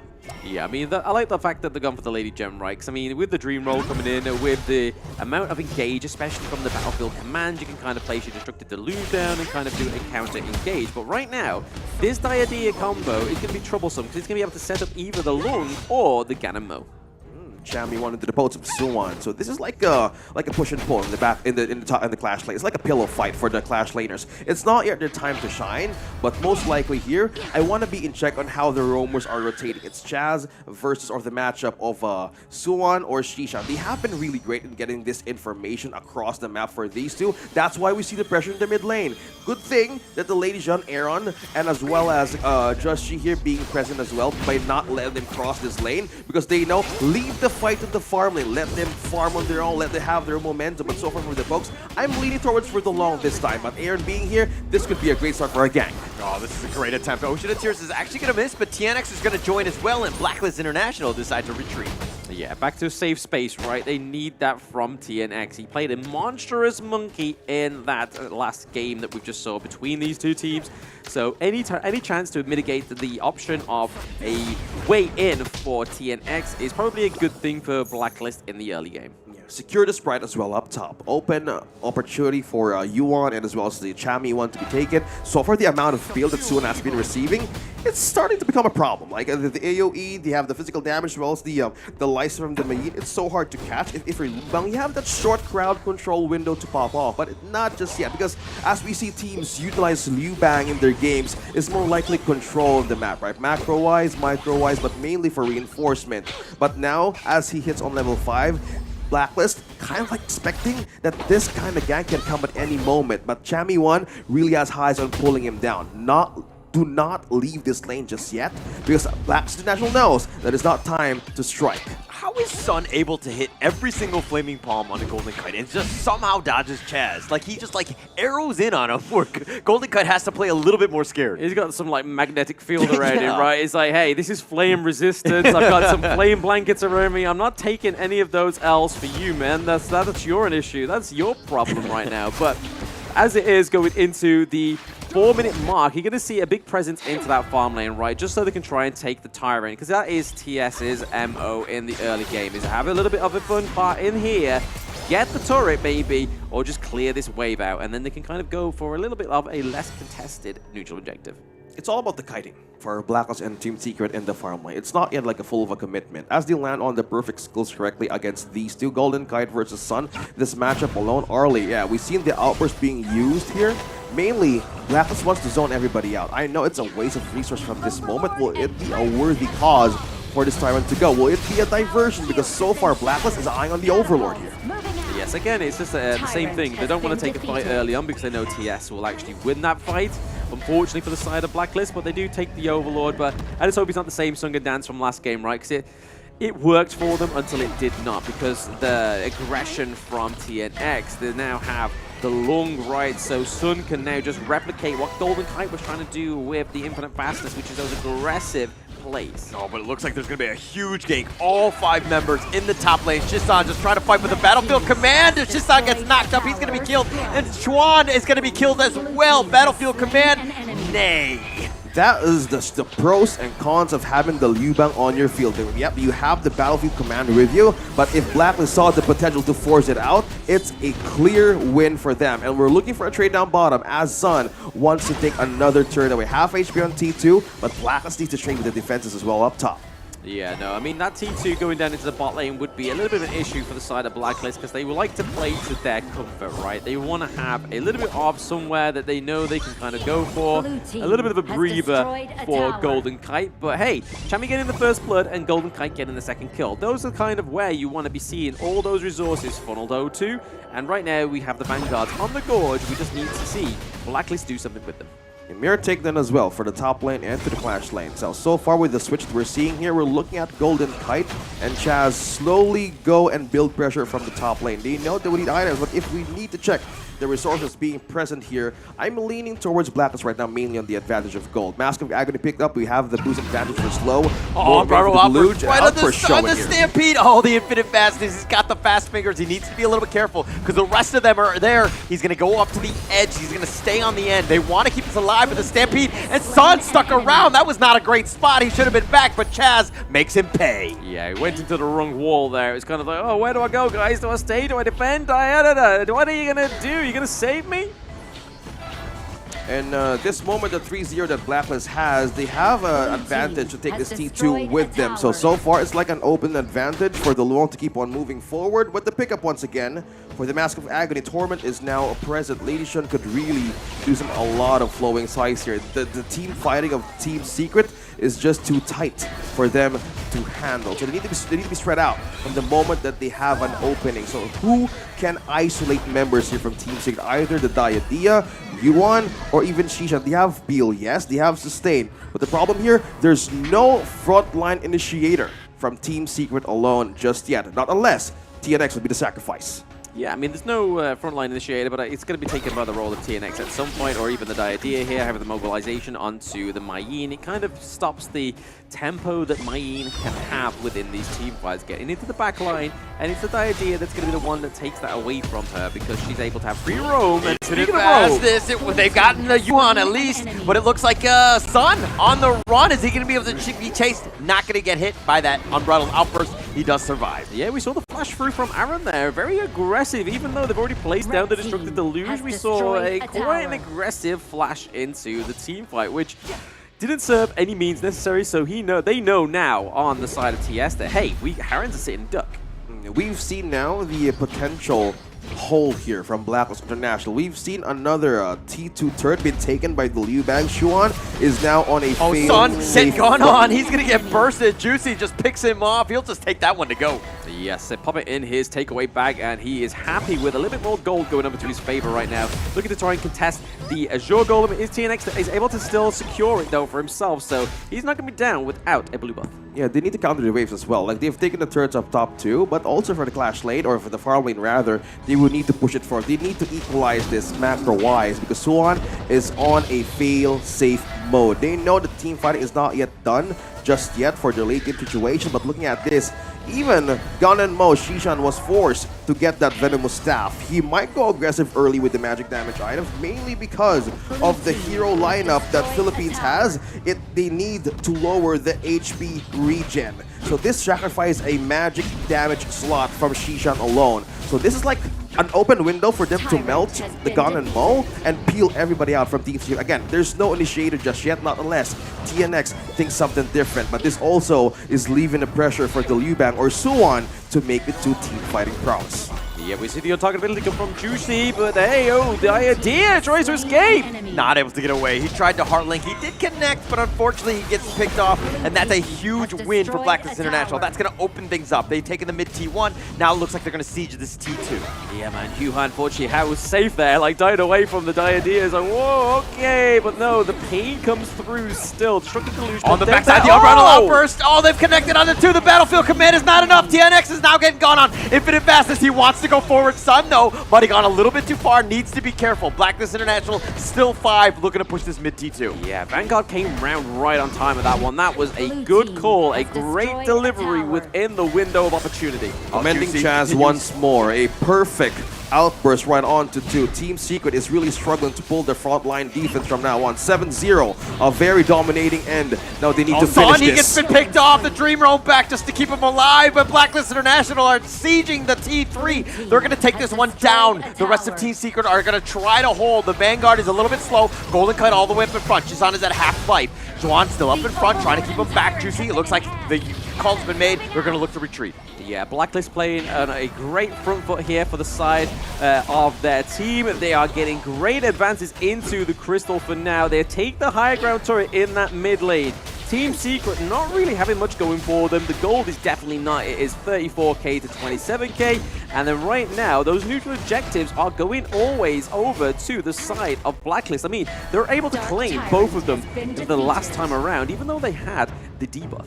Momentum is now with Blacklist International side. With the damage of the Tyrant that they have as buff, they don't care about the Overlord at all. With the main damage that they have for wave clear, they have more momentum to ride or give against Team Secret. There's more likely that they would really take this Overload with them despite having the Primal Bond. But this also can be an advantage. If they want to be greedy on this, yes, but they need to see also on where Xuan is going.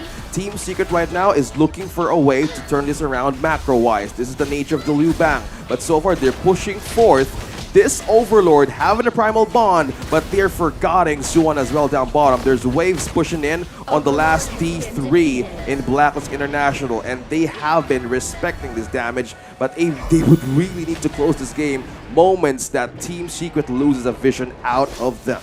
I mean, that was the whole point of rushing for the Shadow Overlord, right? Was just to kind of mitigate that, to push down into the bot lane for Xuan.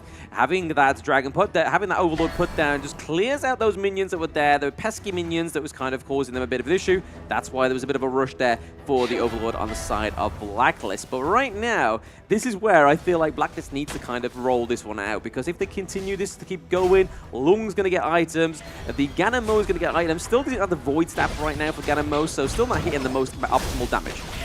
Golden Kite doing some serious work on this bottom T2. Chaz is going to stick up at the front. Juicy needs to be a little bit careful. Again, that's kind of how you want to play the Yuan. You want to just be up in front and just kind of harry and harass and poke and just make things very uncomfortable. The Shadow Vanguard still going to be there. They do have Chaz up in front.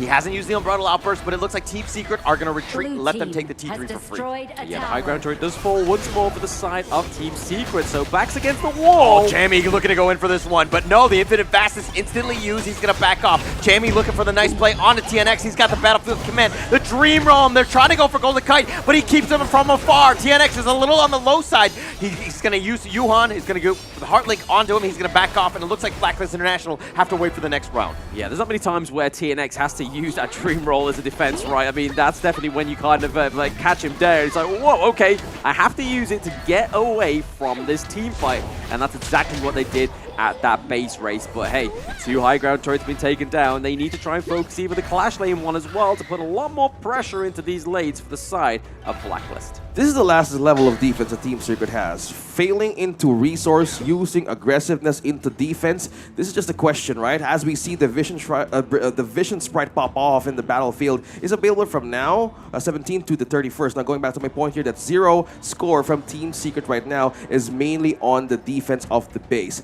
They're translating their possible aggressive resources into defense. This is not looking good as this game is about to be slowly taken by Blacks. Another turret slowly being eyed by Blacks to be taken away from Team Secret. And right now, they would really eye for an avenue. But the only thing that they're trying to build up here is the silver lining that Suwon has been doing. He's been trying to call the attention of Blacklist International being at the top spot of their map. This is the question, will they have the advantage to divert the attention or take him as bait? So this is like a push and pull situation that the Suwon can have advantage of. I feel like this is a good point though, right? I mean, Blacklist was able to get Chami down there to kind of like push the minion wave away, and now we see that the Tyrant is coming up there like in time. Like that was like 6 seconds timer on the Tyrant. So they knew, like, hey, let's get somebody back to the base, let's clear that off, and let's get that Tyrant. Again, a lot more damage going over to the side of Blacklist going into these next few team fights. They have the empowered minions in the lanes. Shuan just kind of looking for the same old version of what he just done down into the farm lane in the Clash lane. Another push as well up top here. Suwon is really carrying the weight here by Team Secret. They know that they don't have a chance in team fights because right now it's all in invade and counter for the lineup of Blacklist International. The only thing that Suwon can do here is just dive on deep and push as long as they have data. But this kind of call that Team Secret has been doing is more likely to buy more time and resource. But the question is, will the moment be on their side? Because as Blacklist takes another objective away from them and enhance Overlord to negate the push that Suwon has been doing down bottom. This is another wave to be cleared once more by this Shadow Overlord. Yeah, I mean, he clears all the wave, and Shuan is now down there. He does have the Battlefield Ground Command as well coming through on him. He has that on ready and waiting. He just needs to push that button when the word go goes from the rest of his Team Secret. But now, we see the mid lane, we see the Clash lane all collapsing in, but Chami! Oh, it's been cancelled. Juan now on the run. He's going to be chased back with the whatever, and Jamie not giving him any space. The Unbridled Outburst Sun getting a little bit low. Needs to be a little bit careful, but Juan has already been killed. Yuhan, he's going to have to flash the safety. Chaz try to go for the Stampede. Base is wide open. It's a matter of time. The Shadow Vanguard is looking to be pushing in the bottom lane. The Infinite Fastest, where does he want to go? He's circling around. He's going to look to go back to the fountain. Here it is. Juicy all the way up in front. He's going to take a lot of damage. Needs to be careful. He's been knocked up, but that's going to be Sage's Sanctuary. But they traded for Sun. Sun is going to be killed. TNX is going to be as well. And Blacklist International, from the depths of hell, they take Game 5. Woo! Blacklist! That was spicy, especially Chami once played towards the end there. We thought we were just going to get a Battlefield Command just all the way up to the top to take that fight, but then Chami was just like, no, hold my beer, I'm going in, we're taking him out, we're going to go take the fight at the Crystal, and here is your first upper bracket. And you see the celebration of Blacklist International, the first representative of Team Philippines, showing hands and numbers on on-viewer screens. This is just a great satisfaction for this team to push forward in the first day onto the knockout stage. 5 games right away, and we have waited for this matchup to show, and Team Secret failed to break the code.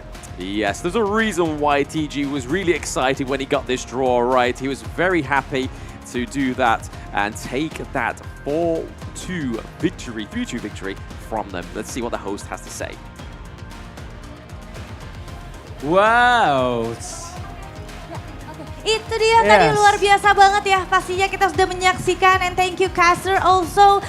Pertandingan yang luar biasa banget di match pembuka kita, Darius. Ini ada Blacklist International versus Team Secret dimenangkan oleh dari tim Blacklist International. Wow. And now, as usual, we're gonna have a little chit chat with the winner. So please welcome Chaz. We are the roamers of the Blacklist International. Yep. Hi. Sabila, you see her smile, his smile, very brightening of the winning. Of course, Here's of course. Hi. Hello. How do you feel? Feeling good. Feeling good? You're always feeling good, like you right? should, yes? Okay. Then I know you are very tired of the third game, yes, and we are very happy to be interviewing you. But Chess, I want to ask you that can you give us a sneak peek of what HOK scene is like in the Philippines? Is it a growing community there? Because you guys playing so well, yes? Is it a fact of the community?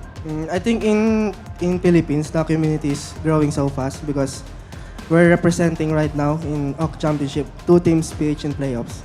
Oke, baiklah. Jadi memang kalau misalnya di Filipina itu tadi udah dibilang juga masih Chas ya, gitu kan. Bahwa memang benar-benar maju banget lah untuk komunitinya. Betul ya, dan mereka juga sebagai tim Blacklist, mereka yang mewakilkan dua tim ya, dua tim dari Philippines yang mewakilkan growing community itu, Sabila. Oke, Chas. And now maybe I wanna ask, is there anything bothering you during that match? Maybe on the game 4?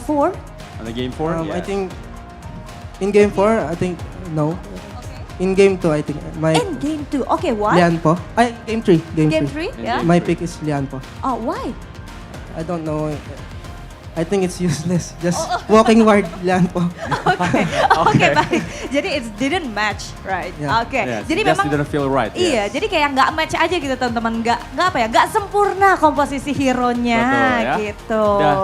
Okay, so if you're going to the next match, right, with your team. So what will you say to the team that will going to play after this and will be your enemy teams? What will you say to them? I think good luck in those teams and I want to fight with the team Dominator. Dominator. Jadi udah ditungguin nih ya. Kalau misalnya nanti Dominator menang, nanti udah ditungguin sama teman-teman Blacklist. Maybe one question. Yes. Okay, one question or last question. Or maybe can we ask the reason maybe about why Dominator why you is choose first? Dominator? Yes.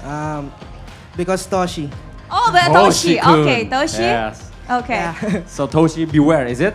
Yes, because Blacklist is on the point to Toshi. We love Toshi. We love Toshi. You love Toshi? Okay. And what your preparation for the next match? I think we just use our confidence again, like we use now, and we just play our best and be ourselves. Oke, baiklah. Itu dia ya. Jadi memang tetap harus percaya diri dan balik lagi mainnya ya udah santai aja, all in aja semua. Nanti biar hasilnya juga luar biasa. Alright, then thank you so much, Chas. You can join to your friends. Yes. And once again, congratulations to Blacklist International. Yep, oke. Itu dia permainannya. Yep. Permainan yang amat sangat luar biasa sekali pastinya diberikan oleh teman-teman Blacklist International dan juga nice try untuk tim Secret yang tadi sudah memberikan performa yang tidak kalah luar biasa. Tapi kita akan mengembalikan lagi kepada caster karena pastinya caster akan banyak banget nih mengulik-ngulik lagi tentang match kita yang tadi. Alright, let's give it back to the casters. So casters, the time is yours.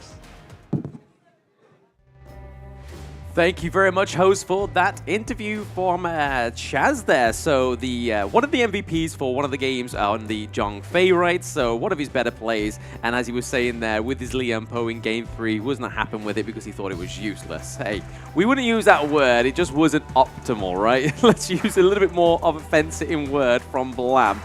It wasn't optimal in that Game 3.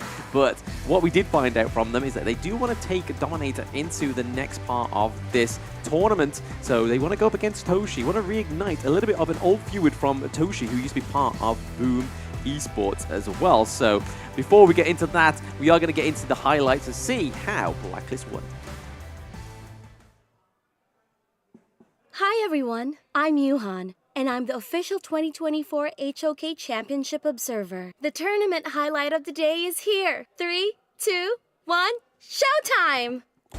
This was the moment of dominance of Blacklist International. First 4 minutes when they had Shishan and Shuan right in the tight corner and forced that ultimate right away from the Liu Bang. It was a complete go time for Blacklist to take by storm. As we look back on 6 minutes in, complete domination on the map, and we're looking at Suwon finally activating that last line of defense, which is the split push. But so far, getting their cards right, it was like a win for Blacklist, continuing the score of a 5-0. They never had a chance for a kill. But we see moments there from them for defense, but it was just delaying mostly the inevitable on what Blacklist can do against them.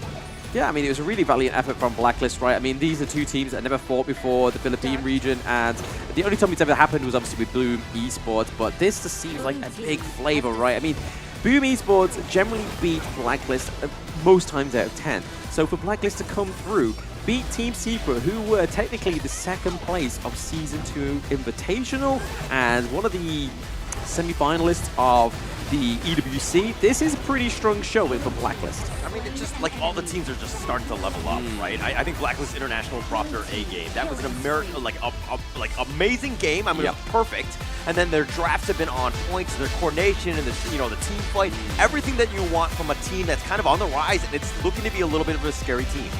Yes, it is. It's very, very scary showing there. It's like, hey, we did it. We did it. First best of 5, and we are through. It is the Filipino team, Blacklist, coming through with the first victory. Team Secret there, not looking too impressed, right? But MVP once more going up to Chaz. So he said, hey, my Lianpo is useless, but hey, look at my John Fei. Really good to really work some wonders here. 1-0 and a Zhang Fei getting back on this game. They had more realization through that Lian Po. Don't count out Lian Po just yet. It worked.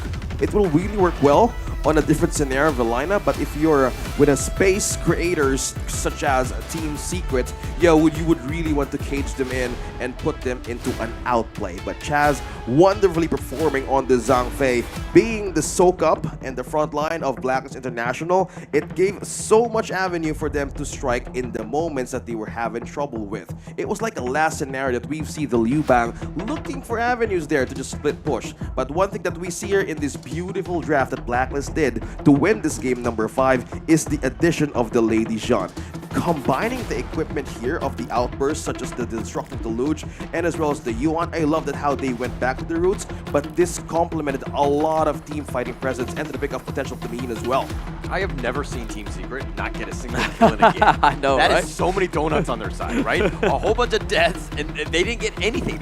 They were not able to find Blacklist International, not able to get a single pick off. I think that speaks volumes of just how prepared Blacklist International was, and their positioning was flawless. I mean, there's clearly a switch in power, right? The diaphragm of the power is getting switched from Malaysia, because obviously BSC lost a whole series yesterday, and then we've got a full game of Team Secret with no kills on the board, so there is definitely a swing in the paradigm right now. But looking at these graphs, we are seeing a lot of damage coming over to the side of Blacklist.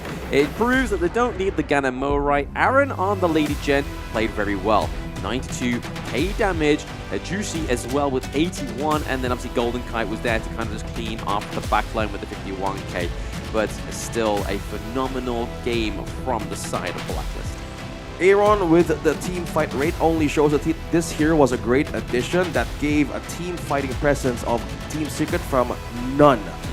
No engage at all, even for the Menki. It was a growing tidal wave for Blacklist International just to put in to the base of Team Secret. No, not even they had a contest as well with the objectives, but one thing that so far was missing was the gold gap. It was completely growing massively. Yes, 11k gold lead, man. It's crazy. And then obviously, like you just say, like, I'm still shocked at this. No kills on the board. That's donut, 12 donut. That's a lot of... Too many donuts for Team Secret, if I say so myself, from a team that has such great form of glory. Yeah, but we're talking about donuts. I'm getting a little hungry on that one. But yeah, I mean, they only got a single Tyrant, 3 towers, just a really tough showing, especially for a Game 5. We expected them to play their best. Unfortunately, they were completely outmatched But let's look at the bracket here. Yeah, the standings are that it is the first team that is Blacklist going into the upper bracket semi-finals, and then you have to look a little bit further down the board, right? TS have taken a bit of a travel, a bit of back to the word go with the lower bracket round, which puts them in a chance for elimination if they do lose that one.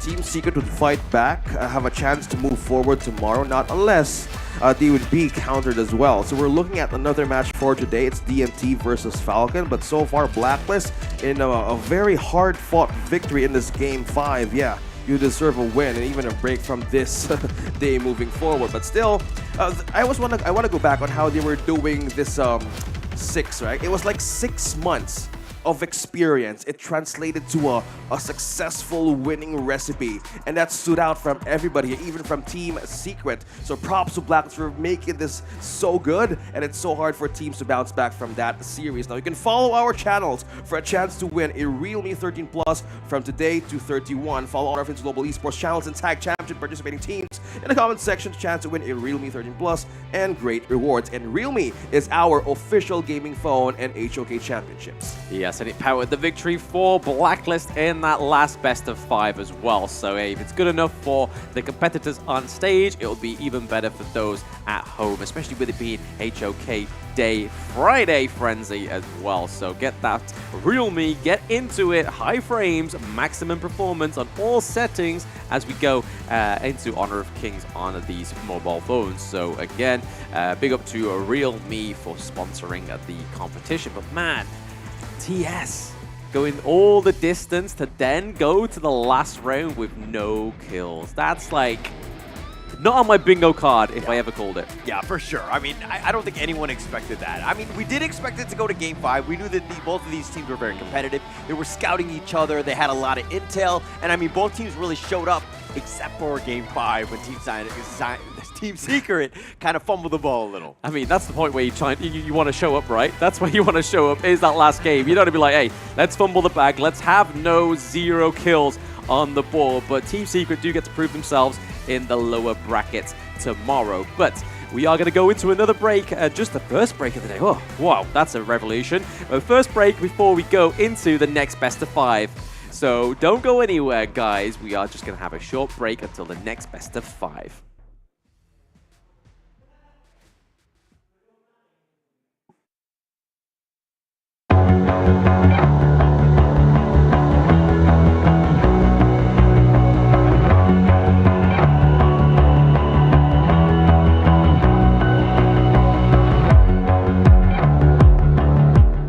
Welcome to the 2024 Honor of Kings Championship, the pinnacle esports event of the year, where 16 best teams from all of the world clash on the stage for the ultimate glory. Following 4 teams will be the seeds for the 2024 championship: Black Shrew Esports, Dominator Esports, Nova Esports, and FLCN Esports. The other 12 teams are Kagandra and Mahadiwa from the host country Indonesia, Boom Esports and Blacklist International from the Philippines, Team Secret from Malaysia, Influence Rage from Brazil, Team Vitality from France, Fearless Esports from Hong Kong, China, Impunity Esports from Myanmar, Team Falcons from Saudi Arabia, Revenant Esports from Singapore, and Foot Esports from Turkey. 2024 Honor of Kings Championship will commence from October 12th to October 27th. The journey will start with the group stage from October 12th to October 17th at MGP Space in Jakarta. 4 seeded teams will be randomly drawn into 4 different groups. Then the remaining 12 teams will be randomly drawn into these 4 groups, each consisting of 4 teams. Single round-robin best of 3 will be played. The top 2 from each group will advance to the knockout stage. The knockout stage will be divided into a winner's bracket and a loser's bracket, playing a double elimination best of 5. The knockout stage will be played at 2 venues. From October 18th to October 20th, the first venue is MGP Space. Teams that lose 2 matches in this stage will no longer have a chance to advance or participate in any further stage. From October 25th to October 27th, the matches will be taking place at Lipo Malkemang. It will feature intense competitions, with the winning teams of the upper and lower brackets advancing to the Grand Finals. The Grand Finals will be best of 7, and the winner will rise to the top and become the champion of the 2024 Honor of Kings Championship. This tournament features a staggering prize pool of $1 million, with the champion taking home an impressive $300,000. Join us on this incredible journey. You can catch our live streams in-game or through our official channels. Plus, we invite you to experience the excitement of Honor of Kings esports competitions in person.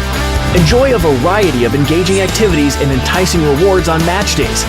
Watch live streams and participate in in-game events to win free rewards. Stay tuned and see you in Jakarta.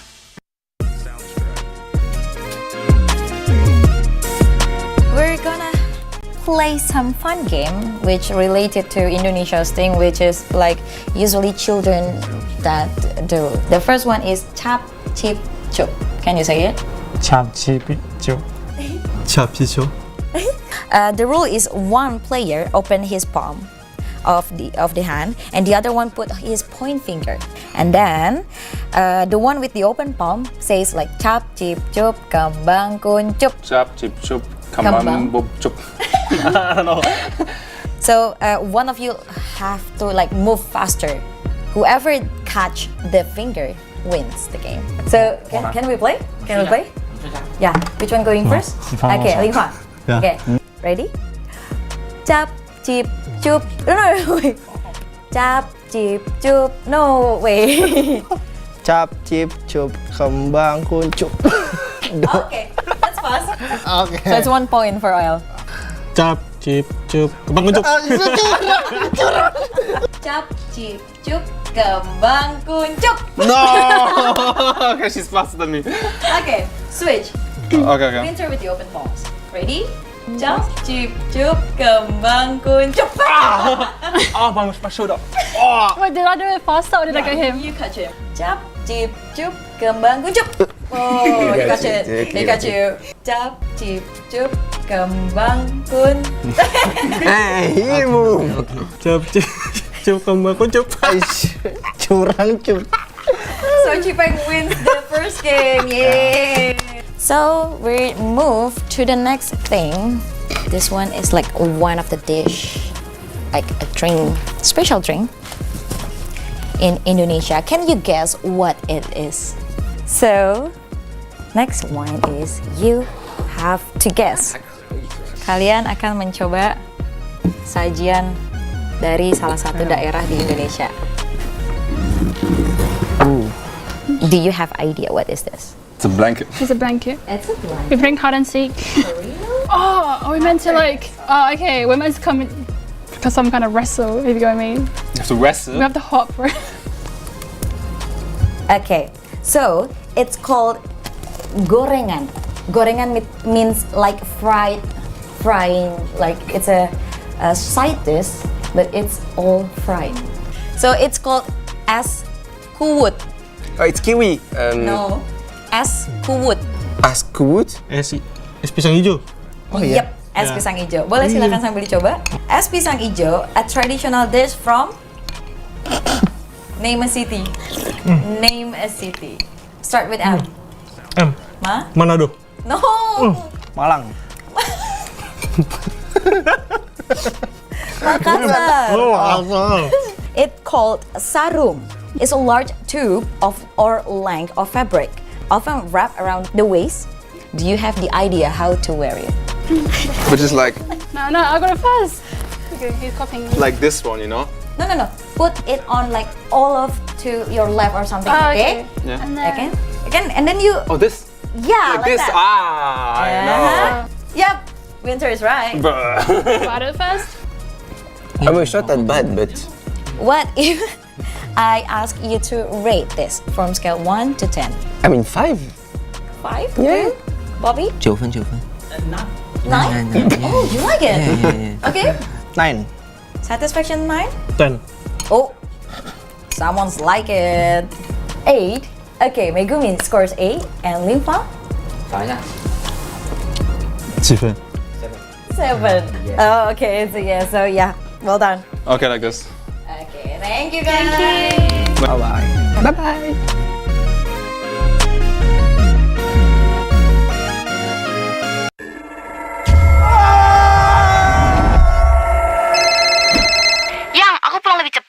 lagi OTW rumah ya. Pulang, udah cepetan.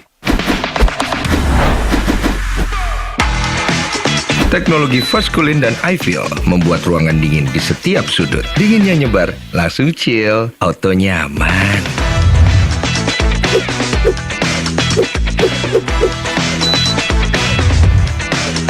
Dengan Edgarment, tumpukan cucian kotor gone, semua semua yang ada di dalam jadi lebih terjaga, lebih dingin, dan lebih segar dengan Power Cool. Nikmati gambar yang lebih real dengan Kilet Pro dan Dolby Vision. Rasakan pengalaman suara yang mengitarimu dengan Dolby Atmos. Sayang.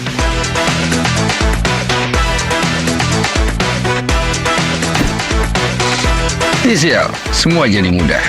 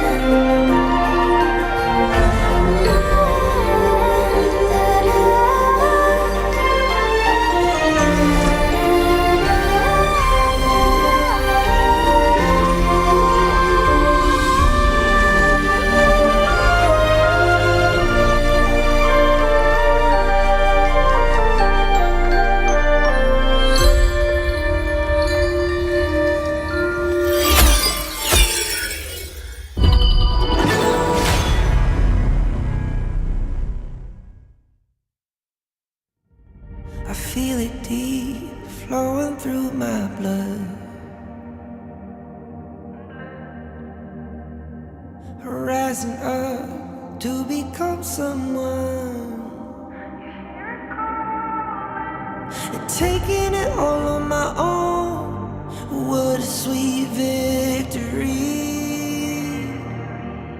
And taking all of my control. Awaken something deep in me.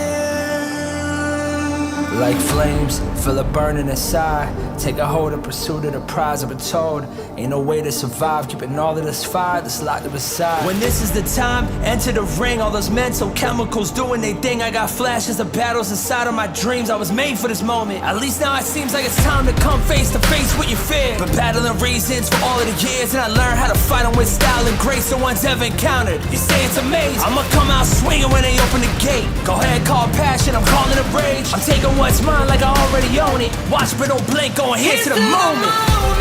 The sky rained down. Here's to the madness that's all around. Go on, tell them who you are, you are, you are. Go on, tell them who you are, you are, you are, you are. Here's to the moment. The sky rained down. Here's to the madness that's all around. Go on, tell them who you are, you are, you are.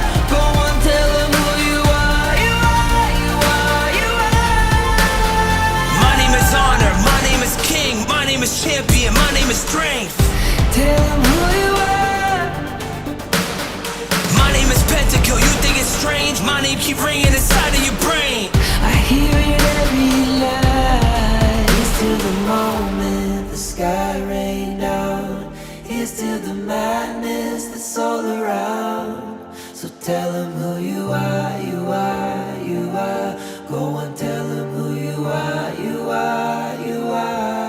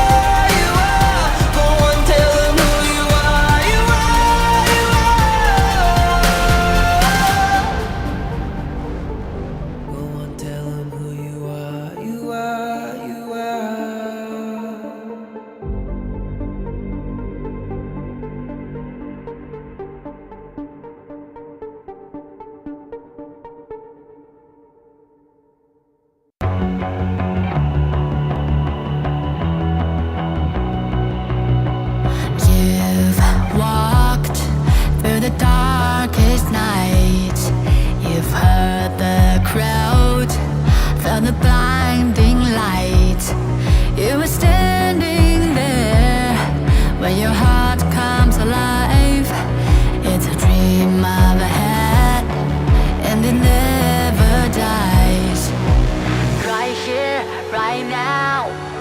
Give it all, get it out. Never a surrender. I fight and never fail. I am a contender. A challenge I can feel. The smallest lies become the brightest enemies. Relentlessly. And even if you fall, you gave it everything to be a king.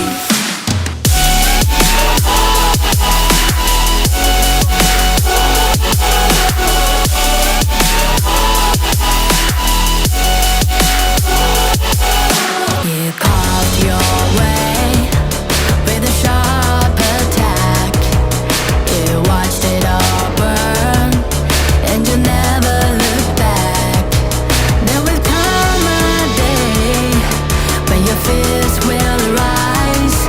You protect your crown, so it never dies. Never a surrender. I fight and never fail. I am a contender. A challenge I can feel. The smallest lies become the brightest.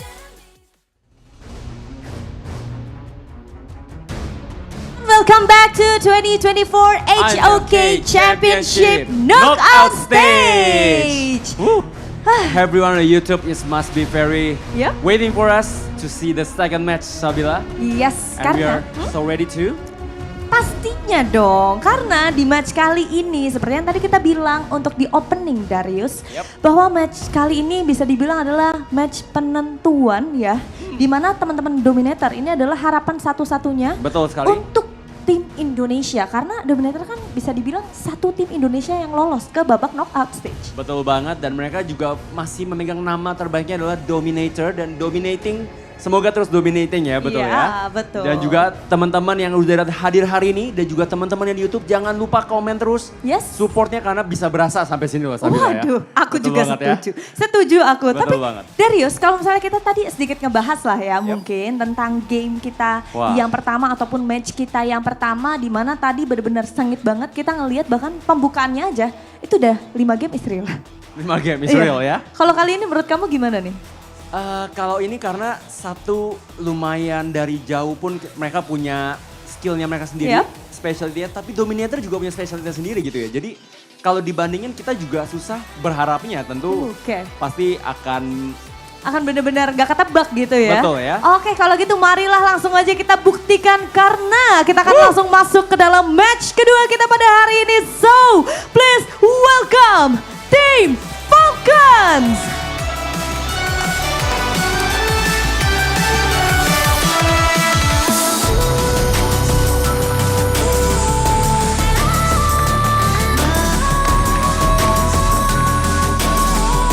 And the challenger from Indonesia, Dominator Esports!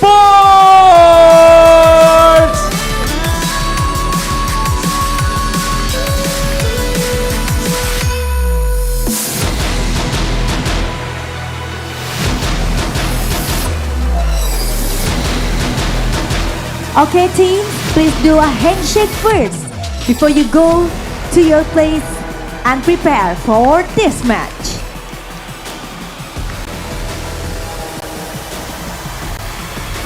Dan inilah kedua tim yang akan bertanding pada match kedua kita hari ini di 2024 HOK Championship. There's Team Falcons and Dominator Esports. Wow, luar biasa sekali, kita sudah melihat benar-benar panas banget di venue kita hari ini. Makanya teman-teman yang lagi nonton jangan lupa kirimkan dukungan kalian untuk tim favorit kalian ataupun player favorit kalian. Yes, dan juga pastinya semuanya sudah bersiap di sini, Sabila dan juga the caster sepertinya sudah ready. So without further ado, ladies and gentlemen, this is the second match. Caster, take it away. Hello and welcome to, of course, the second match of the day. It's going to be Dominator Esports going up against Team Falcons. My name is Holler, and with me is Blam and Kindo. All right, we're looking at a potential 5-game series. That's what the hosts were saying, right? But I think actually both teams have the potential to maybe get a 3-1 score instead. Yeah, I mean, okay, look, I think at the end of the day, Team Falcons will always be that one team that gets the win somehow, right? They're a very scrappy team, but Blam, I know that you really like Clue, you like Team Falcons in general. I'm not trying to gaslight you, I just know, I've seen the relationship, and it seems like you guys are very close. I'm taking this with caution, right? Like I said, I'm not gaslighting, but I am. But I am gaslighting. But before I get into that, the Realme 13 Plus 5G is the phone of choice for the 2024 Championships of Honor of Kings, and you can see it displayed here with the box over there in its lovely naked form. You can see its lovely camera array on the back there, but it does play Honor of Kings 120 frames per second and max performance. But yeah, I think it is going to go full best of 5, but for things out of the realm of the gorge that I'm not going to put my finger on or anything like that to make it obvious to the people at home. Okay, well, we'll find out if it actually does go to Game 5. I think it will, but I think that you can actually watch it on the TCL. This is, of course, the X955 QD Mini LED HDR 5000 nits. This is a great TV. They showed it throughout. It's 240 hertz as well. So, again, check it out on the Honor of Kings esports. Check out these games and just see how bright and beautiful the game really is. Yeah. So I think at this point, Dominator, I feel like they have the home ground advantage, right? But is it big enough to take the lead against, Falcon Esports? Because I think it's important to take a lead. It gives you less stress, right? You aren't as pressured to, figure out, hey, how do we beat them at the next game? Yeah, so I'm actually not sure if it's more pressure or less pressure, because it's kind of both ways, right? Like, yeah, you might get the home crowd, you might have this like ambiance when you're doing well, the crowd just pumping you up and getting yourself into a great spot. But at the same time, if things don't go well, these are the same people that might turn on you, and that's kind of scary going into a game like this. Okay, we have definitely seen that kind of crowd reaction before, but hey, you know what? They are in the best position to maybe get a win. At this point, Falcons, I think their performance hasn't been really consistent, right? We have to be factual about that. I mean, we say that, but they're the only team to take a round from Nova. So there's consistent, but then there's powerful. And speaking of powerful, the Dominator Esports roster is El, Toshi, Cheapbangs, Freddy, and Jurl on the board today in the Gorge for Dominator Esports, having a clear victory in their respective groups. Yeah, and they were the #1 team out of Indonesia. There were high expectations going into this one. They were the #1 squad in Group A as well. They lost a single game against Foot Esports, and they were just completely dominant, right? So this is a very strong team, but going up against Falcons. Again, we talk about the fact that they're very scrappy, but Kindofu, walk me through these guys. All right, so they will be represented by the 5 members: Clue, Bobby, Ray, FF, and Wawa. Now, I just want to focus onto Wawa, Clue, and Bobby for now, right? So far, I think they have been on point for most of the games, and I think they can have that initial advantage, that game 1, if the 3 of them play really well. Yeah. I mean, I just want to point there for FF, because obviously he's had those games on Dune where he's kind of gone in a little bit too early with the Unruly Blades. So it's seeing if they've actually learned from that point, right? Yeah, it's something that they need to look into. And again, they had a lot of games. Somehow they survived. I mean, some people say, they were lucky, but they got themselves in there. And also, you could be lucky in the new in-game mode. Championship kicks off every Saturday evening at 8 p.m. from October 12th, which is already going on, to November 2nd. Okay, so this is your taste into what it's like to stand on the stage and kind of win against your overseas opponents, or maybe even your own local home team as well. Yeah, and it's a great opportunity to not only play that, but of course the knockout stage. This is going to be at the Lippo Mall, Kemang. It's going to be the 25th through the 27th, that entire weekend. It's going to be huge. There's going to be a whole bunch of people. The games are going to be there. We're going to have the grand finals. You're going to see the ambiance of just what Honor of Kings Esports is all about.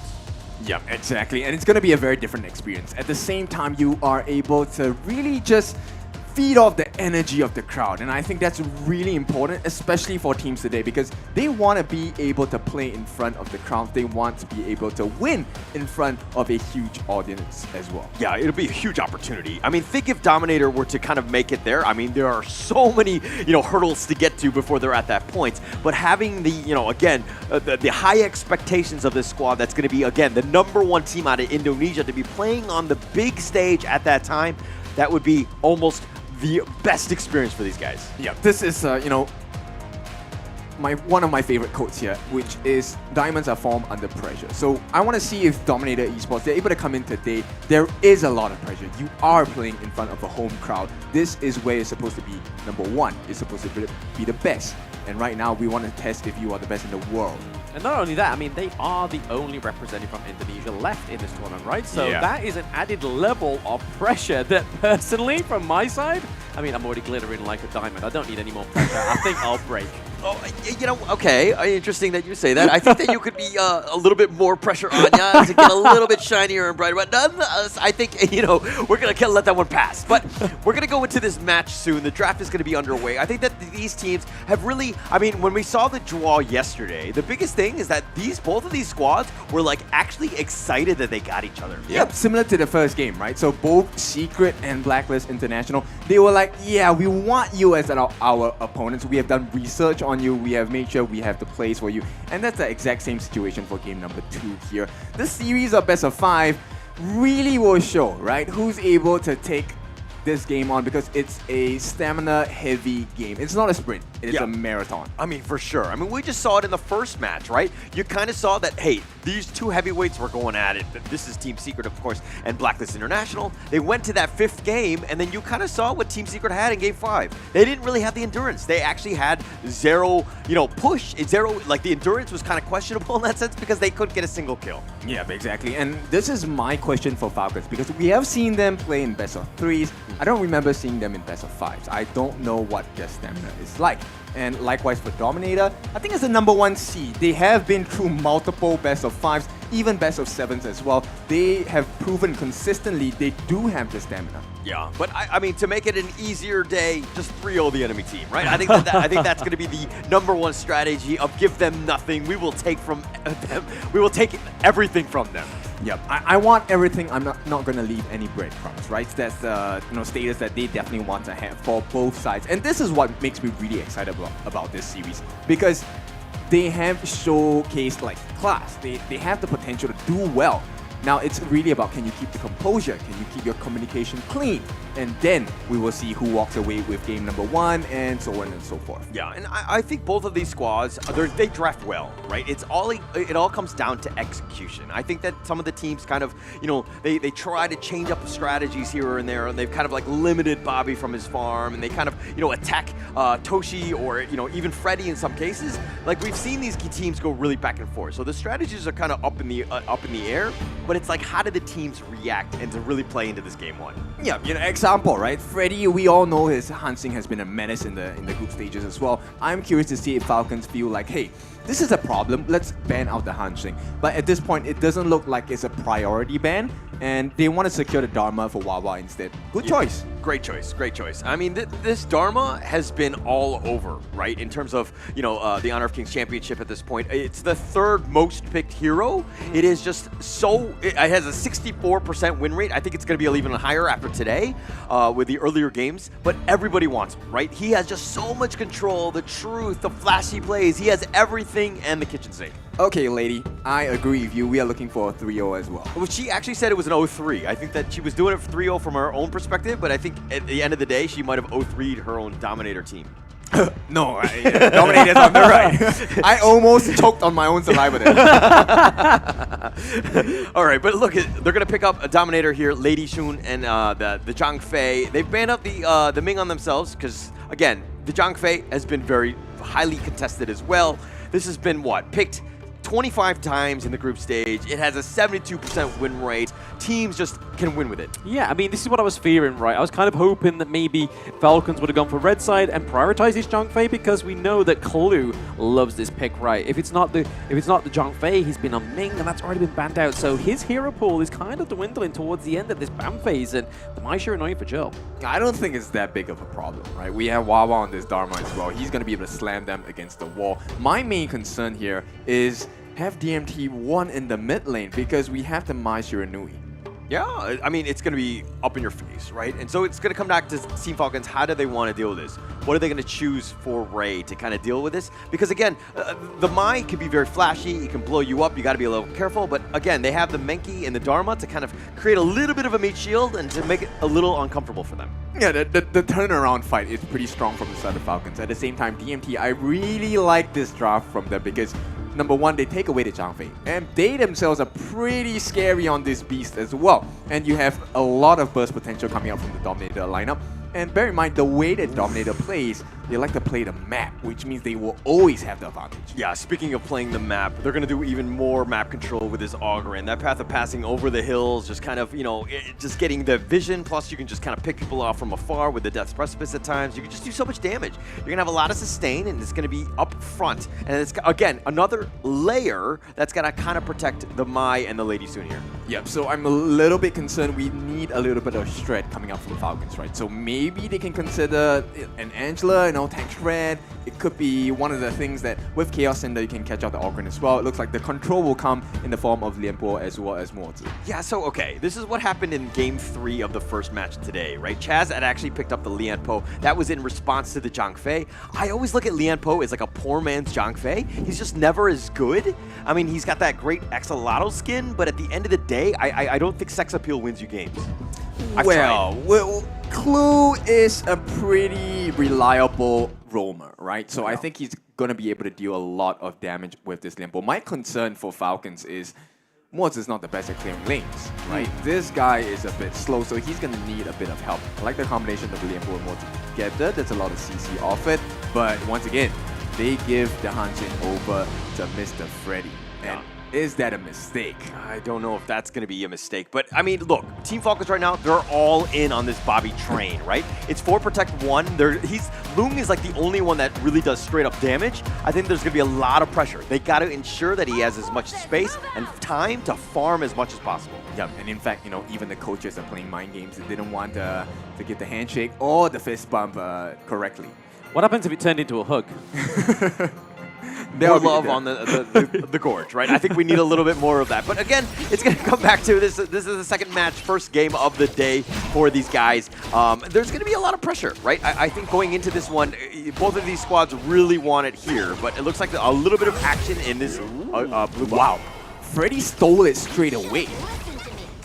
Freddy steals it. I mean, he's going to smite it. He's going to take that one out. But Wawa limps away. He's going to recall. But again, Dominator Esports not leaving the area anytime soon. Yep, so this is big, right? So once again, Dominator, they have a lineup that requires a lot of growth. But at the same time, it's also a lineup that can abuse map control and offer the huge burst of damage. So DMT, this is a perfect start. With a minute to go, it might not seem like much, but 1,000 gold ahead, that's pretty scary. Yeah, especially just a minute in, right? I mean, they just started the game. But again, I'm not too worried. I think that the other lanes, like the top, Wawa and Ray, in the mid lane, I think they just need to kind of sustain as much as possible. Just slow it down. Don't let your T1s get killed, and just try to give as much space to Bobby as possible because he's your lifeline. I mean, Clue's playing it a little bit too close for comfort here, I feel like. And FF gets knocked up. It is going to be Mai Shiranui coming through. Is it going to be a first blood? Oh, Freddy! Freddy with a nice ruthless assault, just kind of jumping in right when he needs to. The control has been on point, and Falcons now on the defensive. Slam, is he going to connect? Oh, okay, Al going in. I mean, he has to kind of force him away out of this fight. Yeah, but you know what? He didn't die, but things go from bad to worse for the side of Falcons, but it's perfect for the side of Dominator. This was a good start. Look at the amount of damage they have laid down on that first tier tower. Yeah, and this is why Dominator Esports are so good. From the first minute, literally, they're off 1K. They already have almost 1.5 at this point, and they've kind of pushed away Bobby where he has to do the walk of shame. He's not getting XP. He's not getting any gold. He's getting nothing. Yeah, and it's all 3 lanes. Advantage in gold, advantage in EXP.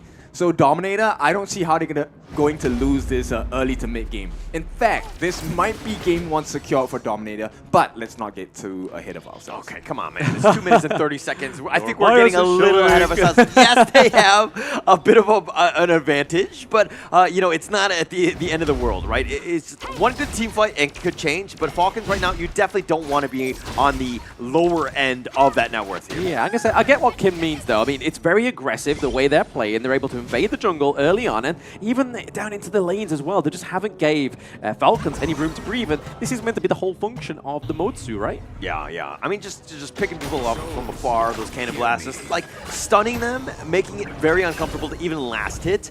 You just definitely want to be in, just a nuisance, so to speak. Yeah, but I mean, you mentioned that, Falcons sometimes have very messy gameplay. And Dominator, they are actually going to do that as well. They want it to be as messy, as scrappy as possible because they want to keep fighting. They already have the advantage. Let's just get more. Here we go. Oh, okay, the kick away from the first tier turret as well. Freddy, I mean, is FF just a signature name for Freddy?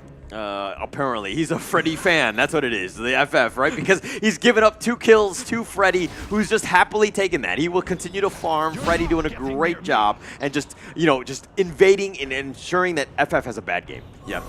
End of the day, it's for Freddy, right? So Freddy, he's gonna oblige. He's gonna take those kills, take that EXP as well, and take all of the jungle. Everything is not looking good for this side of Falcons. Dominator, they're gonna start putting that pedal on the gas. Yeah, they're going to start to put the pedal on the gas. Again, just trying to make it uncomfortable. But with the 4-minute one, it looks like the Tyrants, Dominator Esports are looking to kind of secure that. They want to just make sure that the outside barrier is protected. L just scurrying them away. He has the vision, and it looks like a little bit of a knock-up, but nonetheless, Freddy takes another one. Yep, not gonna happen for the side of Falcons. They have no opening at this point. Dominator just too far ahead. And right now, 3,000 in the bank more than Falcons. Okay, but it's a best of 5. We've seen teams go back and forth. I mean, sometimes you might drop a game. You might want to FF out of this one and just go into the next. But, I mean, not possible, by the way. But that said, Ray, they need to continue to slow it down, right? Just buy Bobby some time and let him farm. Yeah, but it's easier said than done because Chipeng's already, as the class laner, has that Frost Scar Embrace. He's going to be able to deal a lot of damage and slow. That's the most important. He's able to set the team fight up for the rest of the team members like Toshi. Get the rolling rate, get the shots in, and with the stuns and knockup coming up from the Mai, Gerald is going to be another pain in the behind. Yeah, it's definitely going to be annoying. And I mean, almost everyone right now has been winning their lane from Dominator. They've been pushing them out. Just like being annoying, and that's kind of what you want to do, especially in the laning phase. Okay, the Dream Roll does connect onto Freddy. I mean, he's 2 levels ahead of FF right now. That's a little bit of worse for words, right? I mean, the Dominator already dominated in the early game with the engages and stuff like that, but right now, Freddy's into the top part of there. They do take the T1 into the bot lane as well. I mean, something needs to sort of break here for Falcons, and maybe this is it. We aren't going to get it just yet, though. Wow, a little bit too slow on the fists. Yeah. And this is what pressure does, right? You put a little bit of pressure on the top lane. Freddy pretended like he was going to make some action happen, but actually the bottom was the real attack. They got the bottom T2, and it looks like they're going to rotate to the mid lane. Yes, we do get a knockup from Freddy once more. I mean, I'm going to place it again. Hanshin. I never used to think anything of this hero, but recently, that tank version is pretty great, and it's doing a very good job, function, of keeping DMT ahead. The Dream Roll comes all the way through into the backline up. Falcons is just for a safety measure right now, but it is going to be T-Bangs that takes over the kill, takes the T1 as well into the mid lane.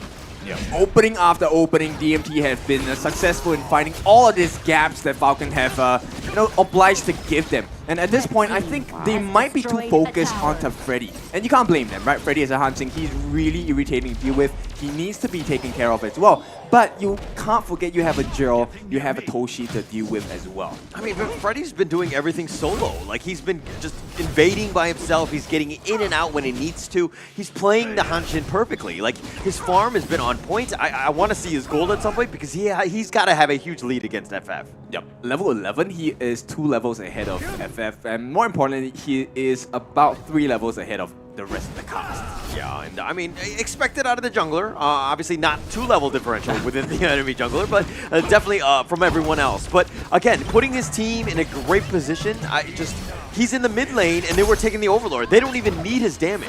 Yeah, and this might be one of the fastest series we have today if this continues at this point. L and Jill, they're just going to start looking and poking and prodding, looking for the next opening, right? And FF will do well not to get caught. There we go, the knockup does come through. You just get the CC immunity from the ultimate, but this is the beauty of the Hanshin, right? He's able to get in there, get out, and so also just have like the ability to get the knockup. So if he gets a knockup, then my Shurino can come through, like we just see here. Earl with the Actual unbridled outrage coming through, and Clue looking pretty low. Down goes the stump for C-Bangs as well. Crucial crowd control coming from DMT as they take the T2 into the clash lane. L with an amazing stampede, connecting onto 3, and wow, Bobby Clue, boom! All 3 of them down for the count. The setup has been great. Dominated Esports in the driver's seat, looking to end the game here. Yes, as we can see there, they are rocking up at 8 minutes, guys. It is going to be game 1 to DMT. Think inside the box.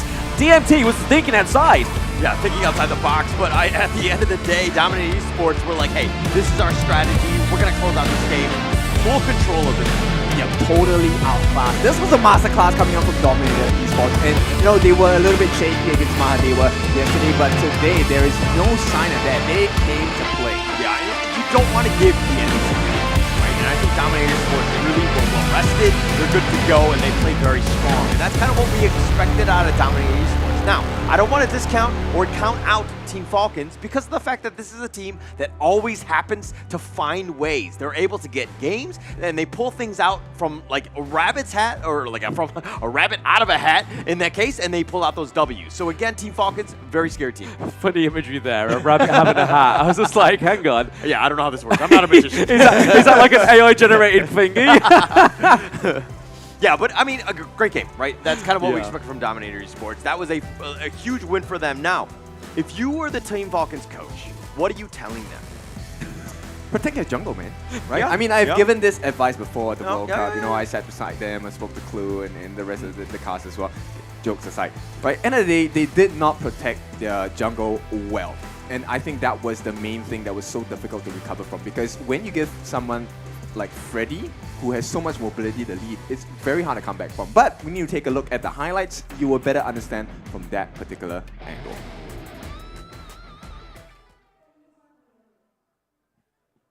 Hi everyone, I'm Yuhan, and I'm the official 2024 HOK Championship Observer. The tournament highlight of the day is here. 3, 2, 1, showtime! And here we go. This is kind of the start. I mean, Dominated Esports just attacking from all fronts, gets first blood onto FF. And it was just like a really good and smart rotation. Every time they went in, they tried to do some sort of gank. It was successful. They would feign in the top lane, they would take the bottom lane, the entire path, and they were just completely just snowballing this lead here. Yep, I think you have to understand the way that Dominator drafted this. Every single hero on that roster benefits from having the lead, right? They will continue to grow, continue to start fighting, continue fighting when they have the lead. So I think it's pretty clear for Falcons that next game, if you were to give up this similar kind of roster to the side of DMT, you definitely need to be able to protect your jungle, because once you lose it, take a look at this. This is an 8-minute game coming out from Dominator, and this is one of the best performances we've seen from this Indonesian #1 seed. Yeah, and we were expecting it, right? Like 8 minutes and 10 seconds, I wasn't expecting that fast of a game. I was definitely expecting a win out of Dominated Esports, especially in game 1, to kind of just set the tone. They seemed really well prepared, but they were in full control of this game. Really didn't give Team Falcons any room to breathe. Yeah, so here's the thing, right? Let's take a look at the MVP first. It has to be Jill. He was so paramount in the way he catched the people in combination with the unbridled arbors as well. Every single time, this Mai was there to get the kills as well. 1-0-5, 28% of the team's hero damage. It was the control that he offered that really made the team fights so easy to execute for Dominator. I mean, the ambushes coming for the angles that he was coming at, he was just like, you know, and it was kind of lacking on the Team Falcon side where they didn't know where everybody was. And so the fights and the angles that Juro was able to kind of capitalize on just really turned those team fights. Yep, and it's difficult to play against a Mai, especially when you have Ray as the monster, because you're so susceptible to stuns. Everything cancels out your skills. And I want to take a look at the build that Freddy has. Really quick, didn't even complete the Dragon's Blood if I'm not wrong. But in any case, Chi-Peng's very early on, very tanky, very hard to kill. He was the main person who was kind of soaking in damage as well. Getting 3 kills for himself, the Frost Scar embrace with the Pure Sky as well. He was one of the main issues that Falcons couldn't deal with as well. Yeah, and the crazy thing to me is that, you know, we've seen back-to-back games now where a team did not get a single kill. I mean, it's very rare to see a team not get a single kill, but to do it back-to-back what is in the food here? I don't know. I mean, I haven't eaten it yet, so I'll let you know when I have it. Maybe we can go back into some more games. But I just want to coin on the point here that the Motsu is normally the counter for the Mai Shiranui, right? But when you have something like the Hanshin included as well, you've got to choose where that Cannon Blast goes. You only get one. Yeah, and again, the combination is great. I mean, the Mai, the Hanshin, and the Ogren, all of these guys are going to be up front. They're going to be attacking you, they're going to hit you from different angles, and I mean, you have the Lady Sun with Toshi just kind of rounding things up in terms of like just the support from the backside, right? Which is going to just take out all the kills, and that's kind of what you wanted. I think it was a really good draft by Dominator Esports. Yeah, for sure. And you know, in order to kind of be on an even playing field, you must have the finances to back it up, and that's exactly what they didn't have. So this is a great game for Dominator. What a start to be able to win game number 1 in front of their home fans as well. But it's not over. This is still a best of 5. We are looking, of course, Indonesian fans here and fans of DMT are looking for that quick blitz of 3-0.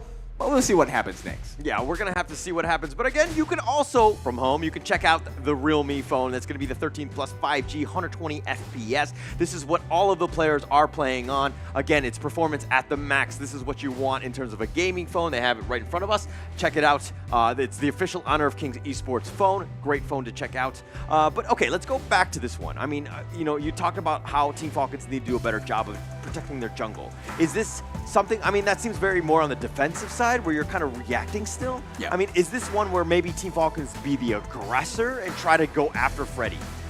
Well, I think we can really pick their minds. Let's take a look at the interviews first for the teams and figure it out. Oh. No, I had a brain fart there. I was thinking, okay, we should hear from them. But in any case, yeah, I would agree with that. Offense to me is the best kind of defense. I am a very aggressive player, but end of the day, I think it's a risk, right? And at this point, when you're 1 game down, do you really want to take that risk? I'm not sure. But you kind of have, this is the last game that you can kind of play around with. Obviously, you don't want to be down 0-2. That is a terrible situation to be in, but I think that you need to change something up, right? Whatever you tried to do in game 1, it did not work. Yeah, I'm glad Kindofu ended that one there saying aggressive player. I was going to say, if he ends this with aggressive person, it's the last time I go one-on-one on an adventure with him, right? Just in case.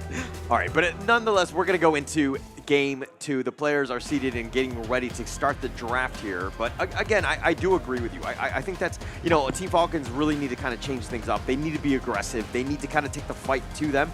Not let Dominator dictate the pace of the game. Because again, we do not want another 8-minute game. But, you know, where we could have an 8-minute game, and that's only if you happen to be grouped with us, of course, it's going to be the Friday Frenzy, right? Anytime you have a pre-made game, if you have a chance to win an amazing skin, you have a chance to win a free guaranteed skin when you win your first 3 pre-made ranked matches. We are still looking for a Clash laner, so please do give us a shout out because we need your help. Yeah, you can add us on our socials as well. It's the same in-game, right? So far, I think we have been lucky today, right? We have won back to back. Yeah, 3 games. Holland not included for some of the 3 games. I was in one of them. He had a really good looping game as well, yeah, right? Yeah. Thank you, which was kind of surprising because he was he's a roamer, right? So for him to perform well in the farm lane, that's great. But now, it is the exact position we're looking for, right? Falcons, Bobby, he needs to play a perfect game.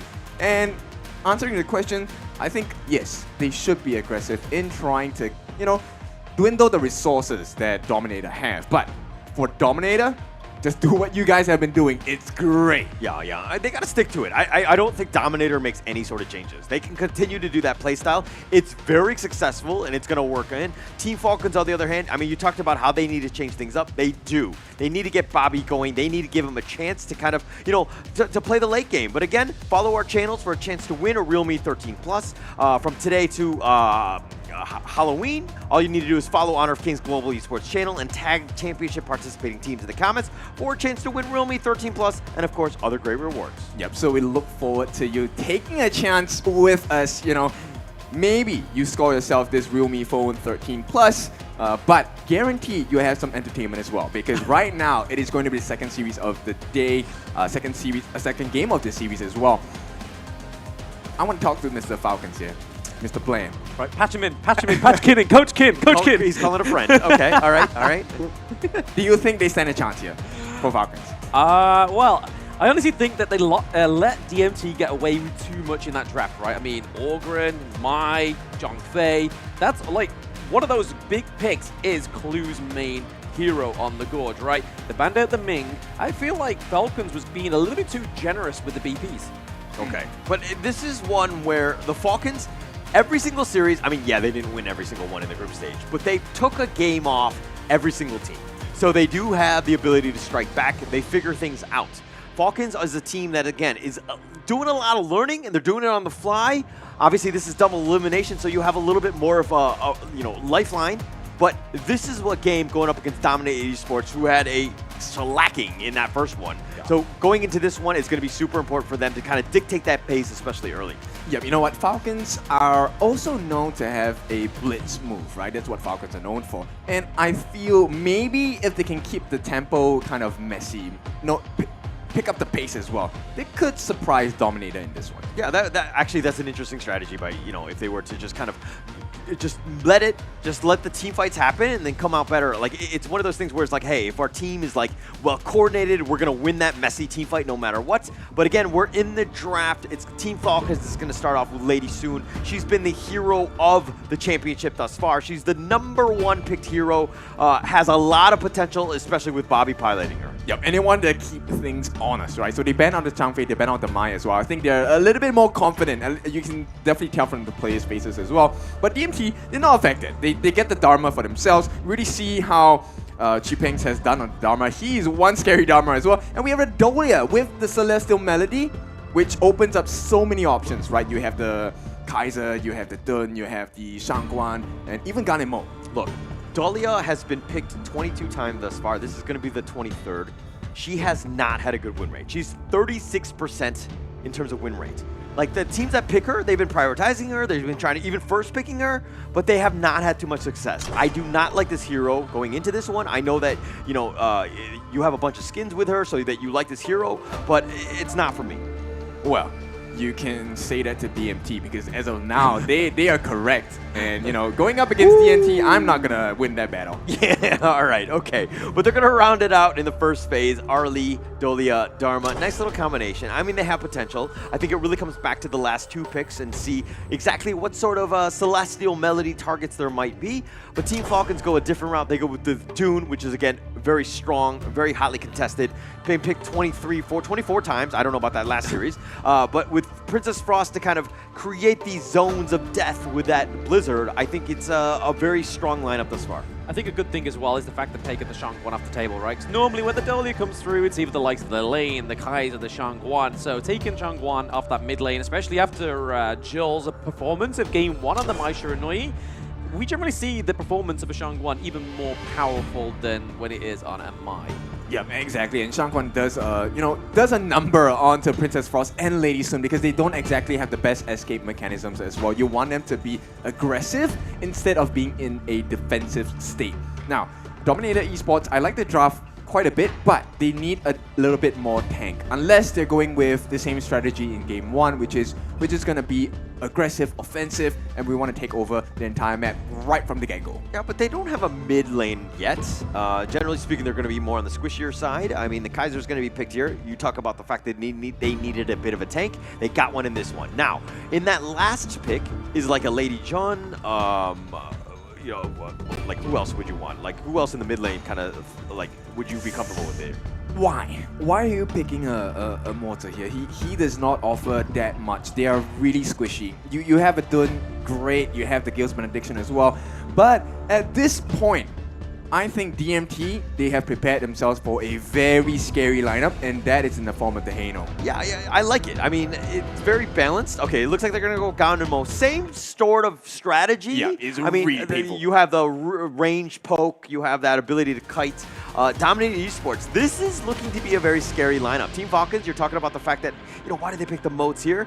Yeah, you have a little bit of control, but, I mean, if you get the pick off into Arlie, okay, great, but getting onto the Arlie is not going to be easy. And the pacing's really fast from the side of Dominator, right? Yeah. The moment they hit level 4, that's when they kind of almost hit full strength, then it's about, hey, what items do we have, and what kind of difficulty can they put across the Falcons. So right now, game number 2, once more, it is going to be an easier step forward, maybe for Dominator and Falcons. They have to try and swing one back here. They have to. I mean, you do not want to be down 0-2. That would be the most demoralizing thing going into a third game being down 0-2. I mean, we've seen reverse sweeps happen, but unfortunately, I just would not want to be in that position. Okay, they have a good start, right? Jill didn't get the best start, actually got kited out less than half his health left. And FF, if he steals this is what they're looking for. But Freddy is just a better jungler at this point. Whoa. Better or just faster with the smite button?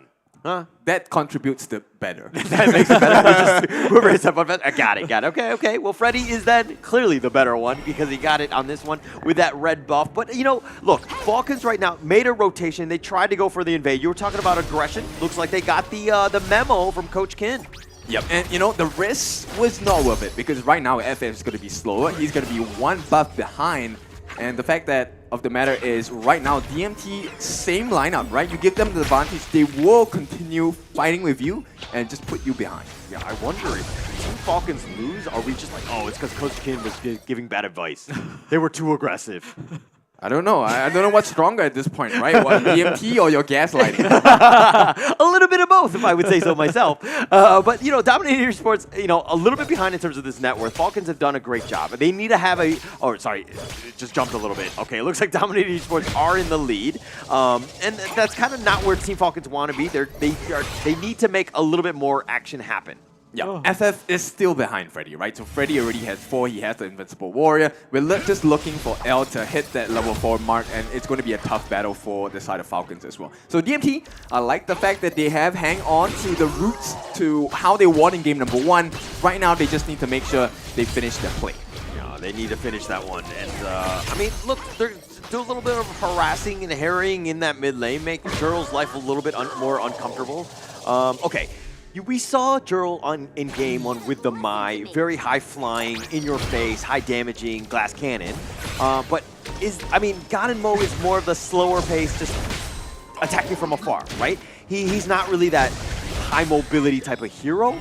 Are you okay with kind of just limiting Jurl's potential playmaking ability? No, I think it's fine, right? Because based on what's happening now, you'll notice that FF and Wawa will find it very difficult to come in. And that's the only way. Hang on, Wawa. Ooh, Wawa a little bit too close for comfort here. Freddy is in. Obviously, the Invincible Warrior does get procced, but nothing comes of it yet. So a little bit of the fight down into the farm lane as well. Al taking a few shots, but Ganamo with a rotation is going to kind of hopefully deter Falcons from that T1 in the middle. Yep, so take a look at what's happening, right? Nobody on the side of Falcons is able to step into the faces of DMT. And that's exactly why Joe on this Ganon Mo, as well as Toshi on this Arlie, is so wonderful, because you can only get the pressure. They will only make mistakes when you're in their faces. Yeah, and I mean, it's the brilliance of that poke. That range advantage is actually key, right? Going into this one, Ray, yeah, you might be able to clear some zones and whatnot, but it's, Toshi take a little bit of damage, he's going to back off. Not just that, I mean, Clue went in and used his ultimate think inside the box and he was nowhere near.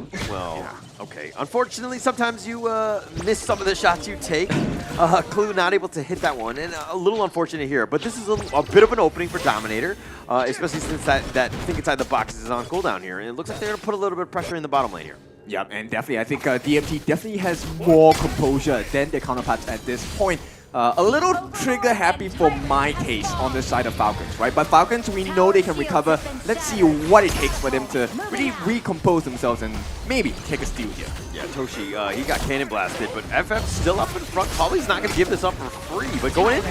Yep, I mean, right now we see that Freddy is going in with the Invincible Warrior. He's able to claim Bobby, so that's a lot of damage from the side of Falcons going down.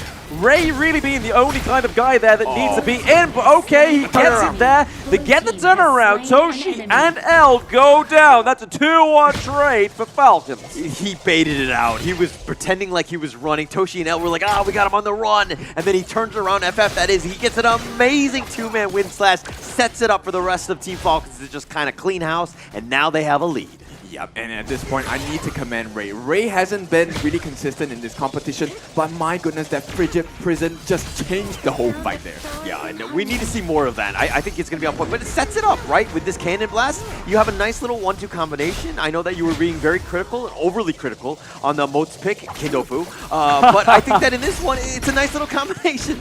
Well, it's nice to be spicy, right? There's many flavors from the carbon monoxide. There's many flavors of tofu, and of course, it feels like Holler has gotten the spicy one.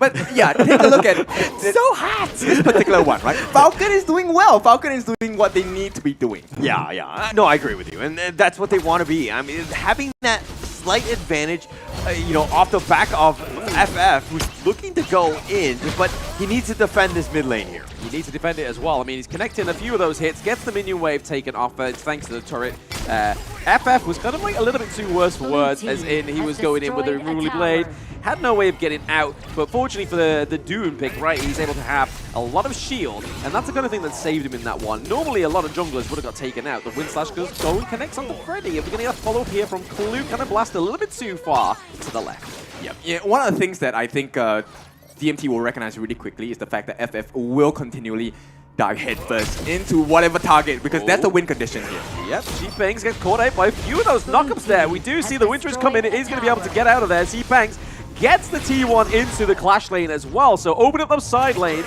something that Dominator has failed to do yet, but what has been picked up is TMT, Joel, and Freddy, and it looks like L may go down as well. That is a nice comeback for Falcons. Yeah, Team Falcons, that was an amazing win slash. FF is playing out of his mind, literally carrying this game right now, setting it up, and it just like knocking him down for the rest of the team. I mean, he's just like, he has been the carry, so to speak. We talked about recovery. This is exactly what Falcon needs to give us today. And Dominator, I like the fact they had a very strong early game, but once again, you see this very, very obvious weakness, right? The moment they get dove on, who's the savior at this point? The Dolia, I understand why you don't like her in this draft and this patch. Win rate definitely affected because she's unable to tank for the team. Yeah, again, it just comes back to like, yeah, you have double the truths, double the Invincible Warriors. Great. But just when the team fights are happening, you don't really have too much control. You're not like a Zhang Fei or even a Moats in this case with the Cannon Blast,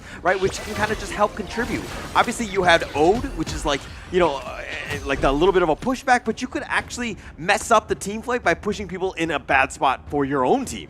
Yeah, kind of true. And at this point, I feel like Falcons, the way they've drafted is to take away mindshare from the team, right? So Ray is able to just plan and aim his frigid prison, and it has worked out perfectly so far, simply because FF has been diving like a madman. Yeah, diving like a madman, but he's got the level advantage. He's been aggressive. He has, everything that you would want. I mean, he's, what, 5,700? 1,000K net worth lead over Freddy. And mind you, Kaiser, I'm not a huge fan. Like, don't get me wrong, he can be a great hero if you're looking specifically for a tank. But to do the damage, and damage dealing is what Freddy kind of wants to be doing and not just like getting punched in the face all the time. So I'm not sure if this is the best hero for Dominator. Yeah, but we'll see, right? End of the day, it's not a very huge lead.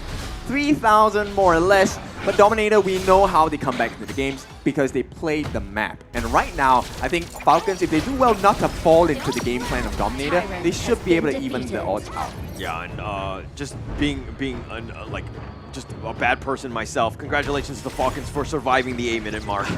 They're into this one with 840, but they have the lead. And again, I told you Team Falcons is going to bounce back. They always do. They always find ways to win. And it looks like, off the back of FF in this game, they're going to really stick it to the enemy team. Yep, they found their confidence, right? And at this point, you can't blame them. They had the not exactly the best start to the first series, and maybe that kind of woke them up a little bit. And I like the way that the draft is working, right? So right now, as long as FF continually dives into the faces of DMT with the appropriate backup, it should work out for their draft. Yeah, but it goes in with the Cannon Blaster as well. It's going to be Motu leading up the fight onto the Invincible Warrior. The winter is going to be the end of Kaiser for now. Falcons getting another kill. That's 6-1. Are they able to lead these minions through? No. DMT do a good effort at slowing down the minions in the midway. But looking up in the clash lane, Wawa is doing quite a feat here as he tries to approach this T2. Trying to land the Cannon Blast, it's Clue. Yeah, wombo combo, that's first part of it. Wawa doing what Wawa does best, which is bring the lanes as well. So they're controlling the map a little bit better than Dominator at this point. So this is a refreshing thing for Falcons fans, but Dominator, they're waiting for one particular marker, which is that overdive, right? The moment FF makes the mistake of diving without the support of his teammates, you will see DMT turn the whole fight around. One thing I didn't like, though, about the fact that they did get the kill onto Freddy was that they really could convert it. I mean, the top T2 is now going to be killed, but it took a little bit, and they didn't take the mid T1, which is, again, a little bit more of a priority, but... Whoa, getting the instant kill, 74% onto the Ganamo. That's a big upset going into this next team fight between Falcons and DMT. Able to get the neutral objective, the Tyrant going over to Falcons as well. It is the Shadow Tyrant. It is going to get more powerful, and that Chain Light is going to help. But C-Panks takes out Bobby. He waits in the bush, and it is going to be a crucial crowd control for the side of DMT. But FF takes down Freddy. That is FF for Freddy. Yeah, very strategic placement of skills and the way they take this fight as well, right? One of the things that you will see they are doing consistently is they're wasting that. Oh, into the back onto Toshi. He's like, hey, that Parasol's not going to save you, but C-Banks returns the favor onto Ray. He keeps him down. That Cannon Blast is going to be the holy grail for the side of Falcons, as they only have Wawa and Clue in that mid lane. Maybe just trying to stop that push onto the T1 is all they can do.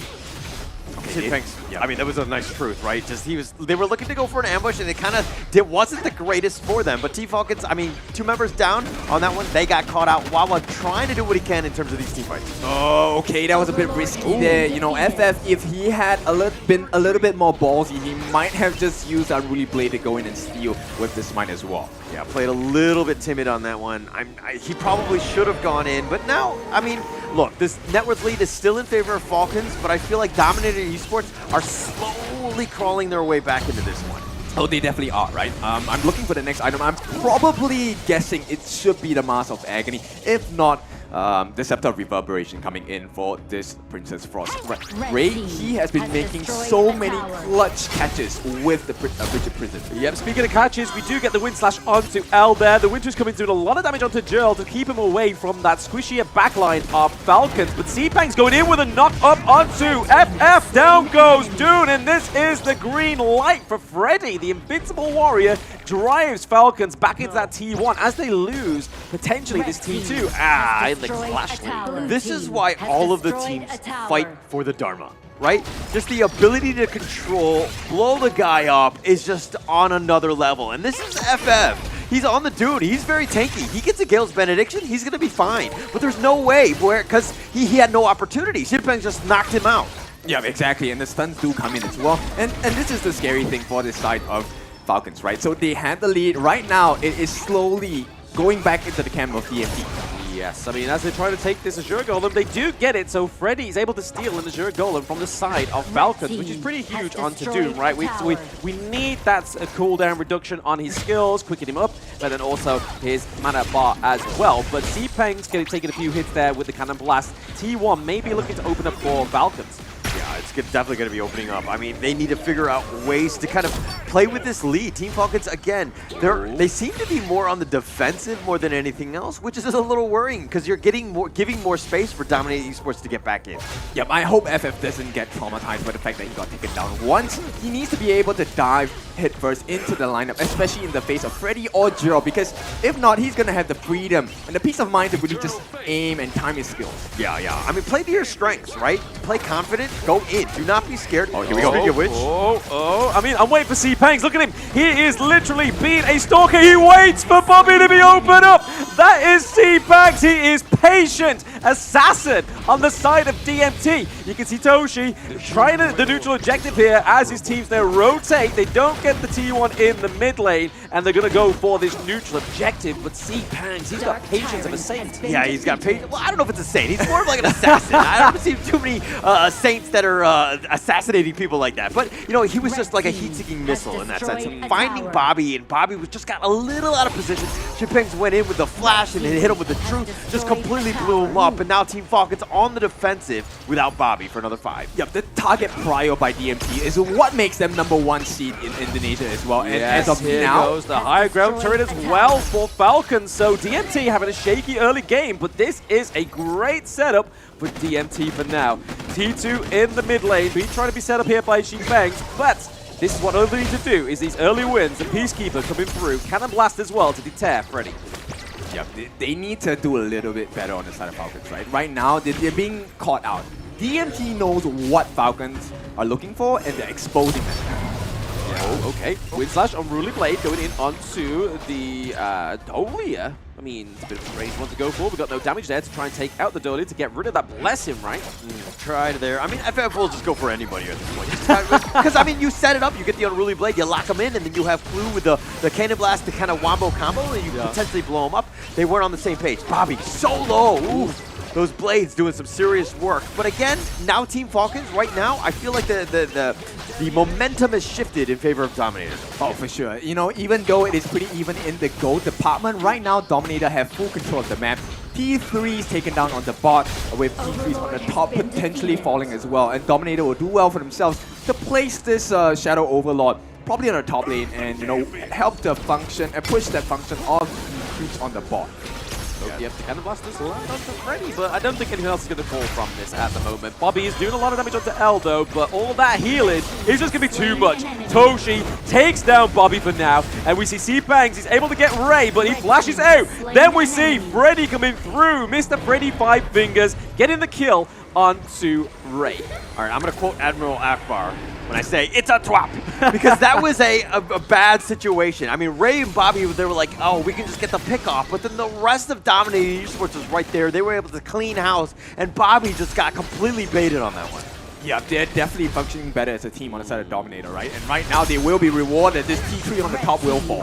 Oh, yes, they completely bypass the T2. They get the minions into the T2, decide, hey, why not? Let's go for the high ground turret. We see that the peek inside the box comes through for Falcons. Is it going to be enough? Clue gets taken down. It is going to be game 2 for Dominator. Dominating Esports. I mean, they were behind, but they find ways to win. Letting them get back in the game. Falcons, again, a couple of like gaps. Right? Things that you can't really do when you're playing with the lead, and unfortunately for Team Falcons, they're down.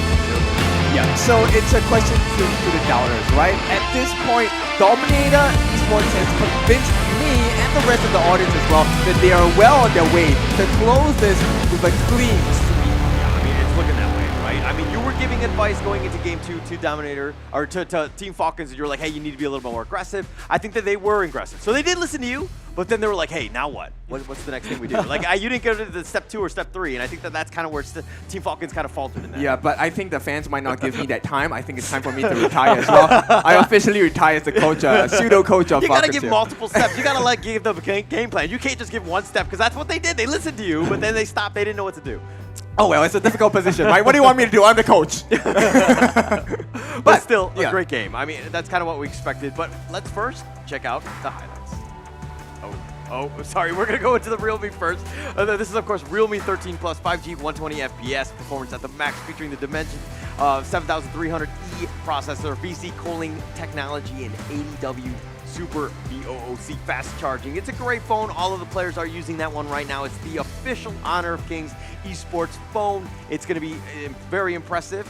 But another one, let's talk about the Friday Frenzy. And we played that one earlier today. And of course, that you can win this amazing Fang skin. All you need to do is win 3 pre-made rank games. And then you get this one. It's guaranteed. You ensure that you do that. But now, let's kind of see exactly what happened by going to the highlights. Yep, it is going to be an exciting one. And so let's take a look at what happened in that game as well. So, start of the game, it was looking so great, right? For the side of Falcons, they were playing to their strengths. They understood exactly what they needed to do. The control, the dive, the damage mitigations, the sharing of the pain was absolutely impeccable coming out from Falcons. But once, you know, Dominator hit the strides, hit the timings of the items, it was really hard. And at the same time, I think there was a little bit of miscommunication starting from the team. They're really confused on what direction they really wanted to take. Yeah, and I mean, look, they were up 7-2 at this point. Bobby gets blown up by Chippengs, and I felt like this was the start of the end, where Dominator were able to get back in the game. They caught out Bobby one too many times for my liking, especially if you're a Team Falcons fan, and then they kind of just turn these team fights around. The net worth lead starts to dwindle. Dominator esports are back in the game, and you never want to see that if you're a Team Falcons fan. Yeah, and I like the fact, okay, I know we said about this, but I like the fact that they have an option for that Celestial Melody, right? And they put it right into the hands of Chipings. Most people, we expect them, hey, we'll throw it to Freddy, get the double Invincible Warrior, but hey, what does double the truth sound like? And that sounds like the feat for the side of Falcons. Yeah, no, actually, the double truth is absolutely amazing, right? The amount of control, and like Bobby is so squishy on this Lady Suit, right? Like you just catch him out one time, and I mean, having the second one is just gravy at that point, being able to clean house. And I mean, dominating your sports, once they're marching down your base, this is one last hurrah with that thing inside the box. It was nice, but unfortunately not enough. Wawa tried to do what he could, and dominating sports pull out that second game. Yep, so you can see the frustration on the Team Falcons camp, right? Right now, they're on the verge of death. Well, not really, but they will drop into the lower brackets. And that's not a place you want to go through because it's going to be a tiring one. Yeah, I mean, Dominator are just basically answering Blacklist's call, right? Because, I mean, at the end of that interview, it was Chaz saying, hey, we want to fight Dominator because of Toshi, but it's going to be L on the MVP. This is, I'm pretty sure production is messing with me right now. Because, you know, don't like Dolia? We like Dolia. Yeah, because I was giving so much flack for this pick. But, you know, I think the Celestial Melodies, which is kind of, you know, unseen to the average observer, but good eye in the back end. They were able to see the amount of impact that L brought with his Dolia here. I'm so in love with this moment because, you know, Dominator... I knew you would be. At this point, they won the game so hard, but the perks of it is they dominated Holler as well. L just put it in his face, man. The Dolia is an MVP. What about the stats? What about this 36%? Who cares about the 36%? We care about the wins. Yeah, to be honest, let's see the other stats because I want to see exactly where the Dolia compares to everyone else. Because, okay, everyone didn't really have the greatest. But I'm going to go with Chiphanks, right? I thought his truths were amazing. Being able to pick off Bobby really was team winning. Yeah, but he couldn't do it without the Dolia, right? Without the Celestial Melody, there was no double truth, there was no multi-man catch, and you know, Gerald might not have been in the easiest position to get all of the couple plays down as well. And I think Freddy was a team player at this point because he willingly made it seem like he was going to die for the team to take advantage of the mistake and overextension from the side of Falcons as well. Yeah, as weird as it is, I agree with you. Whoa, that's a first. Yeah, I know. What's going on cast? I don't know. Something's wrong with me. Something needs to disrupt the Matrix or something. No, but he's right? And it kills me to say that. But you know, he had a great game. I think that like Freddy kind of started off a little bit slow, but he knew the role that he needed to play for this team composition, right? And so I think that he played it well. Yeah, for sure. And you know, we were concerned about his tank ability, whether he was going to survive in the team fight. And even towards the later parts of the game, where FF really consistently tried to use the Unruly Blade to jump onto L, take a look at the damage he was taking. 100 over 1,000, 116,000, right? And the fact that he was consistently placing himself in the riverbed so he can take you know, advantage of the passive and the heals. That was really smart of L as well. Yeah, smart play. I mean, okay, great. You did awesome, L, on the Dolia. I'm happy for you. But let's talk a little bit about the gold graph. Definitely in favor of Falcons. And this is, you know, this is why it was pretty exciting because again, we thought Team Falcons was going to be able to close it out, especially when that 11-minute mark happened when you're looking at the peak of this mountain.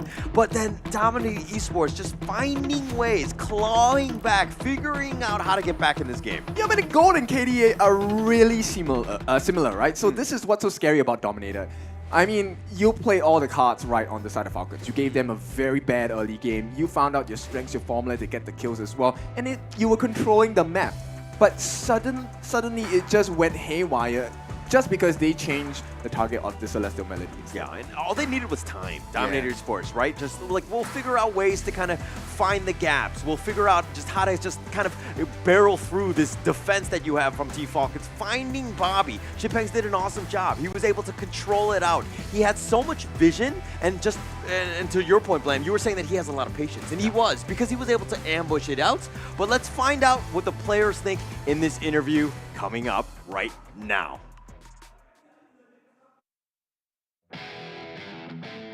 Hi everyone, I'm Yuhan, and I'm the official 2024 HOK Championship Observer. Now let's invite the players to share their feelings from the tournament. And it didn't really go well in terms of communication, But like on next day's match, it went like really fine. We improved the communication in stage, so it was like a really good test for us.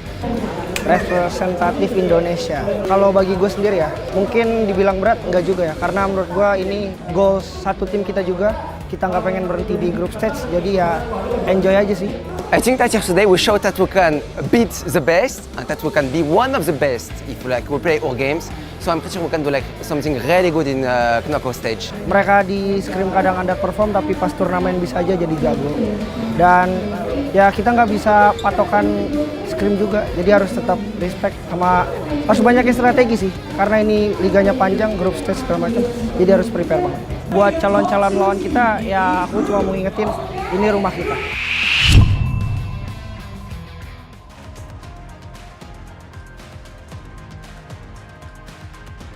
All right, we're going to find out if Dominator Esports can actually close this game out. I think Team Falcons, it's a situation where they had a great opportunity to strike back, but again, we'll have to find out in this one. Yeah, so one of the things that we want to find out is your love for the players as well, right? So definitely you can support your players, rate them, and try and win more at the championship, similar to how Dominator is doing right now, right? As long as you join the HOK camp to rate your favorite players in the championship, you can actually win some exciting game rewards, skins, diamonds, star stones, your choice. Okay, maybe not your choice, but a chance. Yeah, but the choice is given to you. But you still get free stuff at the end of the day. Oh, So yeah, of course. all it is, but mind you, let's go talk about the knockout stage. This is going to be happening at the Lippo Mall, Kemang. It's going to be October 25th to 27th. It's going to be wide out in the mall. It's going to be great because everybody's going to be walking through. It's going to be a huge opportunity to see Honor of Kings Esports at its finest. You're going to be seeing the grand finals event. Yep, so a lot of respect, right, for the teams so far. And I think Dominator, this respect that they're talking about means game number 3, they'll go in even tougher than before. Because when you are cornered up, that's when you fight the hardest, right? So Falcons, I expect this very aggressive lineup. I don't know, very scary thought process as well. They're ready to give it their all. I mean, if you don't, it's the end of the road. Yeah. You I mean, down. yeah, end of the road for this parts in the upper bracket. They would have a chance in the lower bracket. I mean, look, obviously you want to win. You don't want to be in the lower bracket because the next loss out there and you're out, right? So you're going to do whatever is in your power right now to kind of turn it on. I think that hopefully Team Falcons right now are not too demoralized after that game too. It's kind of a bad situation when you're kind of winning and then you end up with the L. But again, this is one of those things where you need to be able to bounce back. Yeah, I mean, Ray's going for the Nova Nap right now, right? So the Nova Nap, as one of the players on Nova likes to do, just before his games, he's just getting a little bit more composed than he was at the beginning of this one. But it's going to be hard, right? I mean, we support the players on HOK camp, and I feel like Falcons needs all the support possible. And backs against the wall, will we see some new picks from Coach? Because, I mean, we saw it in Blacklist, right? We saw the Nazar and the Lubang. But I feel like Falcons need something here to be just like the, you've activated my trap card. Yeah, but like, I don't know if this is... Okay, look, if you show it now... and then you just lose the next game because it's more of like a standard draft. Are you showing your cards too soon? Yeah. Right? Like, it's one of those things where at least myself, or in the last series, you kind of saw Blacklist International, they were 1-1, and we were like, hey, we're going to whip this one out, right? This is going to give us an edge going in, and that really helped them because that third game was massive in terms of, you know, momentum and all of that, right? But I'm wondering for this one where you're, again, backs on the wall, this is not your tournament lives here. I would err on the side of caution, and I would save those strats. Yeah, sure. I understand that point. Absolutely. I will go back and retreat into my little cave of shouting at Well, come back. Don't go in the cave.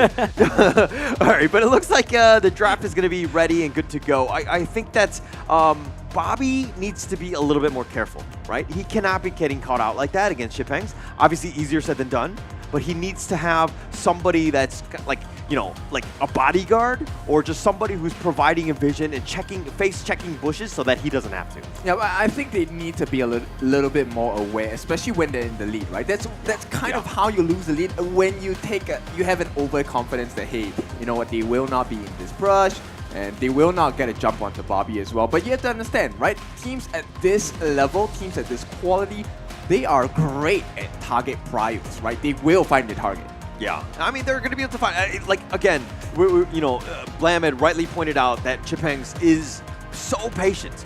like knowing where Bobby is going to show up, or at some point, like when it's going to happen. Like he has, like he's been scouting it out. He knows how Bobby moves around the map, so just finding him out is just going to be able to make those kills. So right off the bat now, Dominator Esports, for the first time, they will be taking up the first pick here. They want to have Prio, which means they want to secure this Zhangfei as well. They ban out the standard bans here. It's going to be the Ming along with the Yuhuan. And I'm not sure about Falcon's draft here. Yeah. I think they played great with the combination of Princess Frost and Lady Sun, but it's been shown before. And now that your strategies are kind of exposed, do you expect them to be working again, you know? Yeah, we're gonna have to see. Like, look, I'm not like you know me. I'm not a huge fan of the Princess Frost, right? I feel like there are better options, like the Lady Jun, but you know, especially picking it first phase is something that they're trying to prioritize, right? I do think it's fine to pick the Lady Soon. I think Bobby is gonna pilot it. You know, it's either this or the Loom maybe, but he's very good on this hero. I don't worry about that.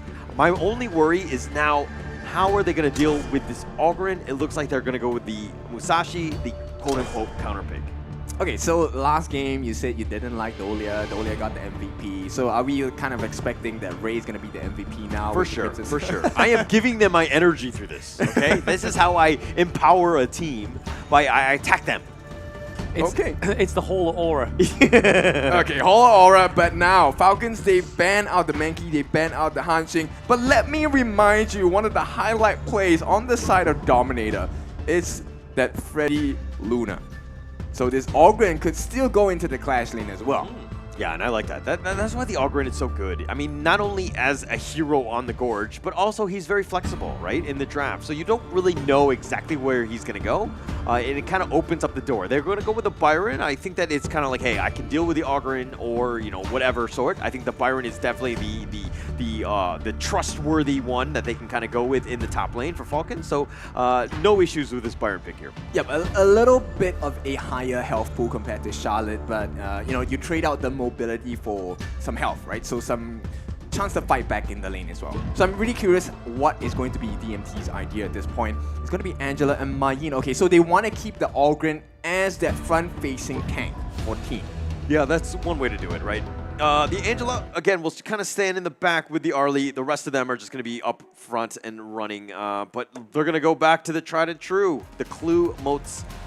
They seem to really like it. I think it's more of a comfort hero more than anything else. I'm not the biggest fan. Your thoughts?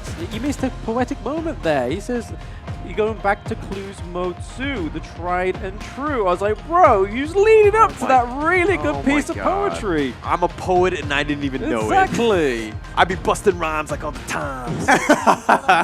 Okay, chill out, guys, chill out. Now, this could be the end of the series here. Dominator looking for that clean sweep in the first few games of this knockout stage. Can they do it against the likes of Falcons? I mean, this is the opportunity, right? This is the dream to be able to be 2-0, having that control, the confidence, everything that you want to carry you through this tournament, right? Being able to 3-0 a team must feel like amazing. Yeah, and at this point, Bobby looking a little bit more aggressive, right? They want to do that standard shuffle where they funnel all the gold from Bobby into Bobby's pocket. And interestingly, Bobby does not go to the other lane. Yeah, it doesn't. I mean, they've done this in the past where they try to get Bobby like the quick level 2 and then they look to rotate and to just change lanes. Ray will look to kind of stick around. Bobby looks like he's going to stick in the mid lane. Yeah, it's not really working out too far, right? Bobby needs to be able to get more farm than that. Yeah. Unfortunately for them, I mean, Jurl's going to be here. Freddy's going to make an appearance as well. This is going to be tough. And now it's under tower, so he's got to be able to burn those down quickly. He will. Yep, so at this point, once again, FF, I think he is looking... Okay, Wawa with the first blood, a little bit of 1v1. I mean, we saw that Clue and L were just kind of just dancing around, but at the top lane, there was some action. And right now, we're going back on the action. The Cannon Blast does last onto L. Oh, Clue! Okay, that was a bit of a disaster for Dominator. Just a little sequence. You can't get soloed in the top lane, and then you can't be caught. You know, I don't know what he was doing, picking up breadcrumbs in the enemy jungle there by L. Just kind of caught out. I mean, I guess at the end of the day, you can be like, hey, I know where 3 people of the enemy team are. Okay, yeah, that's a good call. But at this point of time, Freddy level 4, he's 1 level behind FF, who has the advantage, both the buffs as well. Freddy may be in a kind of a tight situation. If FF gets his way, this is going to be a disaster. Okay, a bit of a double knock up there from the Mayi. The duel of death does follow through for FF. And speaking of FF, we have Freddy still here taking a 3v1, but the Blazing Brilliance, the Chaos Cinders, I mean, come through and don't do much in terms of offering the team fight. They do take FF, but there was a 2-1 trade. Yep, finally, Clue making so much work and value for this mortar as well. This was what I want to see in the second game. And as it stands now, Falcon once again have a decent lead. Nothing too sizable, about close to 1,000. But they need to hang on to this. We don't want them to, let loose. Yeah, taking the fight to them. That's what you want as Team Falcons. And being able to take that 2-on-1, invading the enemy jungle, make Freddy a little uncomfortable. That's the #1 thing, especially since FF has the level advantage. Right now is the time to continue on, put more pressure in the lanes so that Dominator Esports has to respond to you. Yeah, but of course you treat this with caution as well, right? We have seen them take the lead and kind of have it snatched away in a moment's notice after one failed push. And here we go, L. Okay, L looking a bit too close to comfort. Does land with the cannon blast, but it's not going to come through to anything in fruition just yet. Yeah, the biggest thing is that, Falcons, they have the lead, they might get a kill, but they don't get any objectives, right? You need to, that further cements the lead. You want these checkpoints, so to speak, and it looks like Falcons, they haven't been able to capitalize on that. They haven't been able to get any objectives. Obviously, it's still very early, where not everyone's doing a lot of damage, but speaking of damage. Oh, okay, speaking of damage, Ray gets taken out. Toshi just built the Doomsday as well, so that's a lot of damage coming from his basic attacks now for Toshi on the Ollie. Freddy coming in from left field, man. He was not invited. Falcons did not know he was going to be there, and Ray gets picked off, unfortunately for him. And that was a great rotation by Freddy. That's kind of what you want to see him doing in all the lanes. Yeah, it cuts away the lead, right? So at this point, I think Falcons, they still have a decent lead, but Dominator, they're showing off that, hey, we can control the map as well, even when we're behind.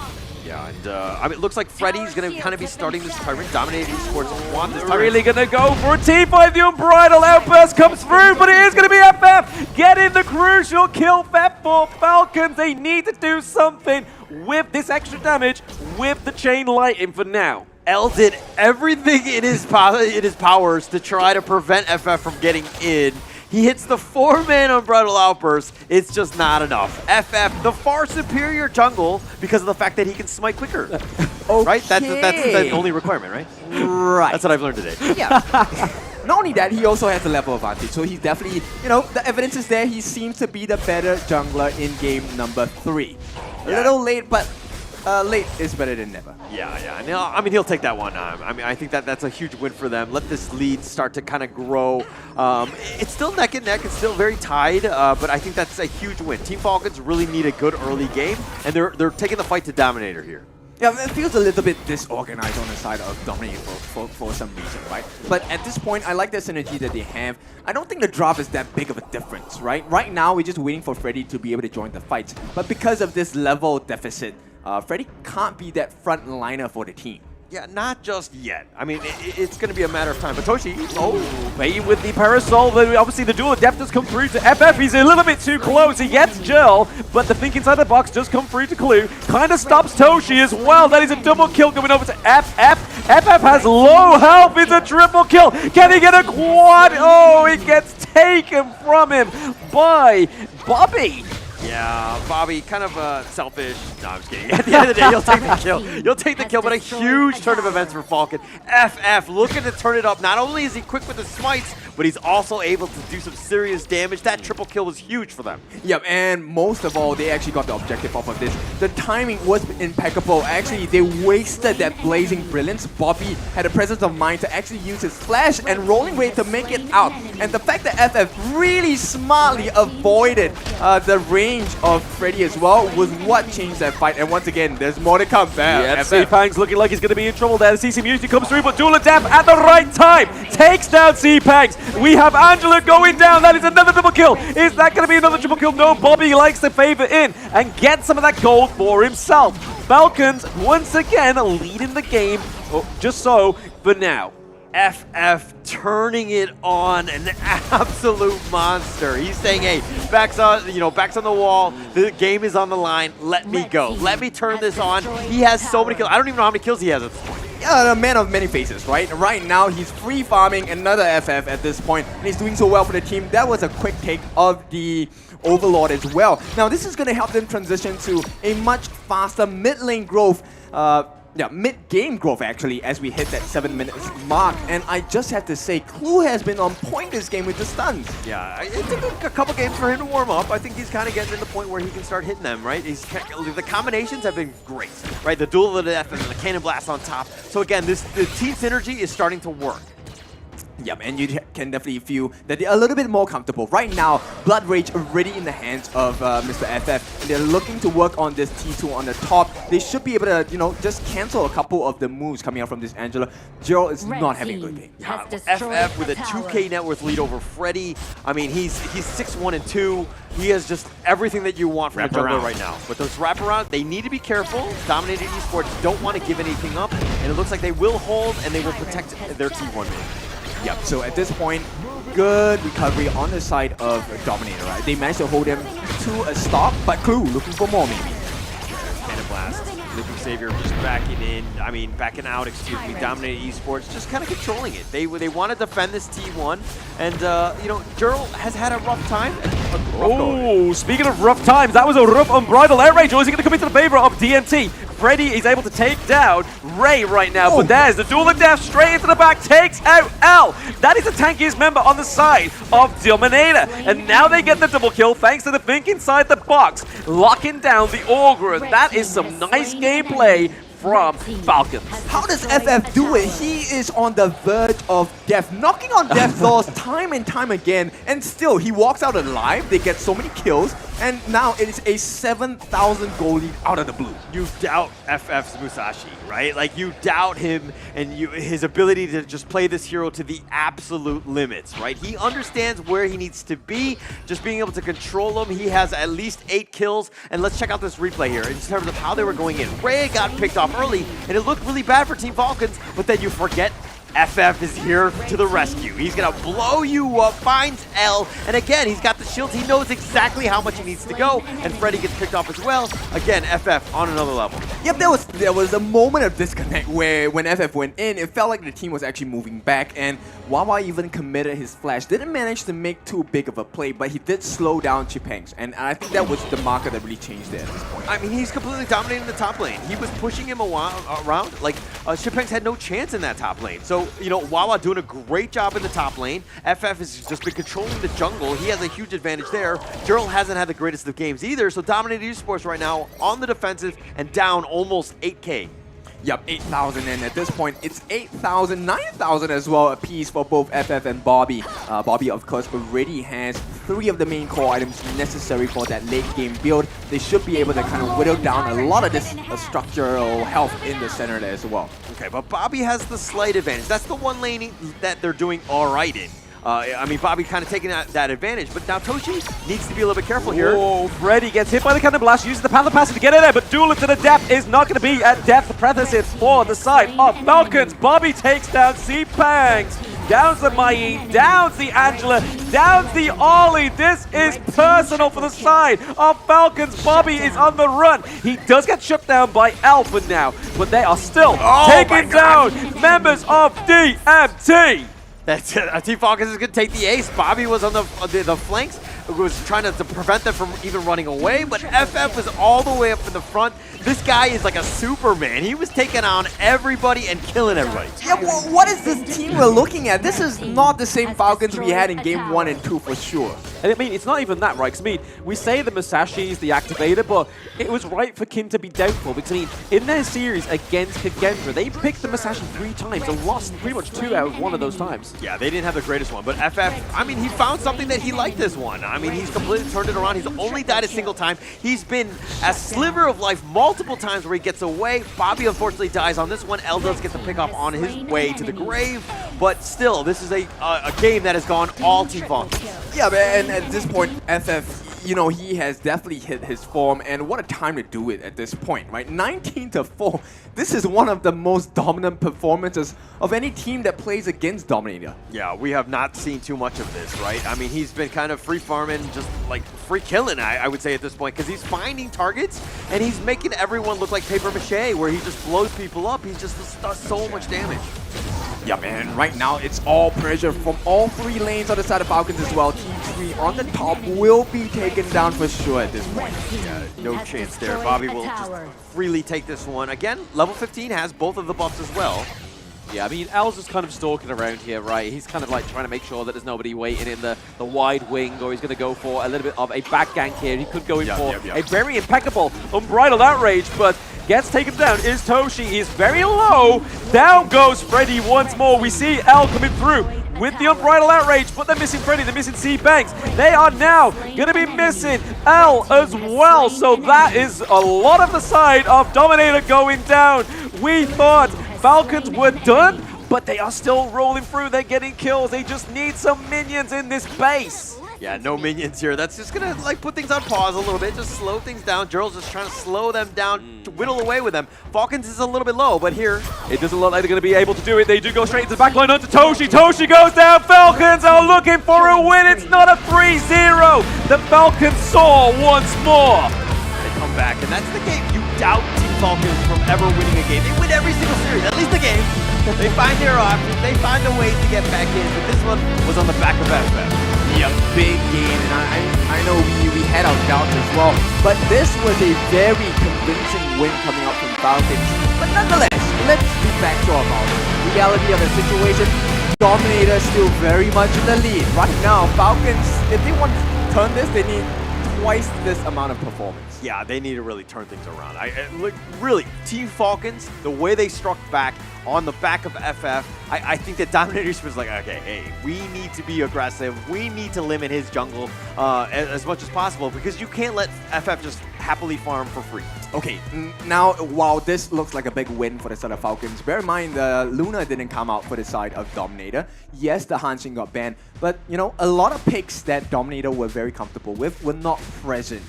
In fact, they were not picked as well. So I find this a consolation prize for the side of Falcons. Not to take away their victory at this point, but I think they need a little bit more to be able to win this entire series. Yeah, I mean, we're going to have to see exactly what happened on this one because it's going to be a nice little, like a huge win for FF. Just the way they've turned it around, they were able to kill everybody. But first, let's check out the highlights to see what FF did.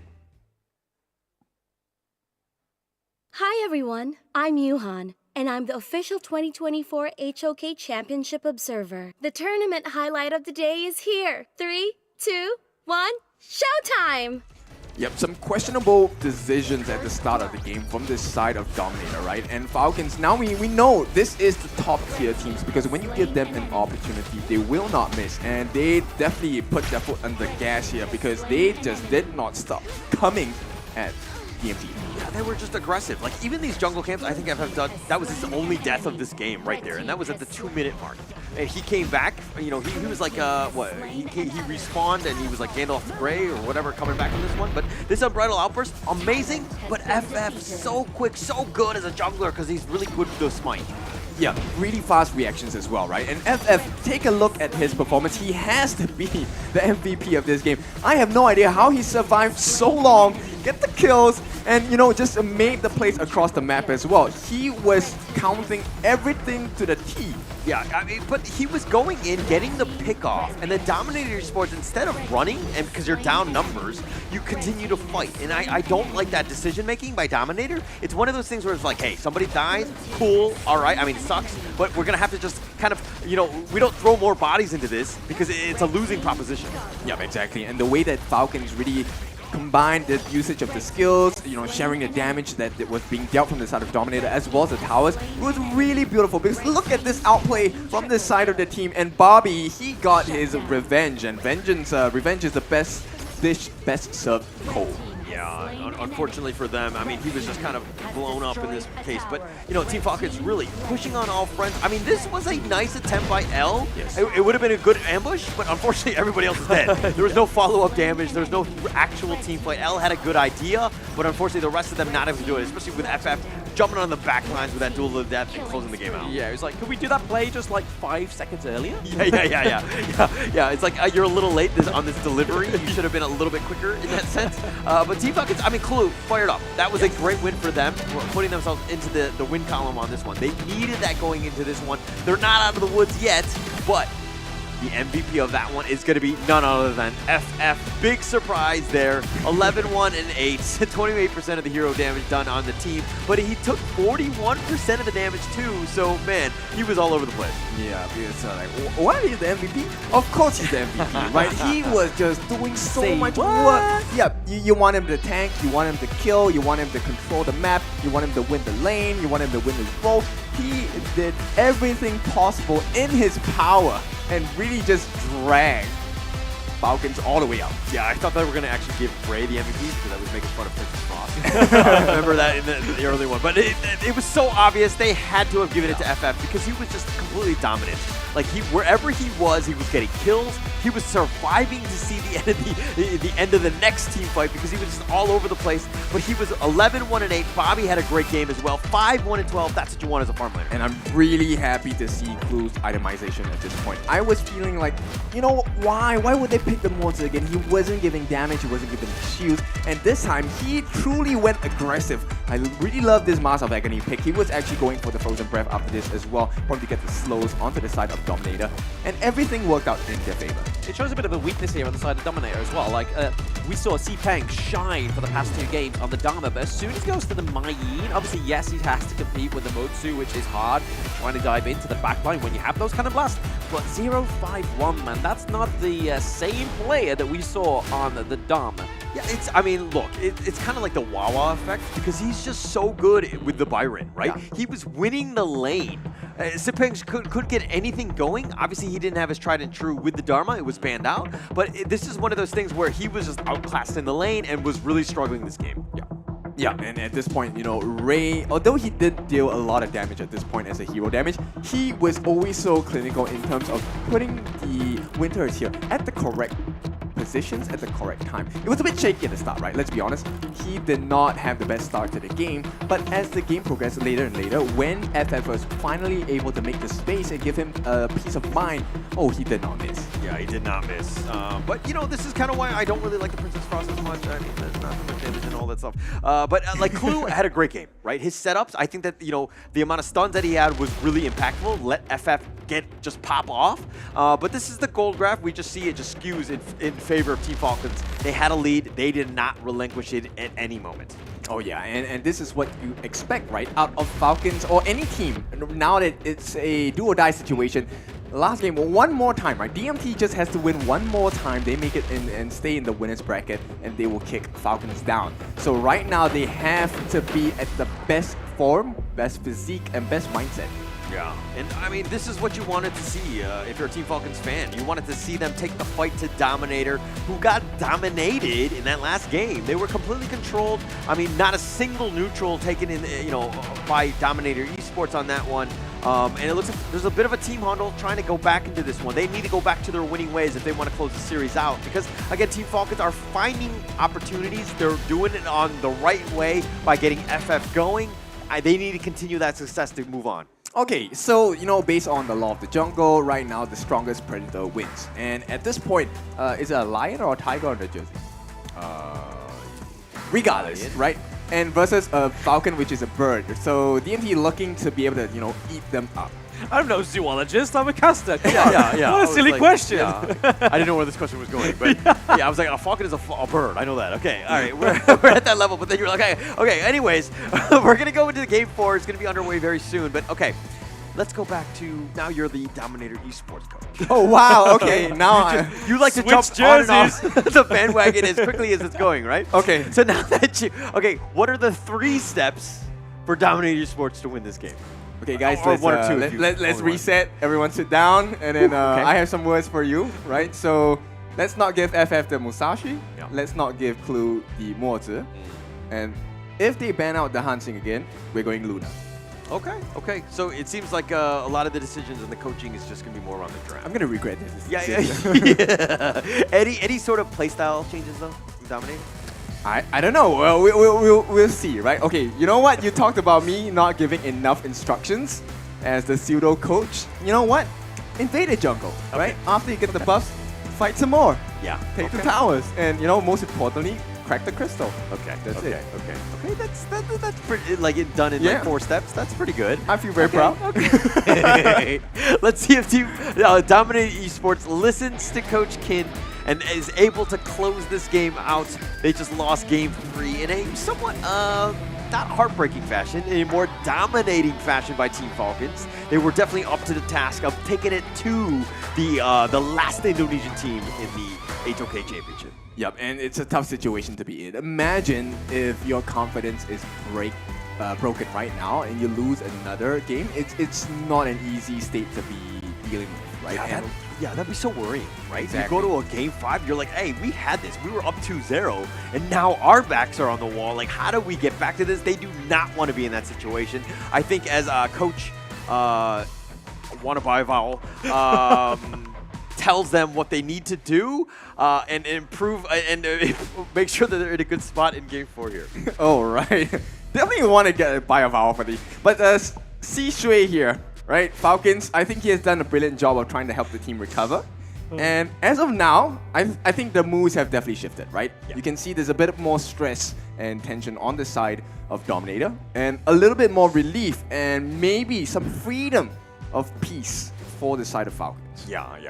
It's got to be a huge confidence boost winning that game 3 the way that they did, because they could do it in a way that's, they took the fight to Dominator. Like, Dominator Esports were on the defensive, and we're really struggling in this one. Yeah, it's a struggle, right? Because right now, backs against the wall. Okay. Falcons still have to do this one more time. They need to take another convincing win against Dominator, and you know, for the life of itself, Dominator will not allow that.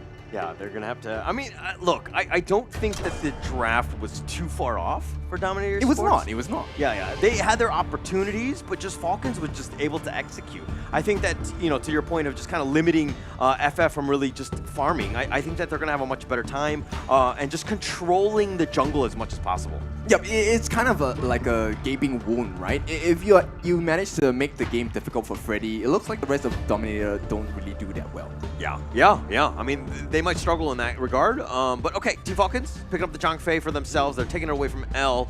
I think that it's a nice change of pace. But are you know what I mean? Like, are you shooting yourself in the foot by not letting Clue get his old trusty modes? I think he has had one of the best performances in this tournament with the Zhangfei as well. So I think this is a credit to the strength. It is an advantage for Falcons. At the same time, I'm not saying that DMT might not consider the mods, but I don't like the mods Zhangfei matchup at all in the room. It's a disaster, dude. Yeah, it's a tough one. I mean, Dominator's definitely not going to pick it up, right? But I think that it was one of those things where you maybe keep the roam a little bit open, but in that regard, Falcons were like, hey, we know that if we don't pick it, Dominator will probably pick it first phase. And right now, I'm a little bit concerned. Dominator, I think there's merits to the draft at this point. We go back to the Dolia again, right? So what is this refresh going, who is it going to go into? Yeah, I mean, double Whirly Blade, Infinite Fastness, but it sets you up for the second phase of the draft, right? I mean, last time they got the Dharma and they kind of surprised us with those double truths. Yep.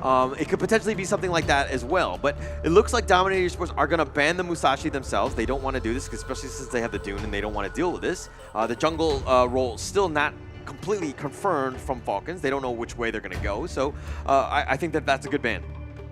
Yeah, and at this point, the fact that Elaine is banned out for the side of Falcons, it feels like they will take a pretty immobile farm lane into the hands of Falcon. But on the likewise for the side of DMT, they ban out the Mankey, they ban out the Musashi as well. Do we see the Flex Ogren? Does he come into the Clash lane? Yeah, I mean, it's potential, right? You have that opportunity. I'm not entirely sure how they're going to go. Like, the Lady Soon was banned out by, Dominator. They don't want Bobby to kind of roll with it because he's just so good with it. But going up against the Loon, you definitely want to pick something that's a little bit top tier that can kind of deal with him in lane. Yeah, and crowd control is definitely going to be very important for the side of Falcons. But DMT, you know what? I think they need someone to complement and help this Dun. I am having a feeling that this is going to be a Dun jungle. So they need someone else to be able to complement, synergize, for that front-facing dive so that they can make space for Toshi to really lay down the pain. Yeah, I mean, let Toshi work. I think that on the Loon, it's going to be super important to do all that damage. Could be the Sunset. We saw it yesterday, right? Okay. Double sail? Yeah. Oh, and here comes the specialty. It's going to be the Prince of Lanling coming out for the jungle on the side of Falcons. We've seen this once. It failed miserably. Yes. Yeah, but this lineup is definitely squishier than that game. I remember Prince of Lanling was having a hard time because he didn't know who to go on because everybody was so tanky and just able to withstand his assassination attempts. I think that this is a little bit different because, again, Lady John, Dolia, and even the Loom are very, very squishy on the back lines. If he's able to find his way there and catch them off guard, Dominator might have a rough time. Only happens if they don't make the same fatal mistake again, which is protect your jungle. Yeah. So hey, don't tell me, tell them. Right? You're coach. No, I'm Dominator coach at this point. Oh, okay. Sorry, then I need to tell the pocket. Okay, anyways, we're going to go into this one. It's going to be game 4, 2-1 in favor of Dominator Esports. Can Dominator Esports close out the series in this game, or is Falcons going to come back after that awesome game 3 where they were able to just dominate the Dominator Esports? Oh, they already know the invasions are coming in as well. L is going to join the likes of Toshi in the mid, and it looks like the call is Freddy wants to be the aggressor. Yeah, you want to be aggressive. Again, you don't want to give anything for free, and they're kind of just dilly-dallying, but Toshi making his way here. Dilly-dally, but the Flaming Palms has come through onto FF. The first part is going to go over to Toshi. So a little bit of a rinse and repeat from game 1, right? That early level 1 invade onto the blue.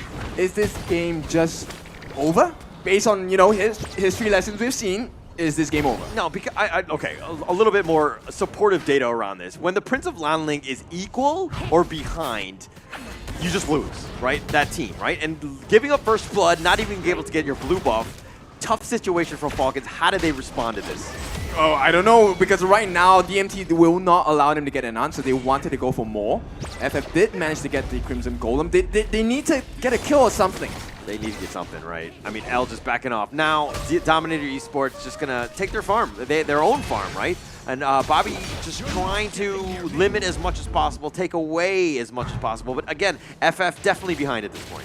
Yeah, it's a tough situation to start with, but DMT this is great for them. Right now, they just need to make sure that Chipinks as well as Freddy, they maintain their waves, get the EXP, and just consistently catch out FF. And this is going to be a very suffocating situation for FF because he's unable to get any early kills here. Until he hits 4, there's no threat. Okay, so how does FF come back then? I mean, he's 2 levels behind at this point. It's only 2 minutes in. This is a disaster for FF.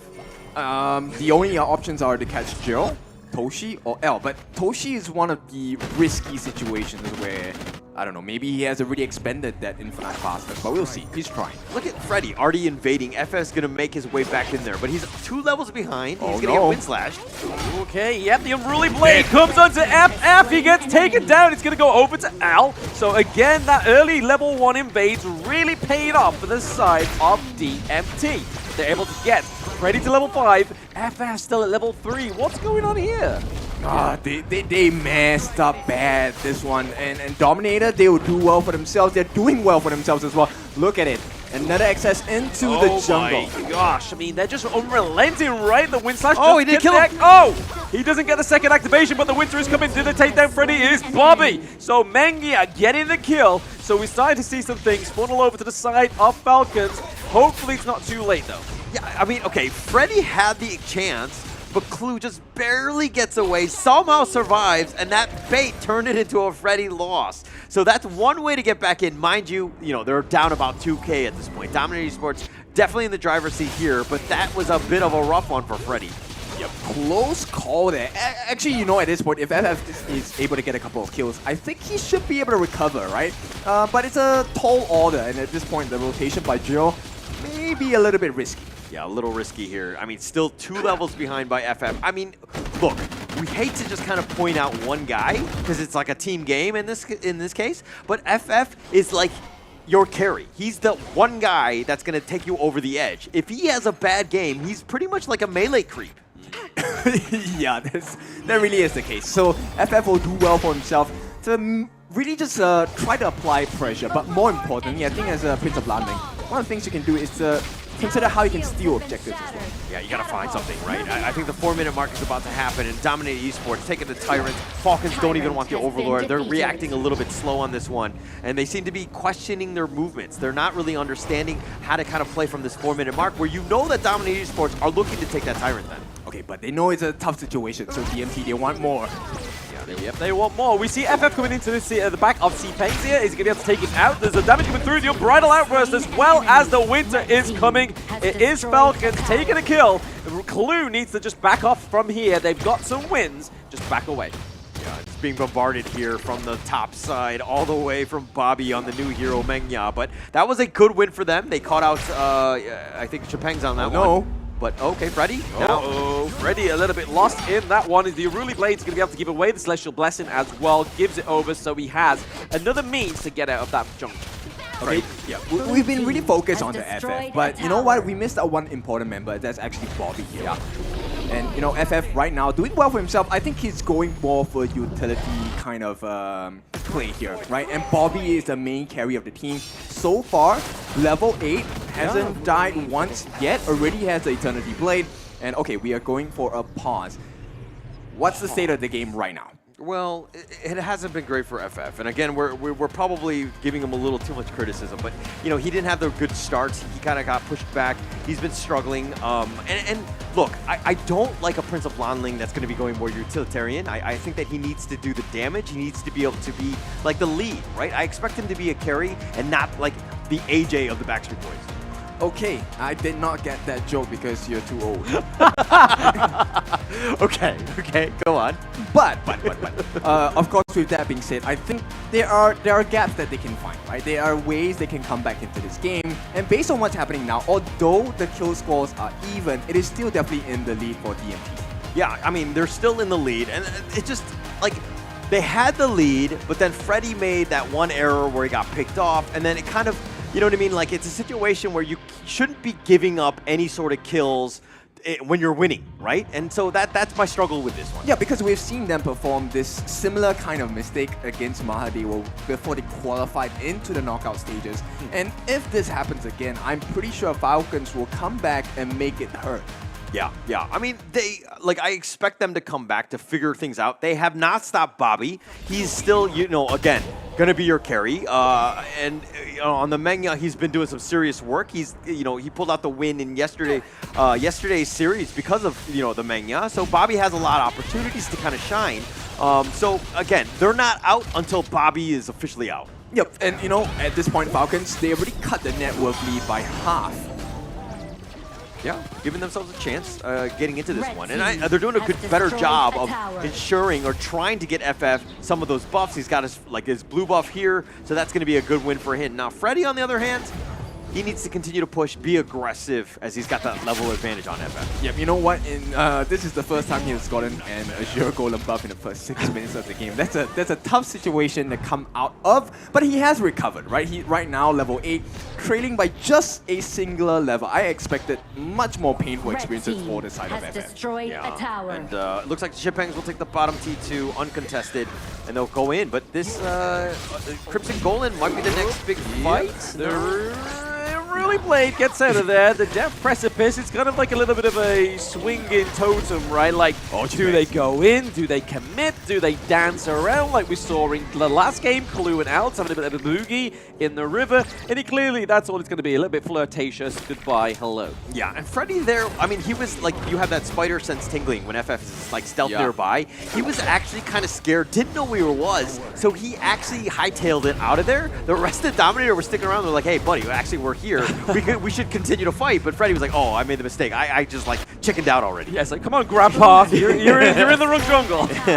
Yeah, so that is a pretty telltale sign that Freddy's feeling the pressure, right? And you don't want to make mistakes, especially when you have a lead. Oh, speaking of making mistakes, that's CC from FF and Wawa.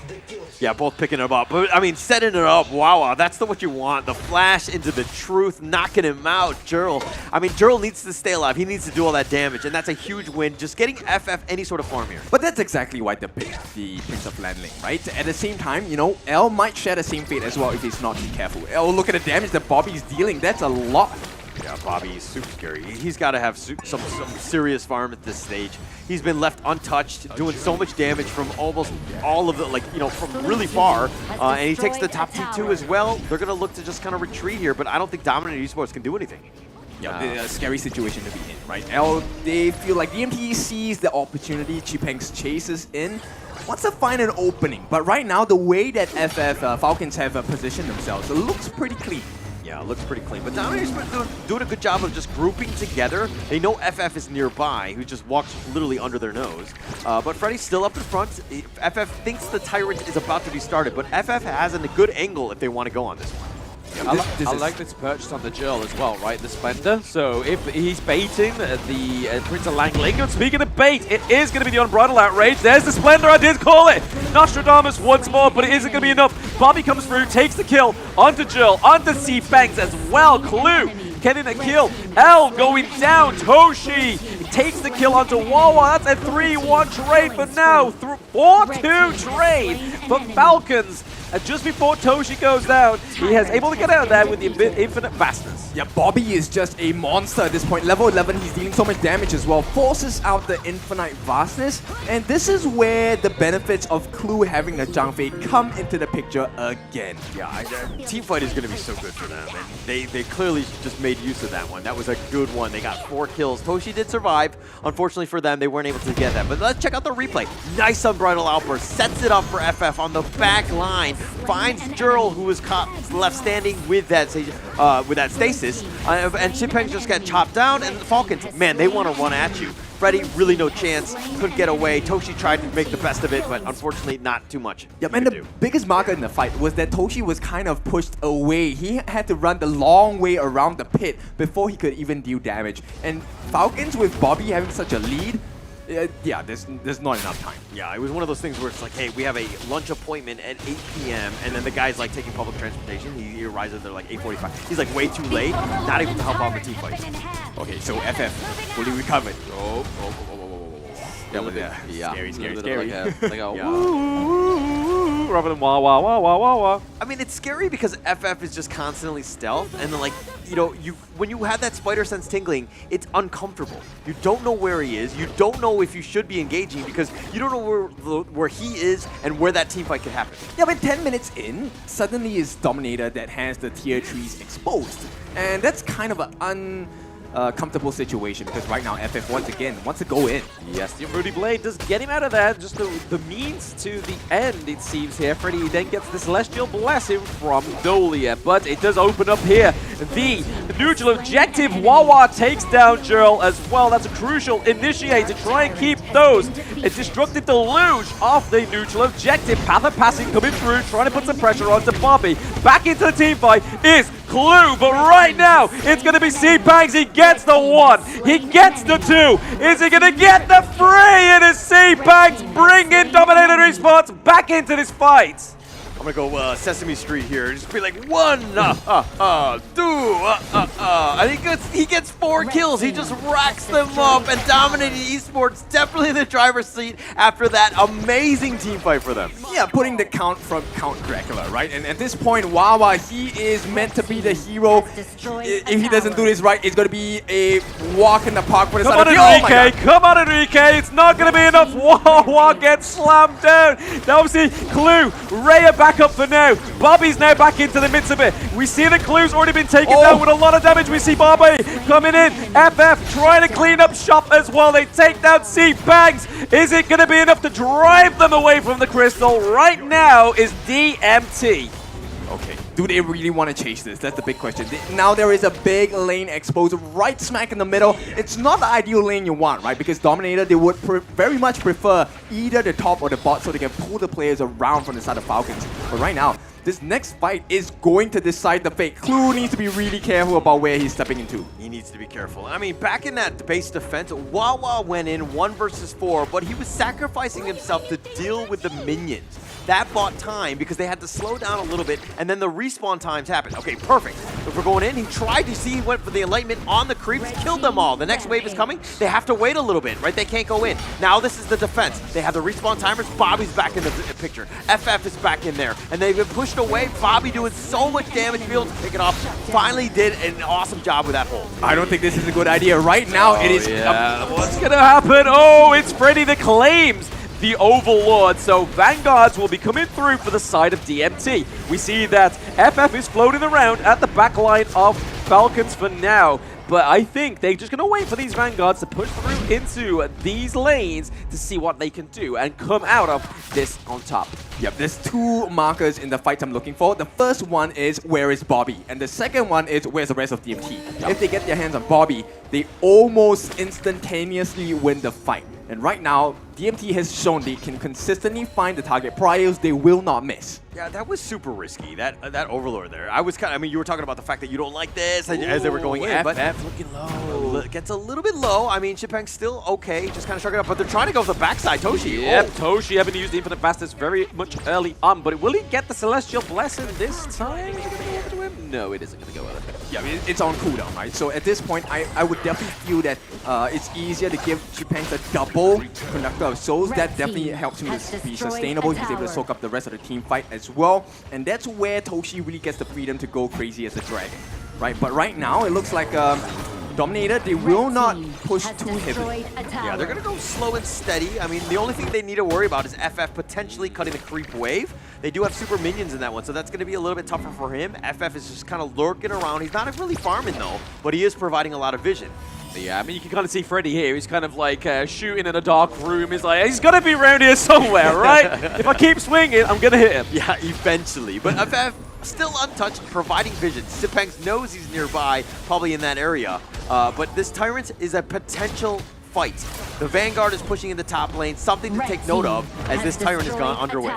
Yes, Tyrant is under the way for DMT. It does reset, so that could be a Hail Mary here. FF stalking the back line of DMT, right? He's trying to look for Jill, Toshi, or L. Yep, they know that FF is here. He's pretty obvious with the movements as well. And at this point, this is a huge risk. FF, this might not pay off.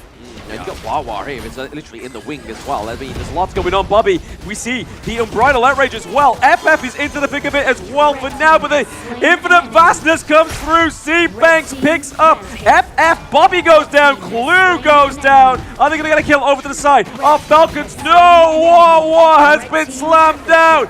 It is an ace, and Joel is leading that clash lane to the Crystal. The Dominators dominate once more into the semi-finals. Congratulations to Dominator Esports. That was the one team fight they needed. They found FF. They thought there was going to be a nice little fight in that river, but they got caught out. And Dominator Esports just turned it up on that last team fight. Yep, showing off that they are the true diamonds in the rough, and the pressure today polished them to the most pristine quality here. So they make their way forward in this competition, knocking Falcons down into the lower bracket. Okay, I don't think it's really shiny that completely polished and everything, because I feel like there was definitely some blemishes on that one. There's still some work to be had with Dominator Esports. It wasn't the cleanest of games, but they pulled it out. That's all that matters. Getting that 3-1, that's going to be a huge confidence boost. They've learned their lessons. They're going to go back to the drawing board as they go into that one. It's going to be super important for them to continue the learning process. But let's see what the host has to say coming up with this interview here. Oke, thank you so much casters, dan itu dia tadi kita sudah melihat luar biasa sekali performance dari tim Dominator Esports. Wow, what a match for 3-1. 3-1 dari Dominator, dan tentunya mereka sudah berjuang untuk Indonesia. Yes. Dan sekarang kita mau interview with the player that brings out the best of the play. Kita akan langsung aja interview dengan salah satu player Dominator yang akan langsung kita undang untuk ke tengah stage. Marilah kita berikan tepuk tangan untuk Toshi. Toshi! Yeay! Mana suaranya buat Toshi? Toshi, Toshi. Hi Toshi. Hi Toshi. Hello. Hi, how are you? I'm fine. Okay. Iya, kayaknya aku ketemu Toshi 2 kali ya. And yes. English. English, okay. English, alright. Okay. Okay, so Darius, Toshi, go first. you are here in Indonesia as the home court, right? So is there any benefit when you're in the home court? Does it affect your gameplay? Is it because I'm in the home, so I play very Ooh. fast in Indonesia? Is it? Yeah, because we are top one in Indonesia. Woo! Top one in okay, Indonesia. okay, fine. So because you're in the top one in Indonesia in Honor of Kings, so can you say to your Fans, all friends yeah? in the Indonesia, what do you want to say to them? I want to say thanks for the support. We will not fail you. Oke, nah teman-teman itu dia tadi ya buat para supporter ataupun buat para fans dari Dominator. Tenang, dari Dominator nggak akan ngecewain kalian Betul semua. sekali ya. Dan untuk jawaban dari pertanyaan pertama, tadi Toshi bilang nih bahwa iya dong, karena kan dia adalah tim nomor 1 di Indonesia. Asik, ya. Oke, Toshi, Blacklist International mentioned that they want to face your team because of you. So, what do you think about that? I hope they come prepared. Oh, okay. And is there anything you want to say for Blacklist International? Blacklist, be ready. We are coming for you. Okay then, Blacklist, be ready. We're coming for you, Blacklist. Yes, tapi lucunya ya Sabila, Iya. di dalam Honor of King ini kita punya sportsmanship-nya kan sangat tinggi sekali ya. Iya. Mungkin kamu tahu nggak alasan kenapa Blacklist International tuh pengen banget main sama kamu? Katanya mereka suka banget sama kamu gitu loh. Apa alasannya kira-kira menurut kamu? Okay, why Blacklist International really want to face you?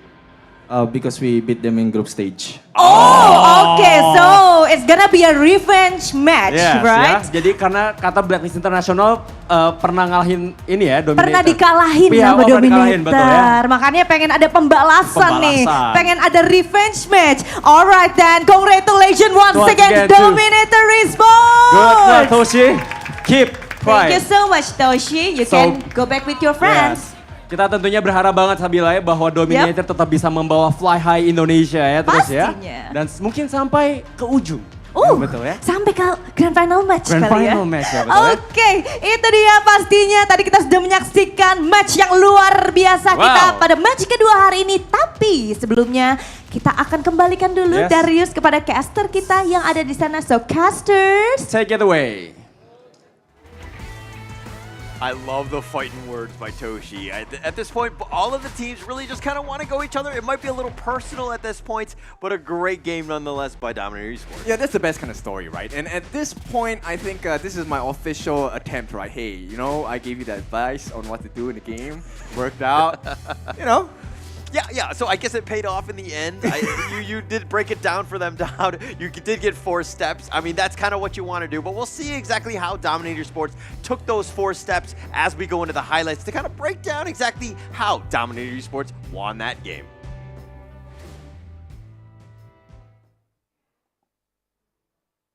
Hi everyone, I'm Yuhan, and I'm the official 2024 HOK Championship Observer. The tournament highlight of the day is here. 3, 2, 1, showtime!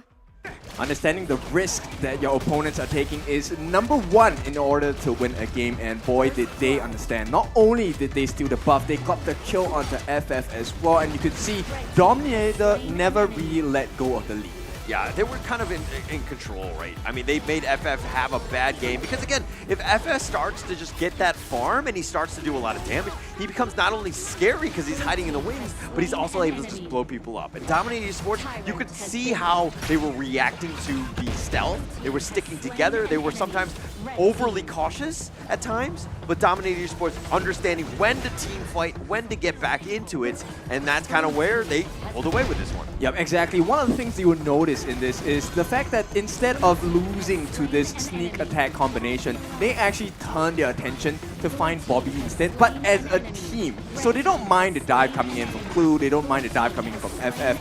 They wanted to make sure that Bobby was gotten rid of first, after which they got their hands slowly, one by one, taking apart people like Wawa, taking apart people like Ray, and that's when you realize that, hey, you know what, in this 5v5, that extra man is so important as well. Yeah, and they were able to find Bobby at times. If you're looking at some of the team fights, they were trying to prioritize him because just the damage he brings to the table. I mean, actually, this is a great place by Wawa, killing the minion wave so that it buys time for them to come back in. Bobby gets a couple kills on this one and just kind of turns it, delays the game a little bit here. They had a chance to kind of put themselves back into it, but then this was a risky overlord. Dominator took it, but then this is the fight. This was the ultimate tipping point, and this is kind of where they won the game. They took out FF and Bobby, and that was pretty much all she wrote. Yep, exactly. When you have no more damage, you have no more ability to tank up for the team, and the fact that you have an extra 4% coming from the form of T-Pains as well on that Seer state, easy win. Okay, maybe not that easy. Straightforward win as well. And this entire team of Dominator has been playing so phenomenal in this series. I'm so curious who actually stands out. Yeah, well, let's see. It's going to be the MVP for this one will be none other than Toshi. Is 4-0-9. What is 38% hero damage. That's total from the team, and he did most of it. He was just picking people off from afar. It was kind of like one of those things where he never got caught in because he would always infinite fastness at the perfect time. Toshi really stepped up in that last game. Yeah, so the team was the delivery driver, right? Hey, we found Bobby for you, can you kill him? Please, we delivered him to you on a silver plate. And Toshi being Toshi, always obliges to a kill. Yeah, he'll happily take that one. I mean, just being able to blow them up. I mean, just shutting Bobby down is like one of the win conditions. That's what you need. Him and FF. You find those two, you just pretty much win the game. And that's kind of what Dominator did on this one. I think that moving forward, though, it's going to be interesting. From Team Falcon's perspective, how do you respond after a series like this? Exactly, and it's also for all the other teams that are still in this competition, right? When you look at this game, how do we find the gaps? How do we take advantage of these gaps as well? And let's take a look at the itemization. I'm so curious about the build that the Dolia have, because at this point, pretty survivable. Wasn't a lot of damage, but he helped save the team multiple times. And I like the fact that he switched up the Celestial Melody choice, right? Certain times it was on the organ, certain times it was for Toshi as well. But that saving grace, the Frozen Breath, that redemption, and the Dawnlight, really helping them survive those initial ganks coming in from FF, as well as the stop coming in from Crew after the Unbridled Albers. Yeah, it's like I make fun of the Dolio pick, but the Dolio had 2 games and they were 100% on that one, so it really helps out with the win rates. Overall, it hasn't been great, but it was superb in this one. Really stepped up on this one and like helped secure them. You were talking about all the Celestial Melody ults that they could use. He was spoiled for choice in that sense. But okay, let's talk about some of the stats here. Toshi with most of that damage. We talked about it already, 37% of the hero damage. But Bobby doing what he could. He actually did most of the team damage with 38%, literally trying to his hardest to get his team back into this one, but unfortunately not able to do so. Yep, I think the draft does make sense on the side of Falcons, but it's just a very high-risk draft because the moment FF falls behind, you don't really get the combinations that you wanted to. And one of the things that you will find very glaring as you watch the replays of this game is that Wawa could not keep up the tempo. They missed a couple of jumps for the Truth Mantra, and that costed them the fights pretty hard. Yeah, but I mean, look at this gold graph. They had an opportunity. Team Falcons at the 10-minute mark, they actually started swinging it their way. Couple little bot jumps, a little bit bad in engagements, and they kind of just threw that lead, let Dominator Esports get back into the game. And this is one they're gonna, I think that this is gonna be a lot of fun to watch as a replay, right? Because you can learn so much from it in terms of like the movement, how Team Falcons is actually gonna be able to learn from this one, because there's a lot of lessons, so to speak. Yep, the main 2 lessons I think you can really focus on. Number 1 is take it from the perspective of FF. How do you recover from a game that everything was taken from you for the first 6 minutes of the game, right? And then the second part of it is, okay, Falcons have recovered. And now you take a look at DMT's perspective. How do you find out and suss out people like Bobby? How do you find people like FF? How did FF end up in the middle of 4 different DMT members in the middle of a fight? Yeah, and I think FF did a good job of just kind of like not giving up or not being too down. Like he continued to fight and he continued to just kind of proceed with what he was trying to do. And of course, FF does it, I do it as well, but you need to just follow this channel. Of course, it's the Honor of Kings Global Esports and Tag Championship participating teams in the comments for a chance to win the Real Me 13 Plus. This and of course other great rewards. So again, it's just as simple of just following it and follow it like FF. Oh yeah, for sure. Not only them, but every other team that has competed and had their highlights recorded, you have access to all of that library of information as well. So there is merit in information in entertainment, and I'm pretty sure you will be a stronger player. No guarantee on results though. Yeah. No guarantees. We're just gonna, No, but honestly, if you are small print.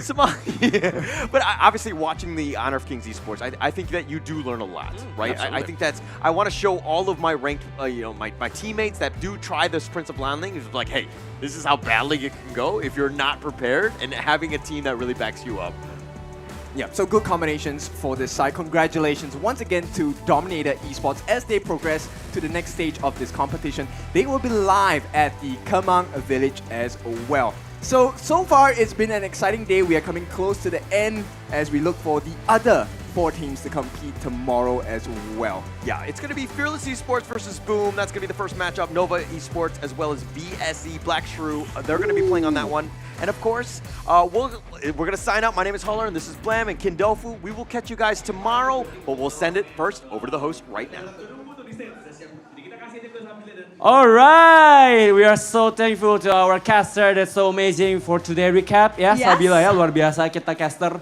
Gak berhenti-berhenti, selalu support dan selalu analisis game kita, betul ya? Selalu semangat juga buat caster-caster kita, luar biasa sekali. Bayangin hari ini best of 5, 2 match, bahkan di match yang pertama Darius kita sudah melihat 5 game Israel. Dan untuk game yang kedua 4 game, tapi teman-teman caster kita gak berhenti. Mereka semangat, keren banget teman-teman caster, luar biasa sekali. Ya. Dan pastinya juga di game pertama tadi kita Sabila ya, hari ini adalah knockout stage hari pertama dan kita sudah melihat dari tim Secret melawan Blacklist International dengan kemenangan dari Blacklist International dengan 3 poin melawan 2 poin. Tim Secret betul sekali. Lalu di match kita yang kedua, yang tadi kita ada Dominator Esports versus Team Falcons, di mana kita akan langsung saja melihat ini dia bracketnya. Luar biasa sekali, 3-1 dimenangkan oleh Dominator Esports, dan besok hari kita akan melihat adanya pertandingan yang luar biasa sekali. Pertandingan antara Blacklist International versus Dominator Esports. Dan ini katanya adalah match yang revenge match ya, betul ya. Kita akan melihat apakah Dominator tetap akan menjadi harapan Indonesia atau Blacklist mungkin akan mendapatkan revenge ya. Yes, dan kita akan lihat untuk tomorrow schedule we have Fearless Esports versus Boom Esports. Dilanjutkan oleh Nova Esports melawan Black Shrew Esports. Dan juga ada terakhir dari Team Secret melawan Team Falcon di lower bracket. Yes, dan tentunya Team Falcon dan Team Secret memiliki 1 kesempatan nyawa terakhir, Sabila. Yap, betul banget. Untuk mendapatkan tiket mereka menuju the grand final. Yes, jadi semakin sempit lagi kesempatan untuk teman-teman dari Team Falcon versus Team Secret, di mana balik lagi double elimination mereka sudah terpakai di match kali ini, dan mereka harus kembali semangat lagi untuk memberikan gameplay yang luar biasa di hari esok di lower bracket match. Baiklah kalau begitu Darius, tidak terasa tiba sudah kita di penghujung acara. Kalau begitu saya Sabila Aprilia. Dan saya Darius Lin, and see you tomorrow on Knockout Phase Day 2. Iyap, jangan lupa untuk datang pastinya untuk besok.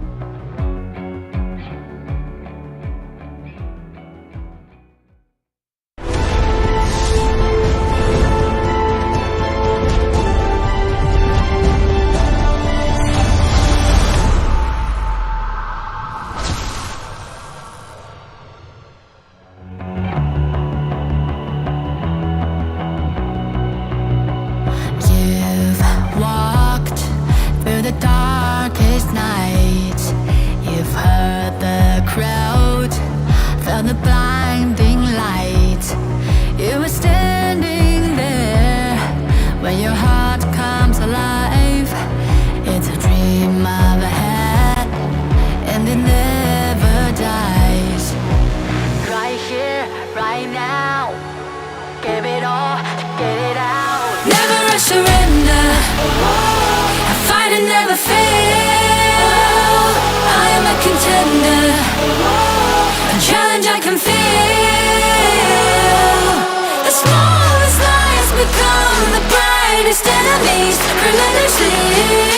And even if you fall, you gave it everything to be a king.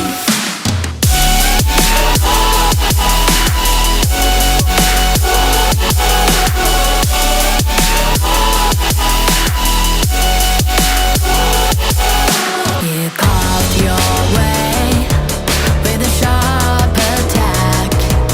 You watched it all burn, and you never looked back. There will come a day when your fist will rise. You protect your crown, so it never dies. Never a surrender, I fight and never fail. I am a contender, a challenge I can feel.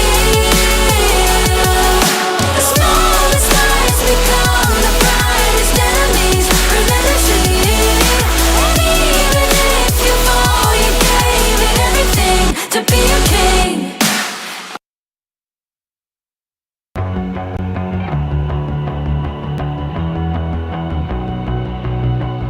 You've walked through the darkest night. You've heard the crowd, felt the blinding light. You were standing there when your heart comes alive. It's a dream I've had, and it never dies. Right here, right now, give it all, get it out. Never a surrender, I fight and never fail. I am a contender, a challenge I can feel.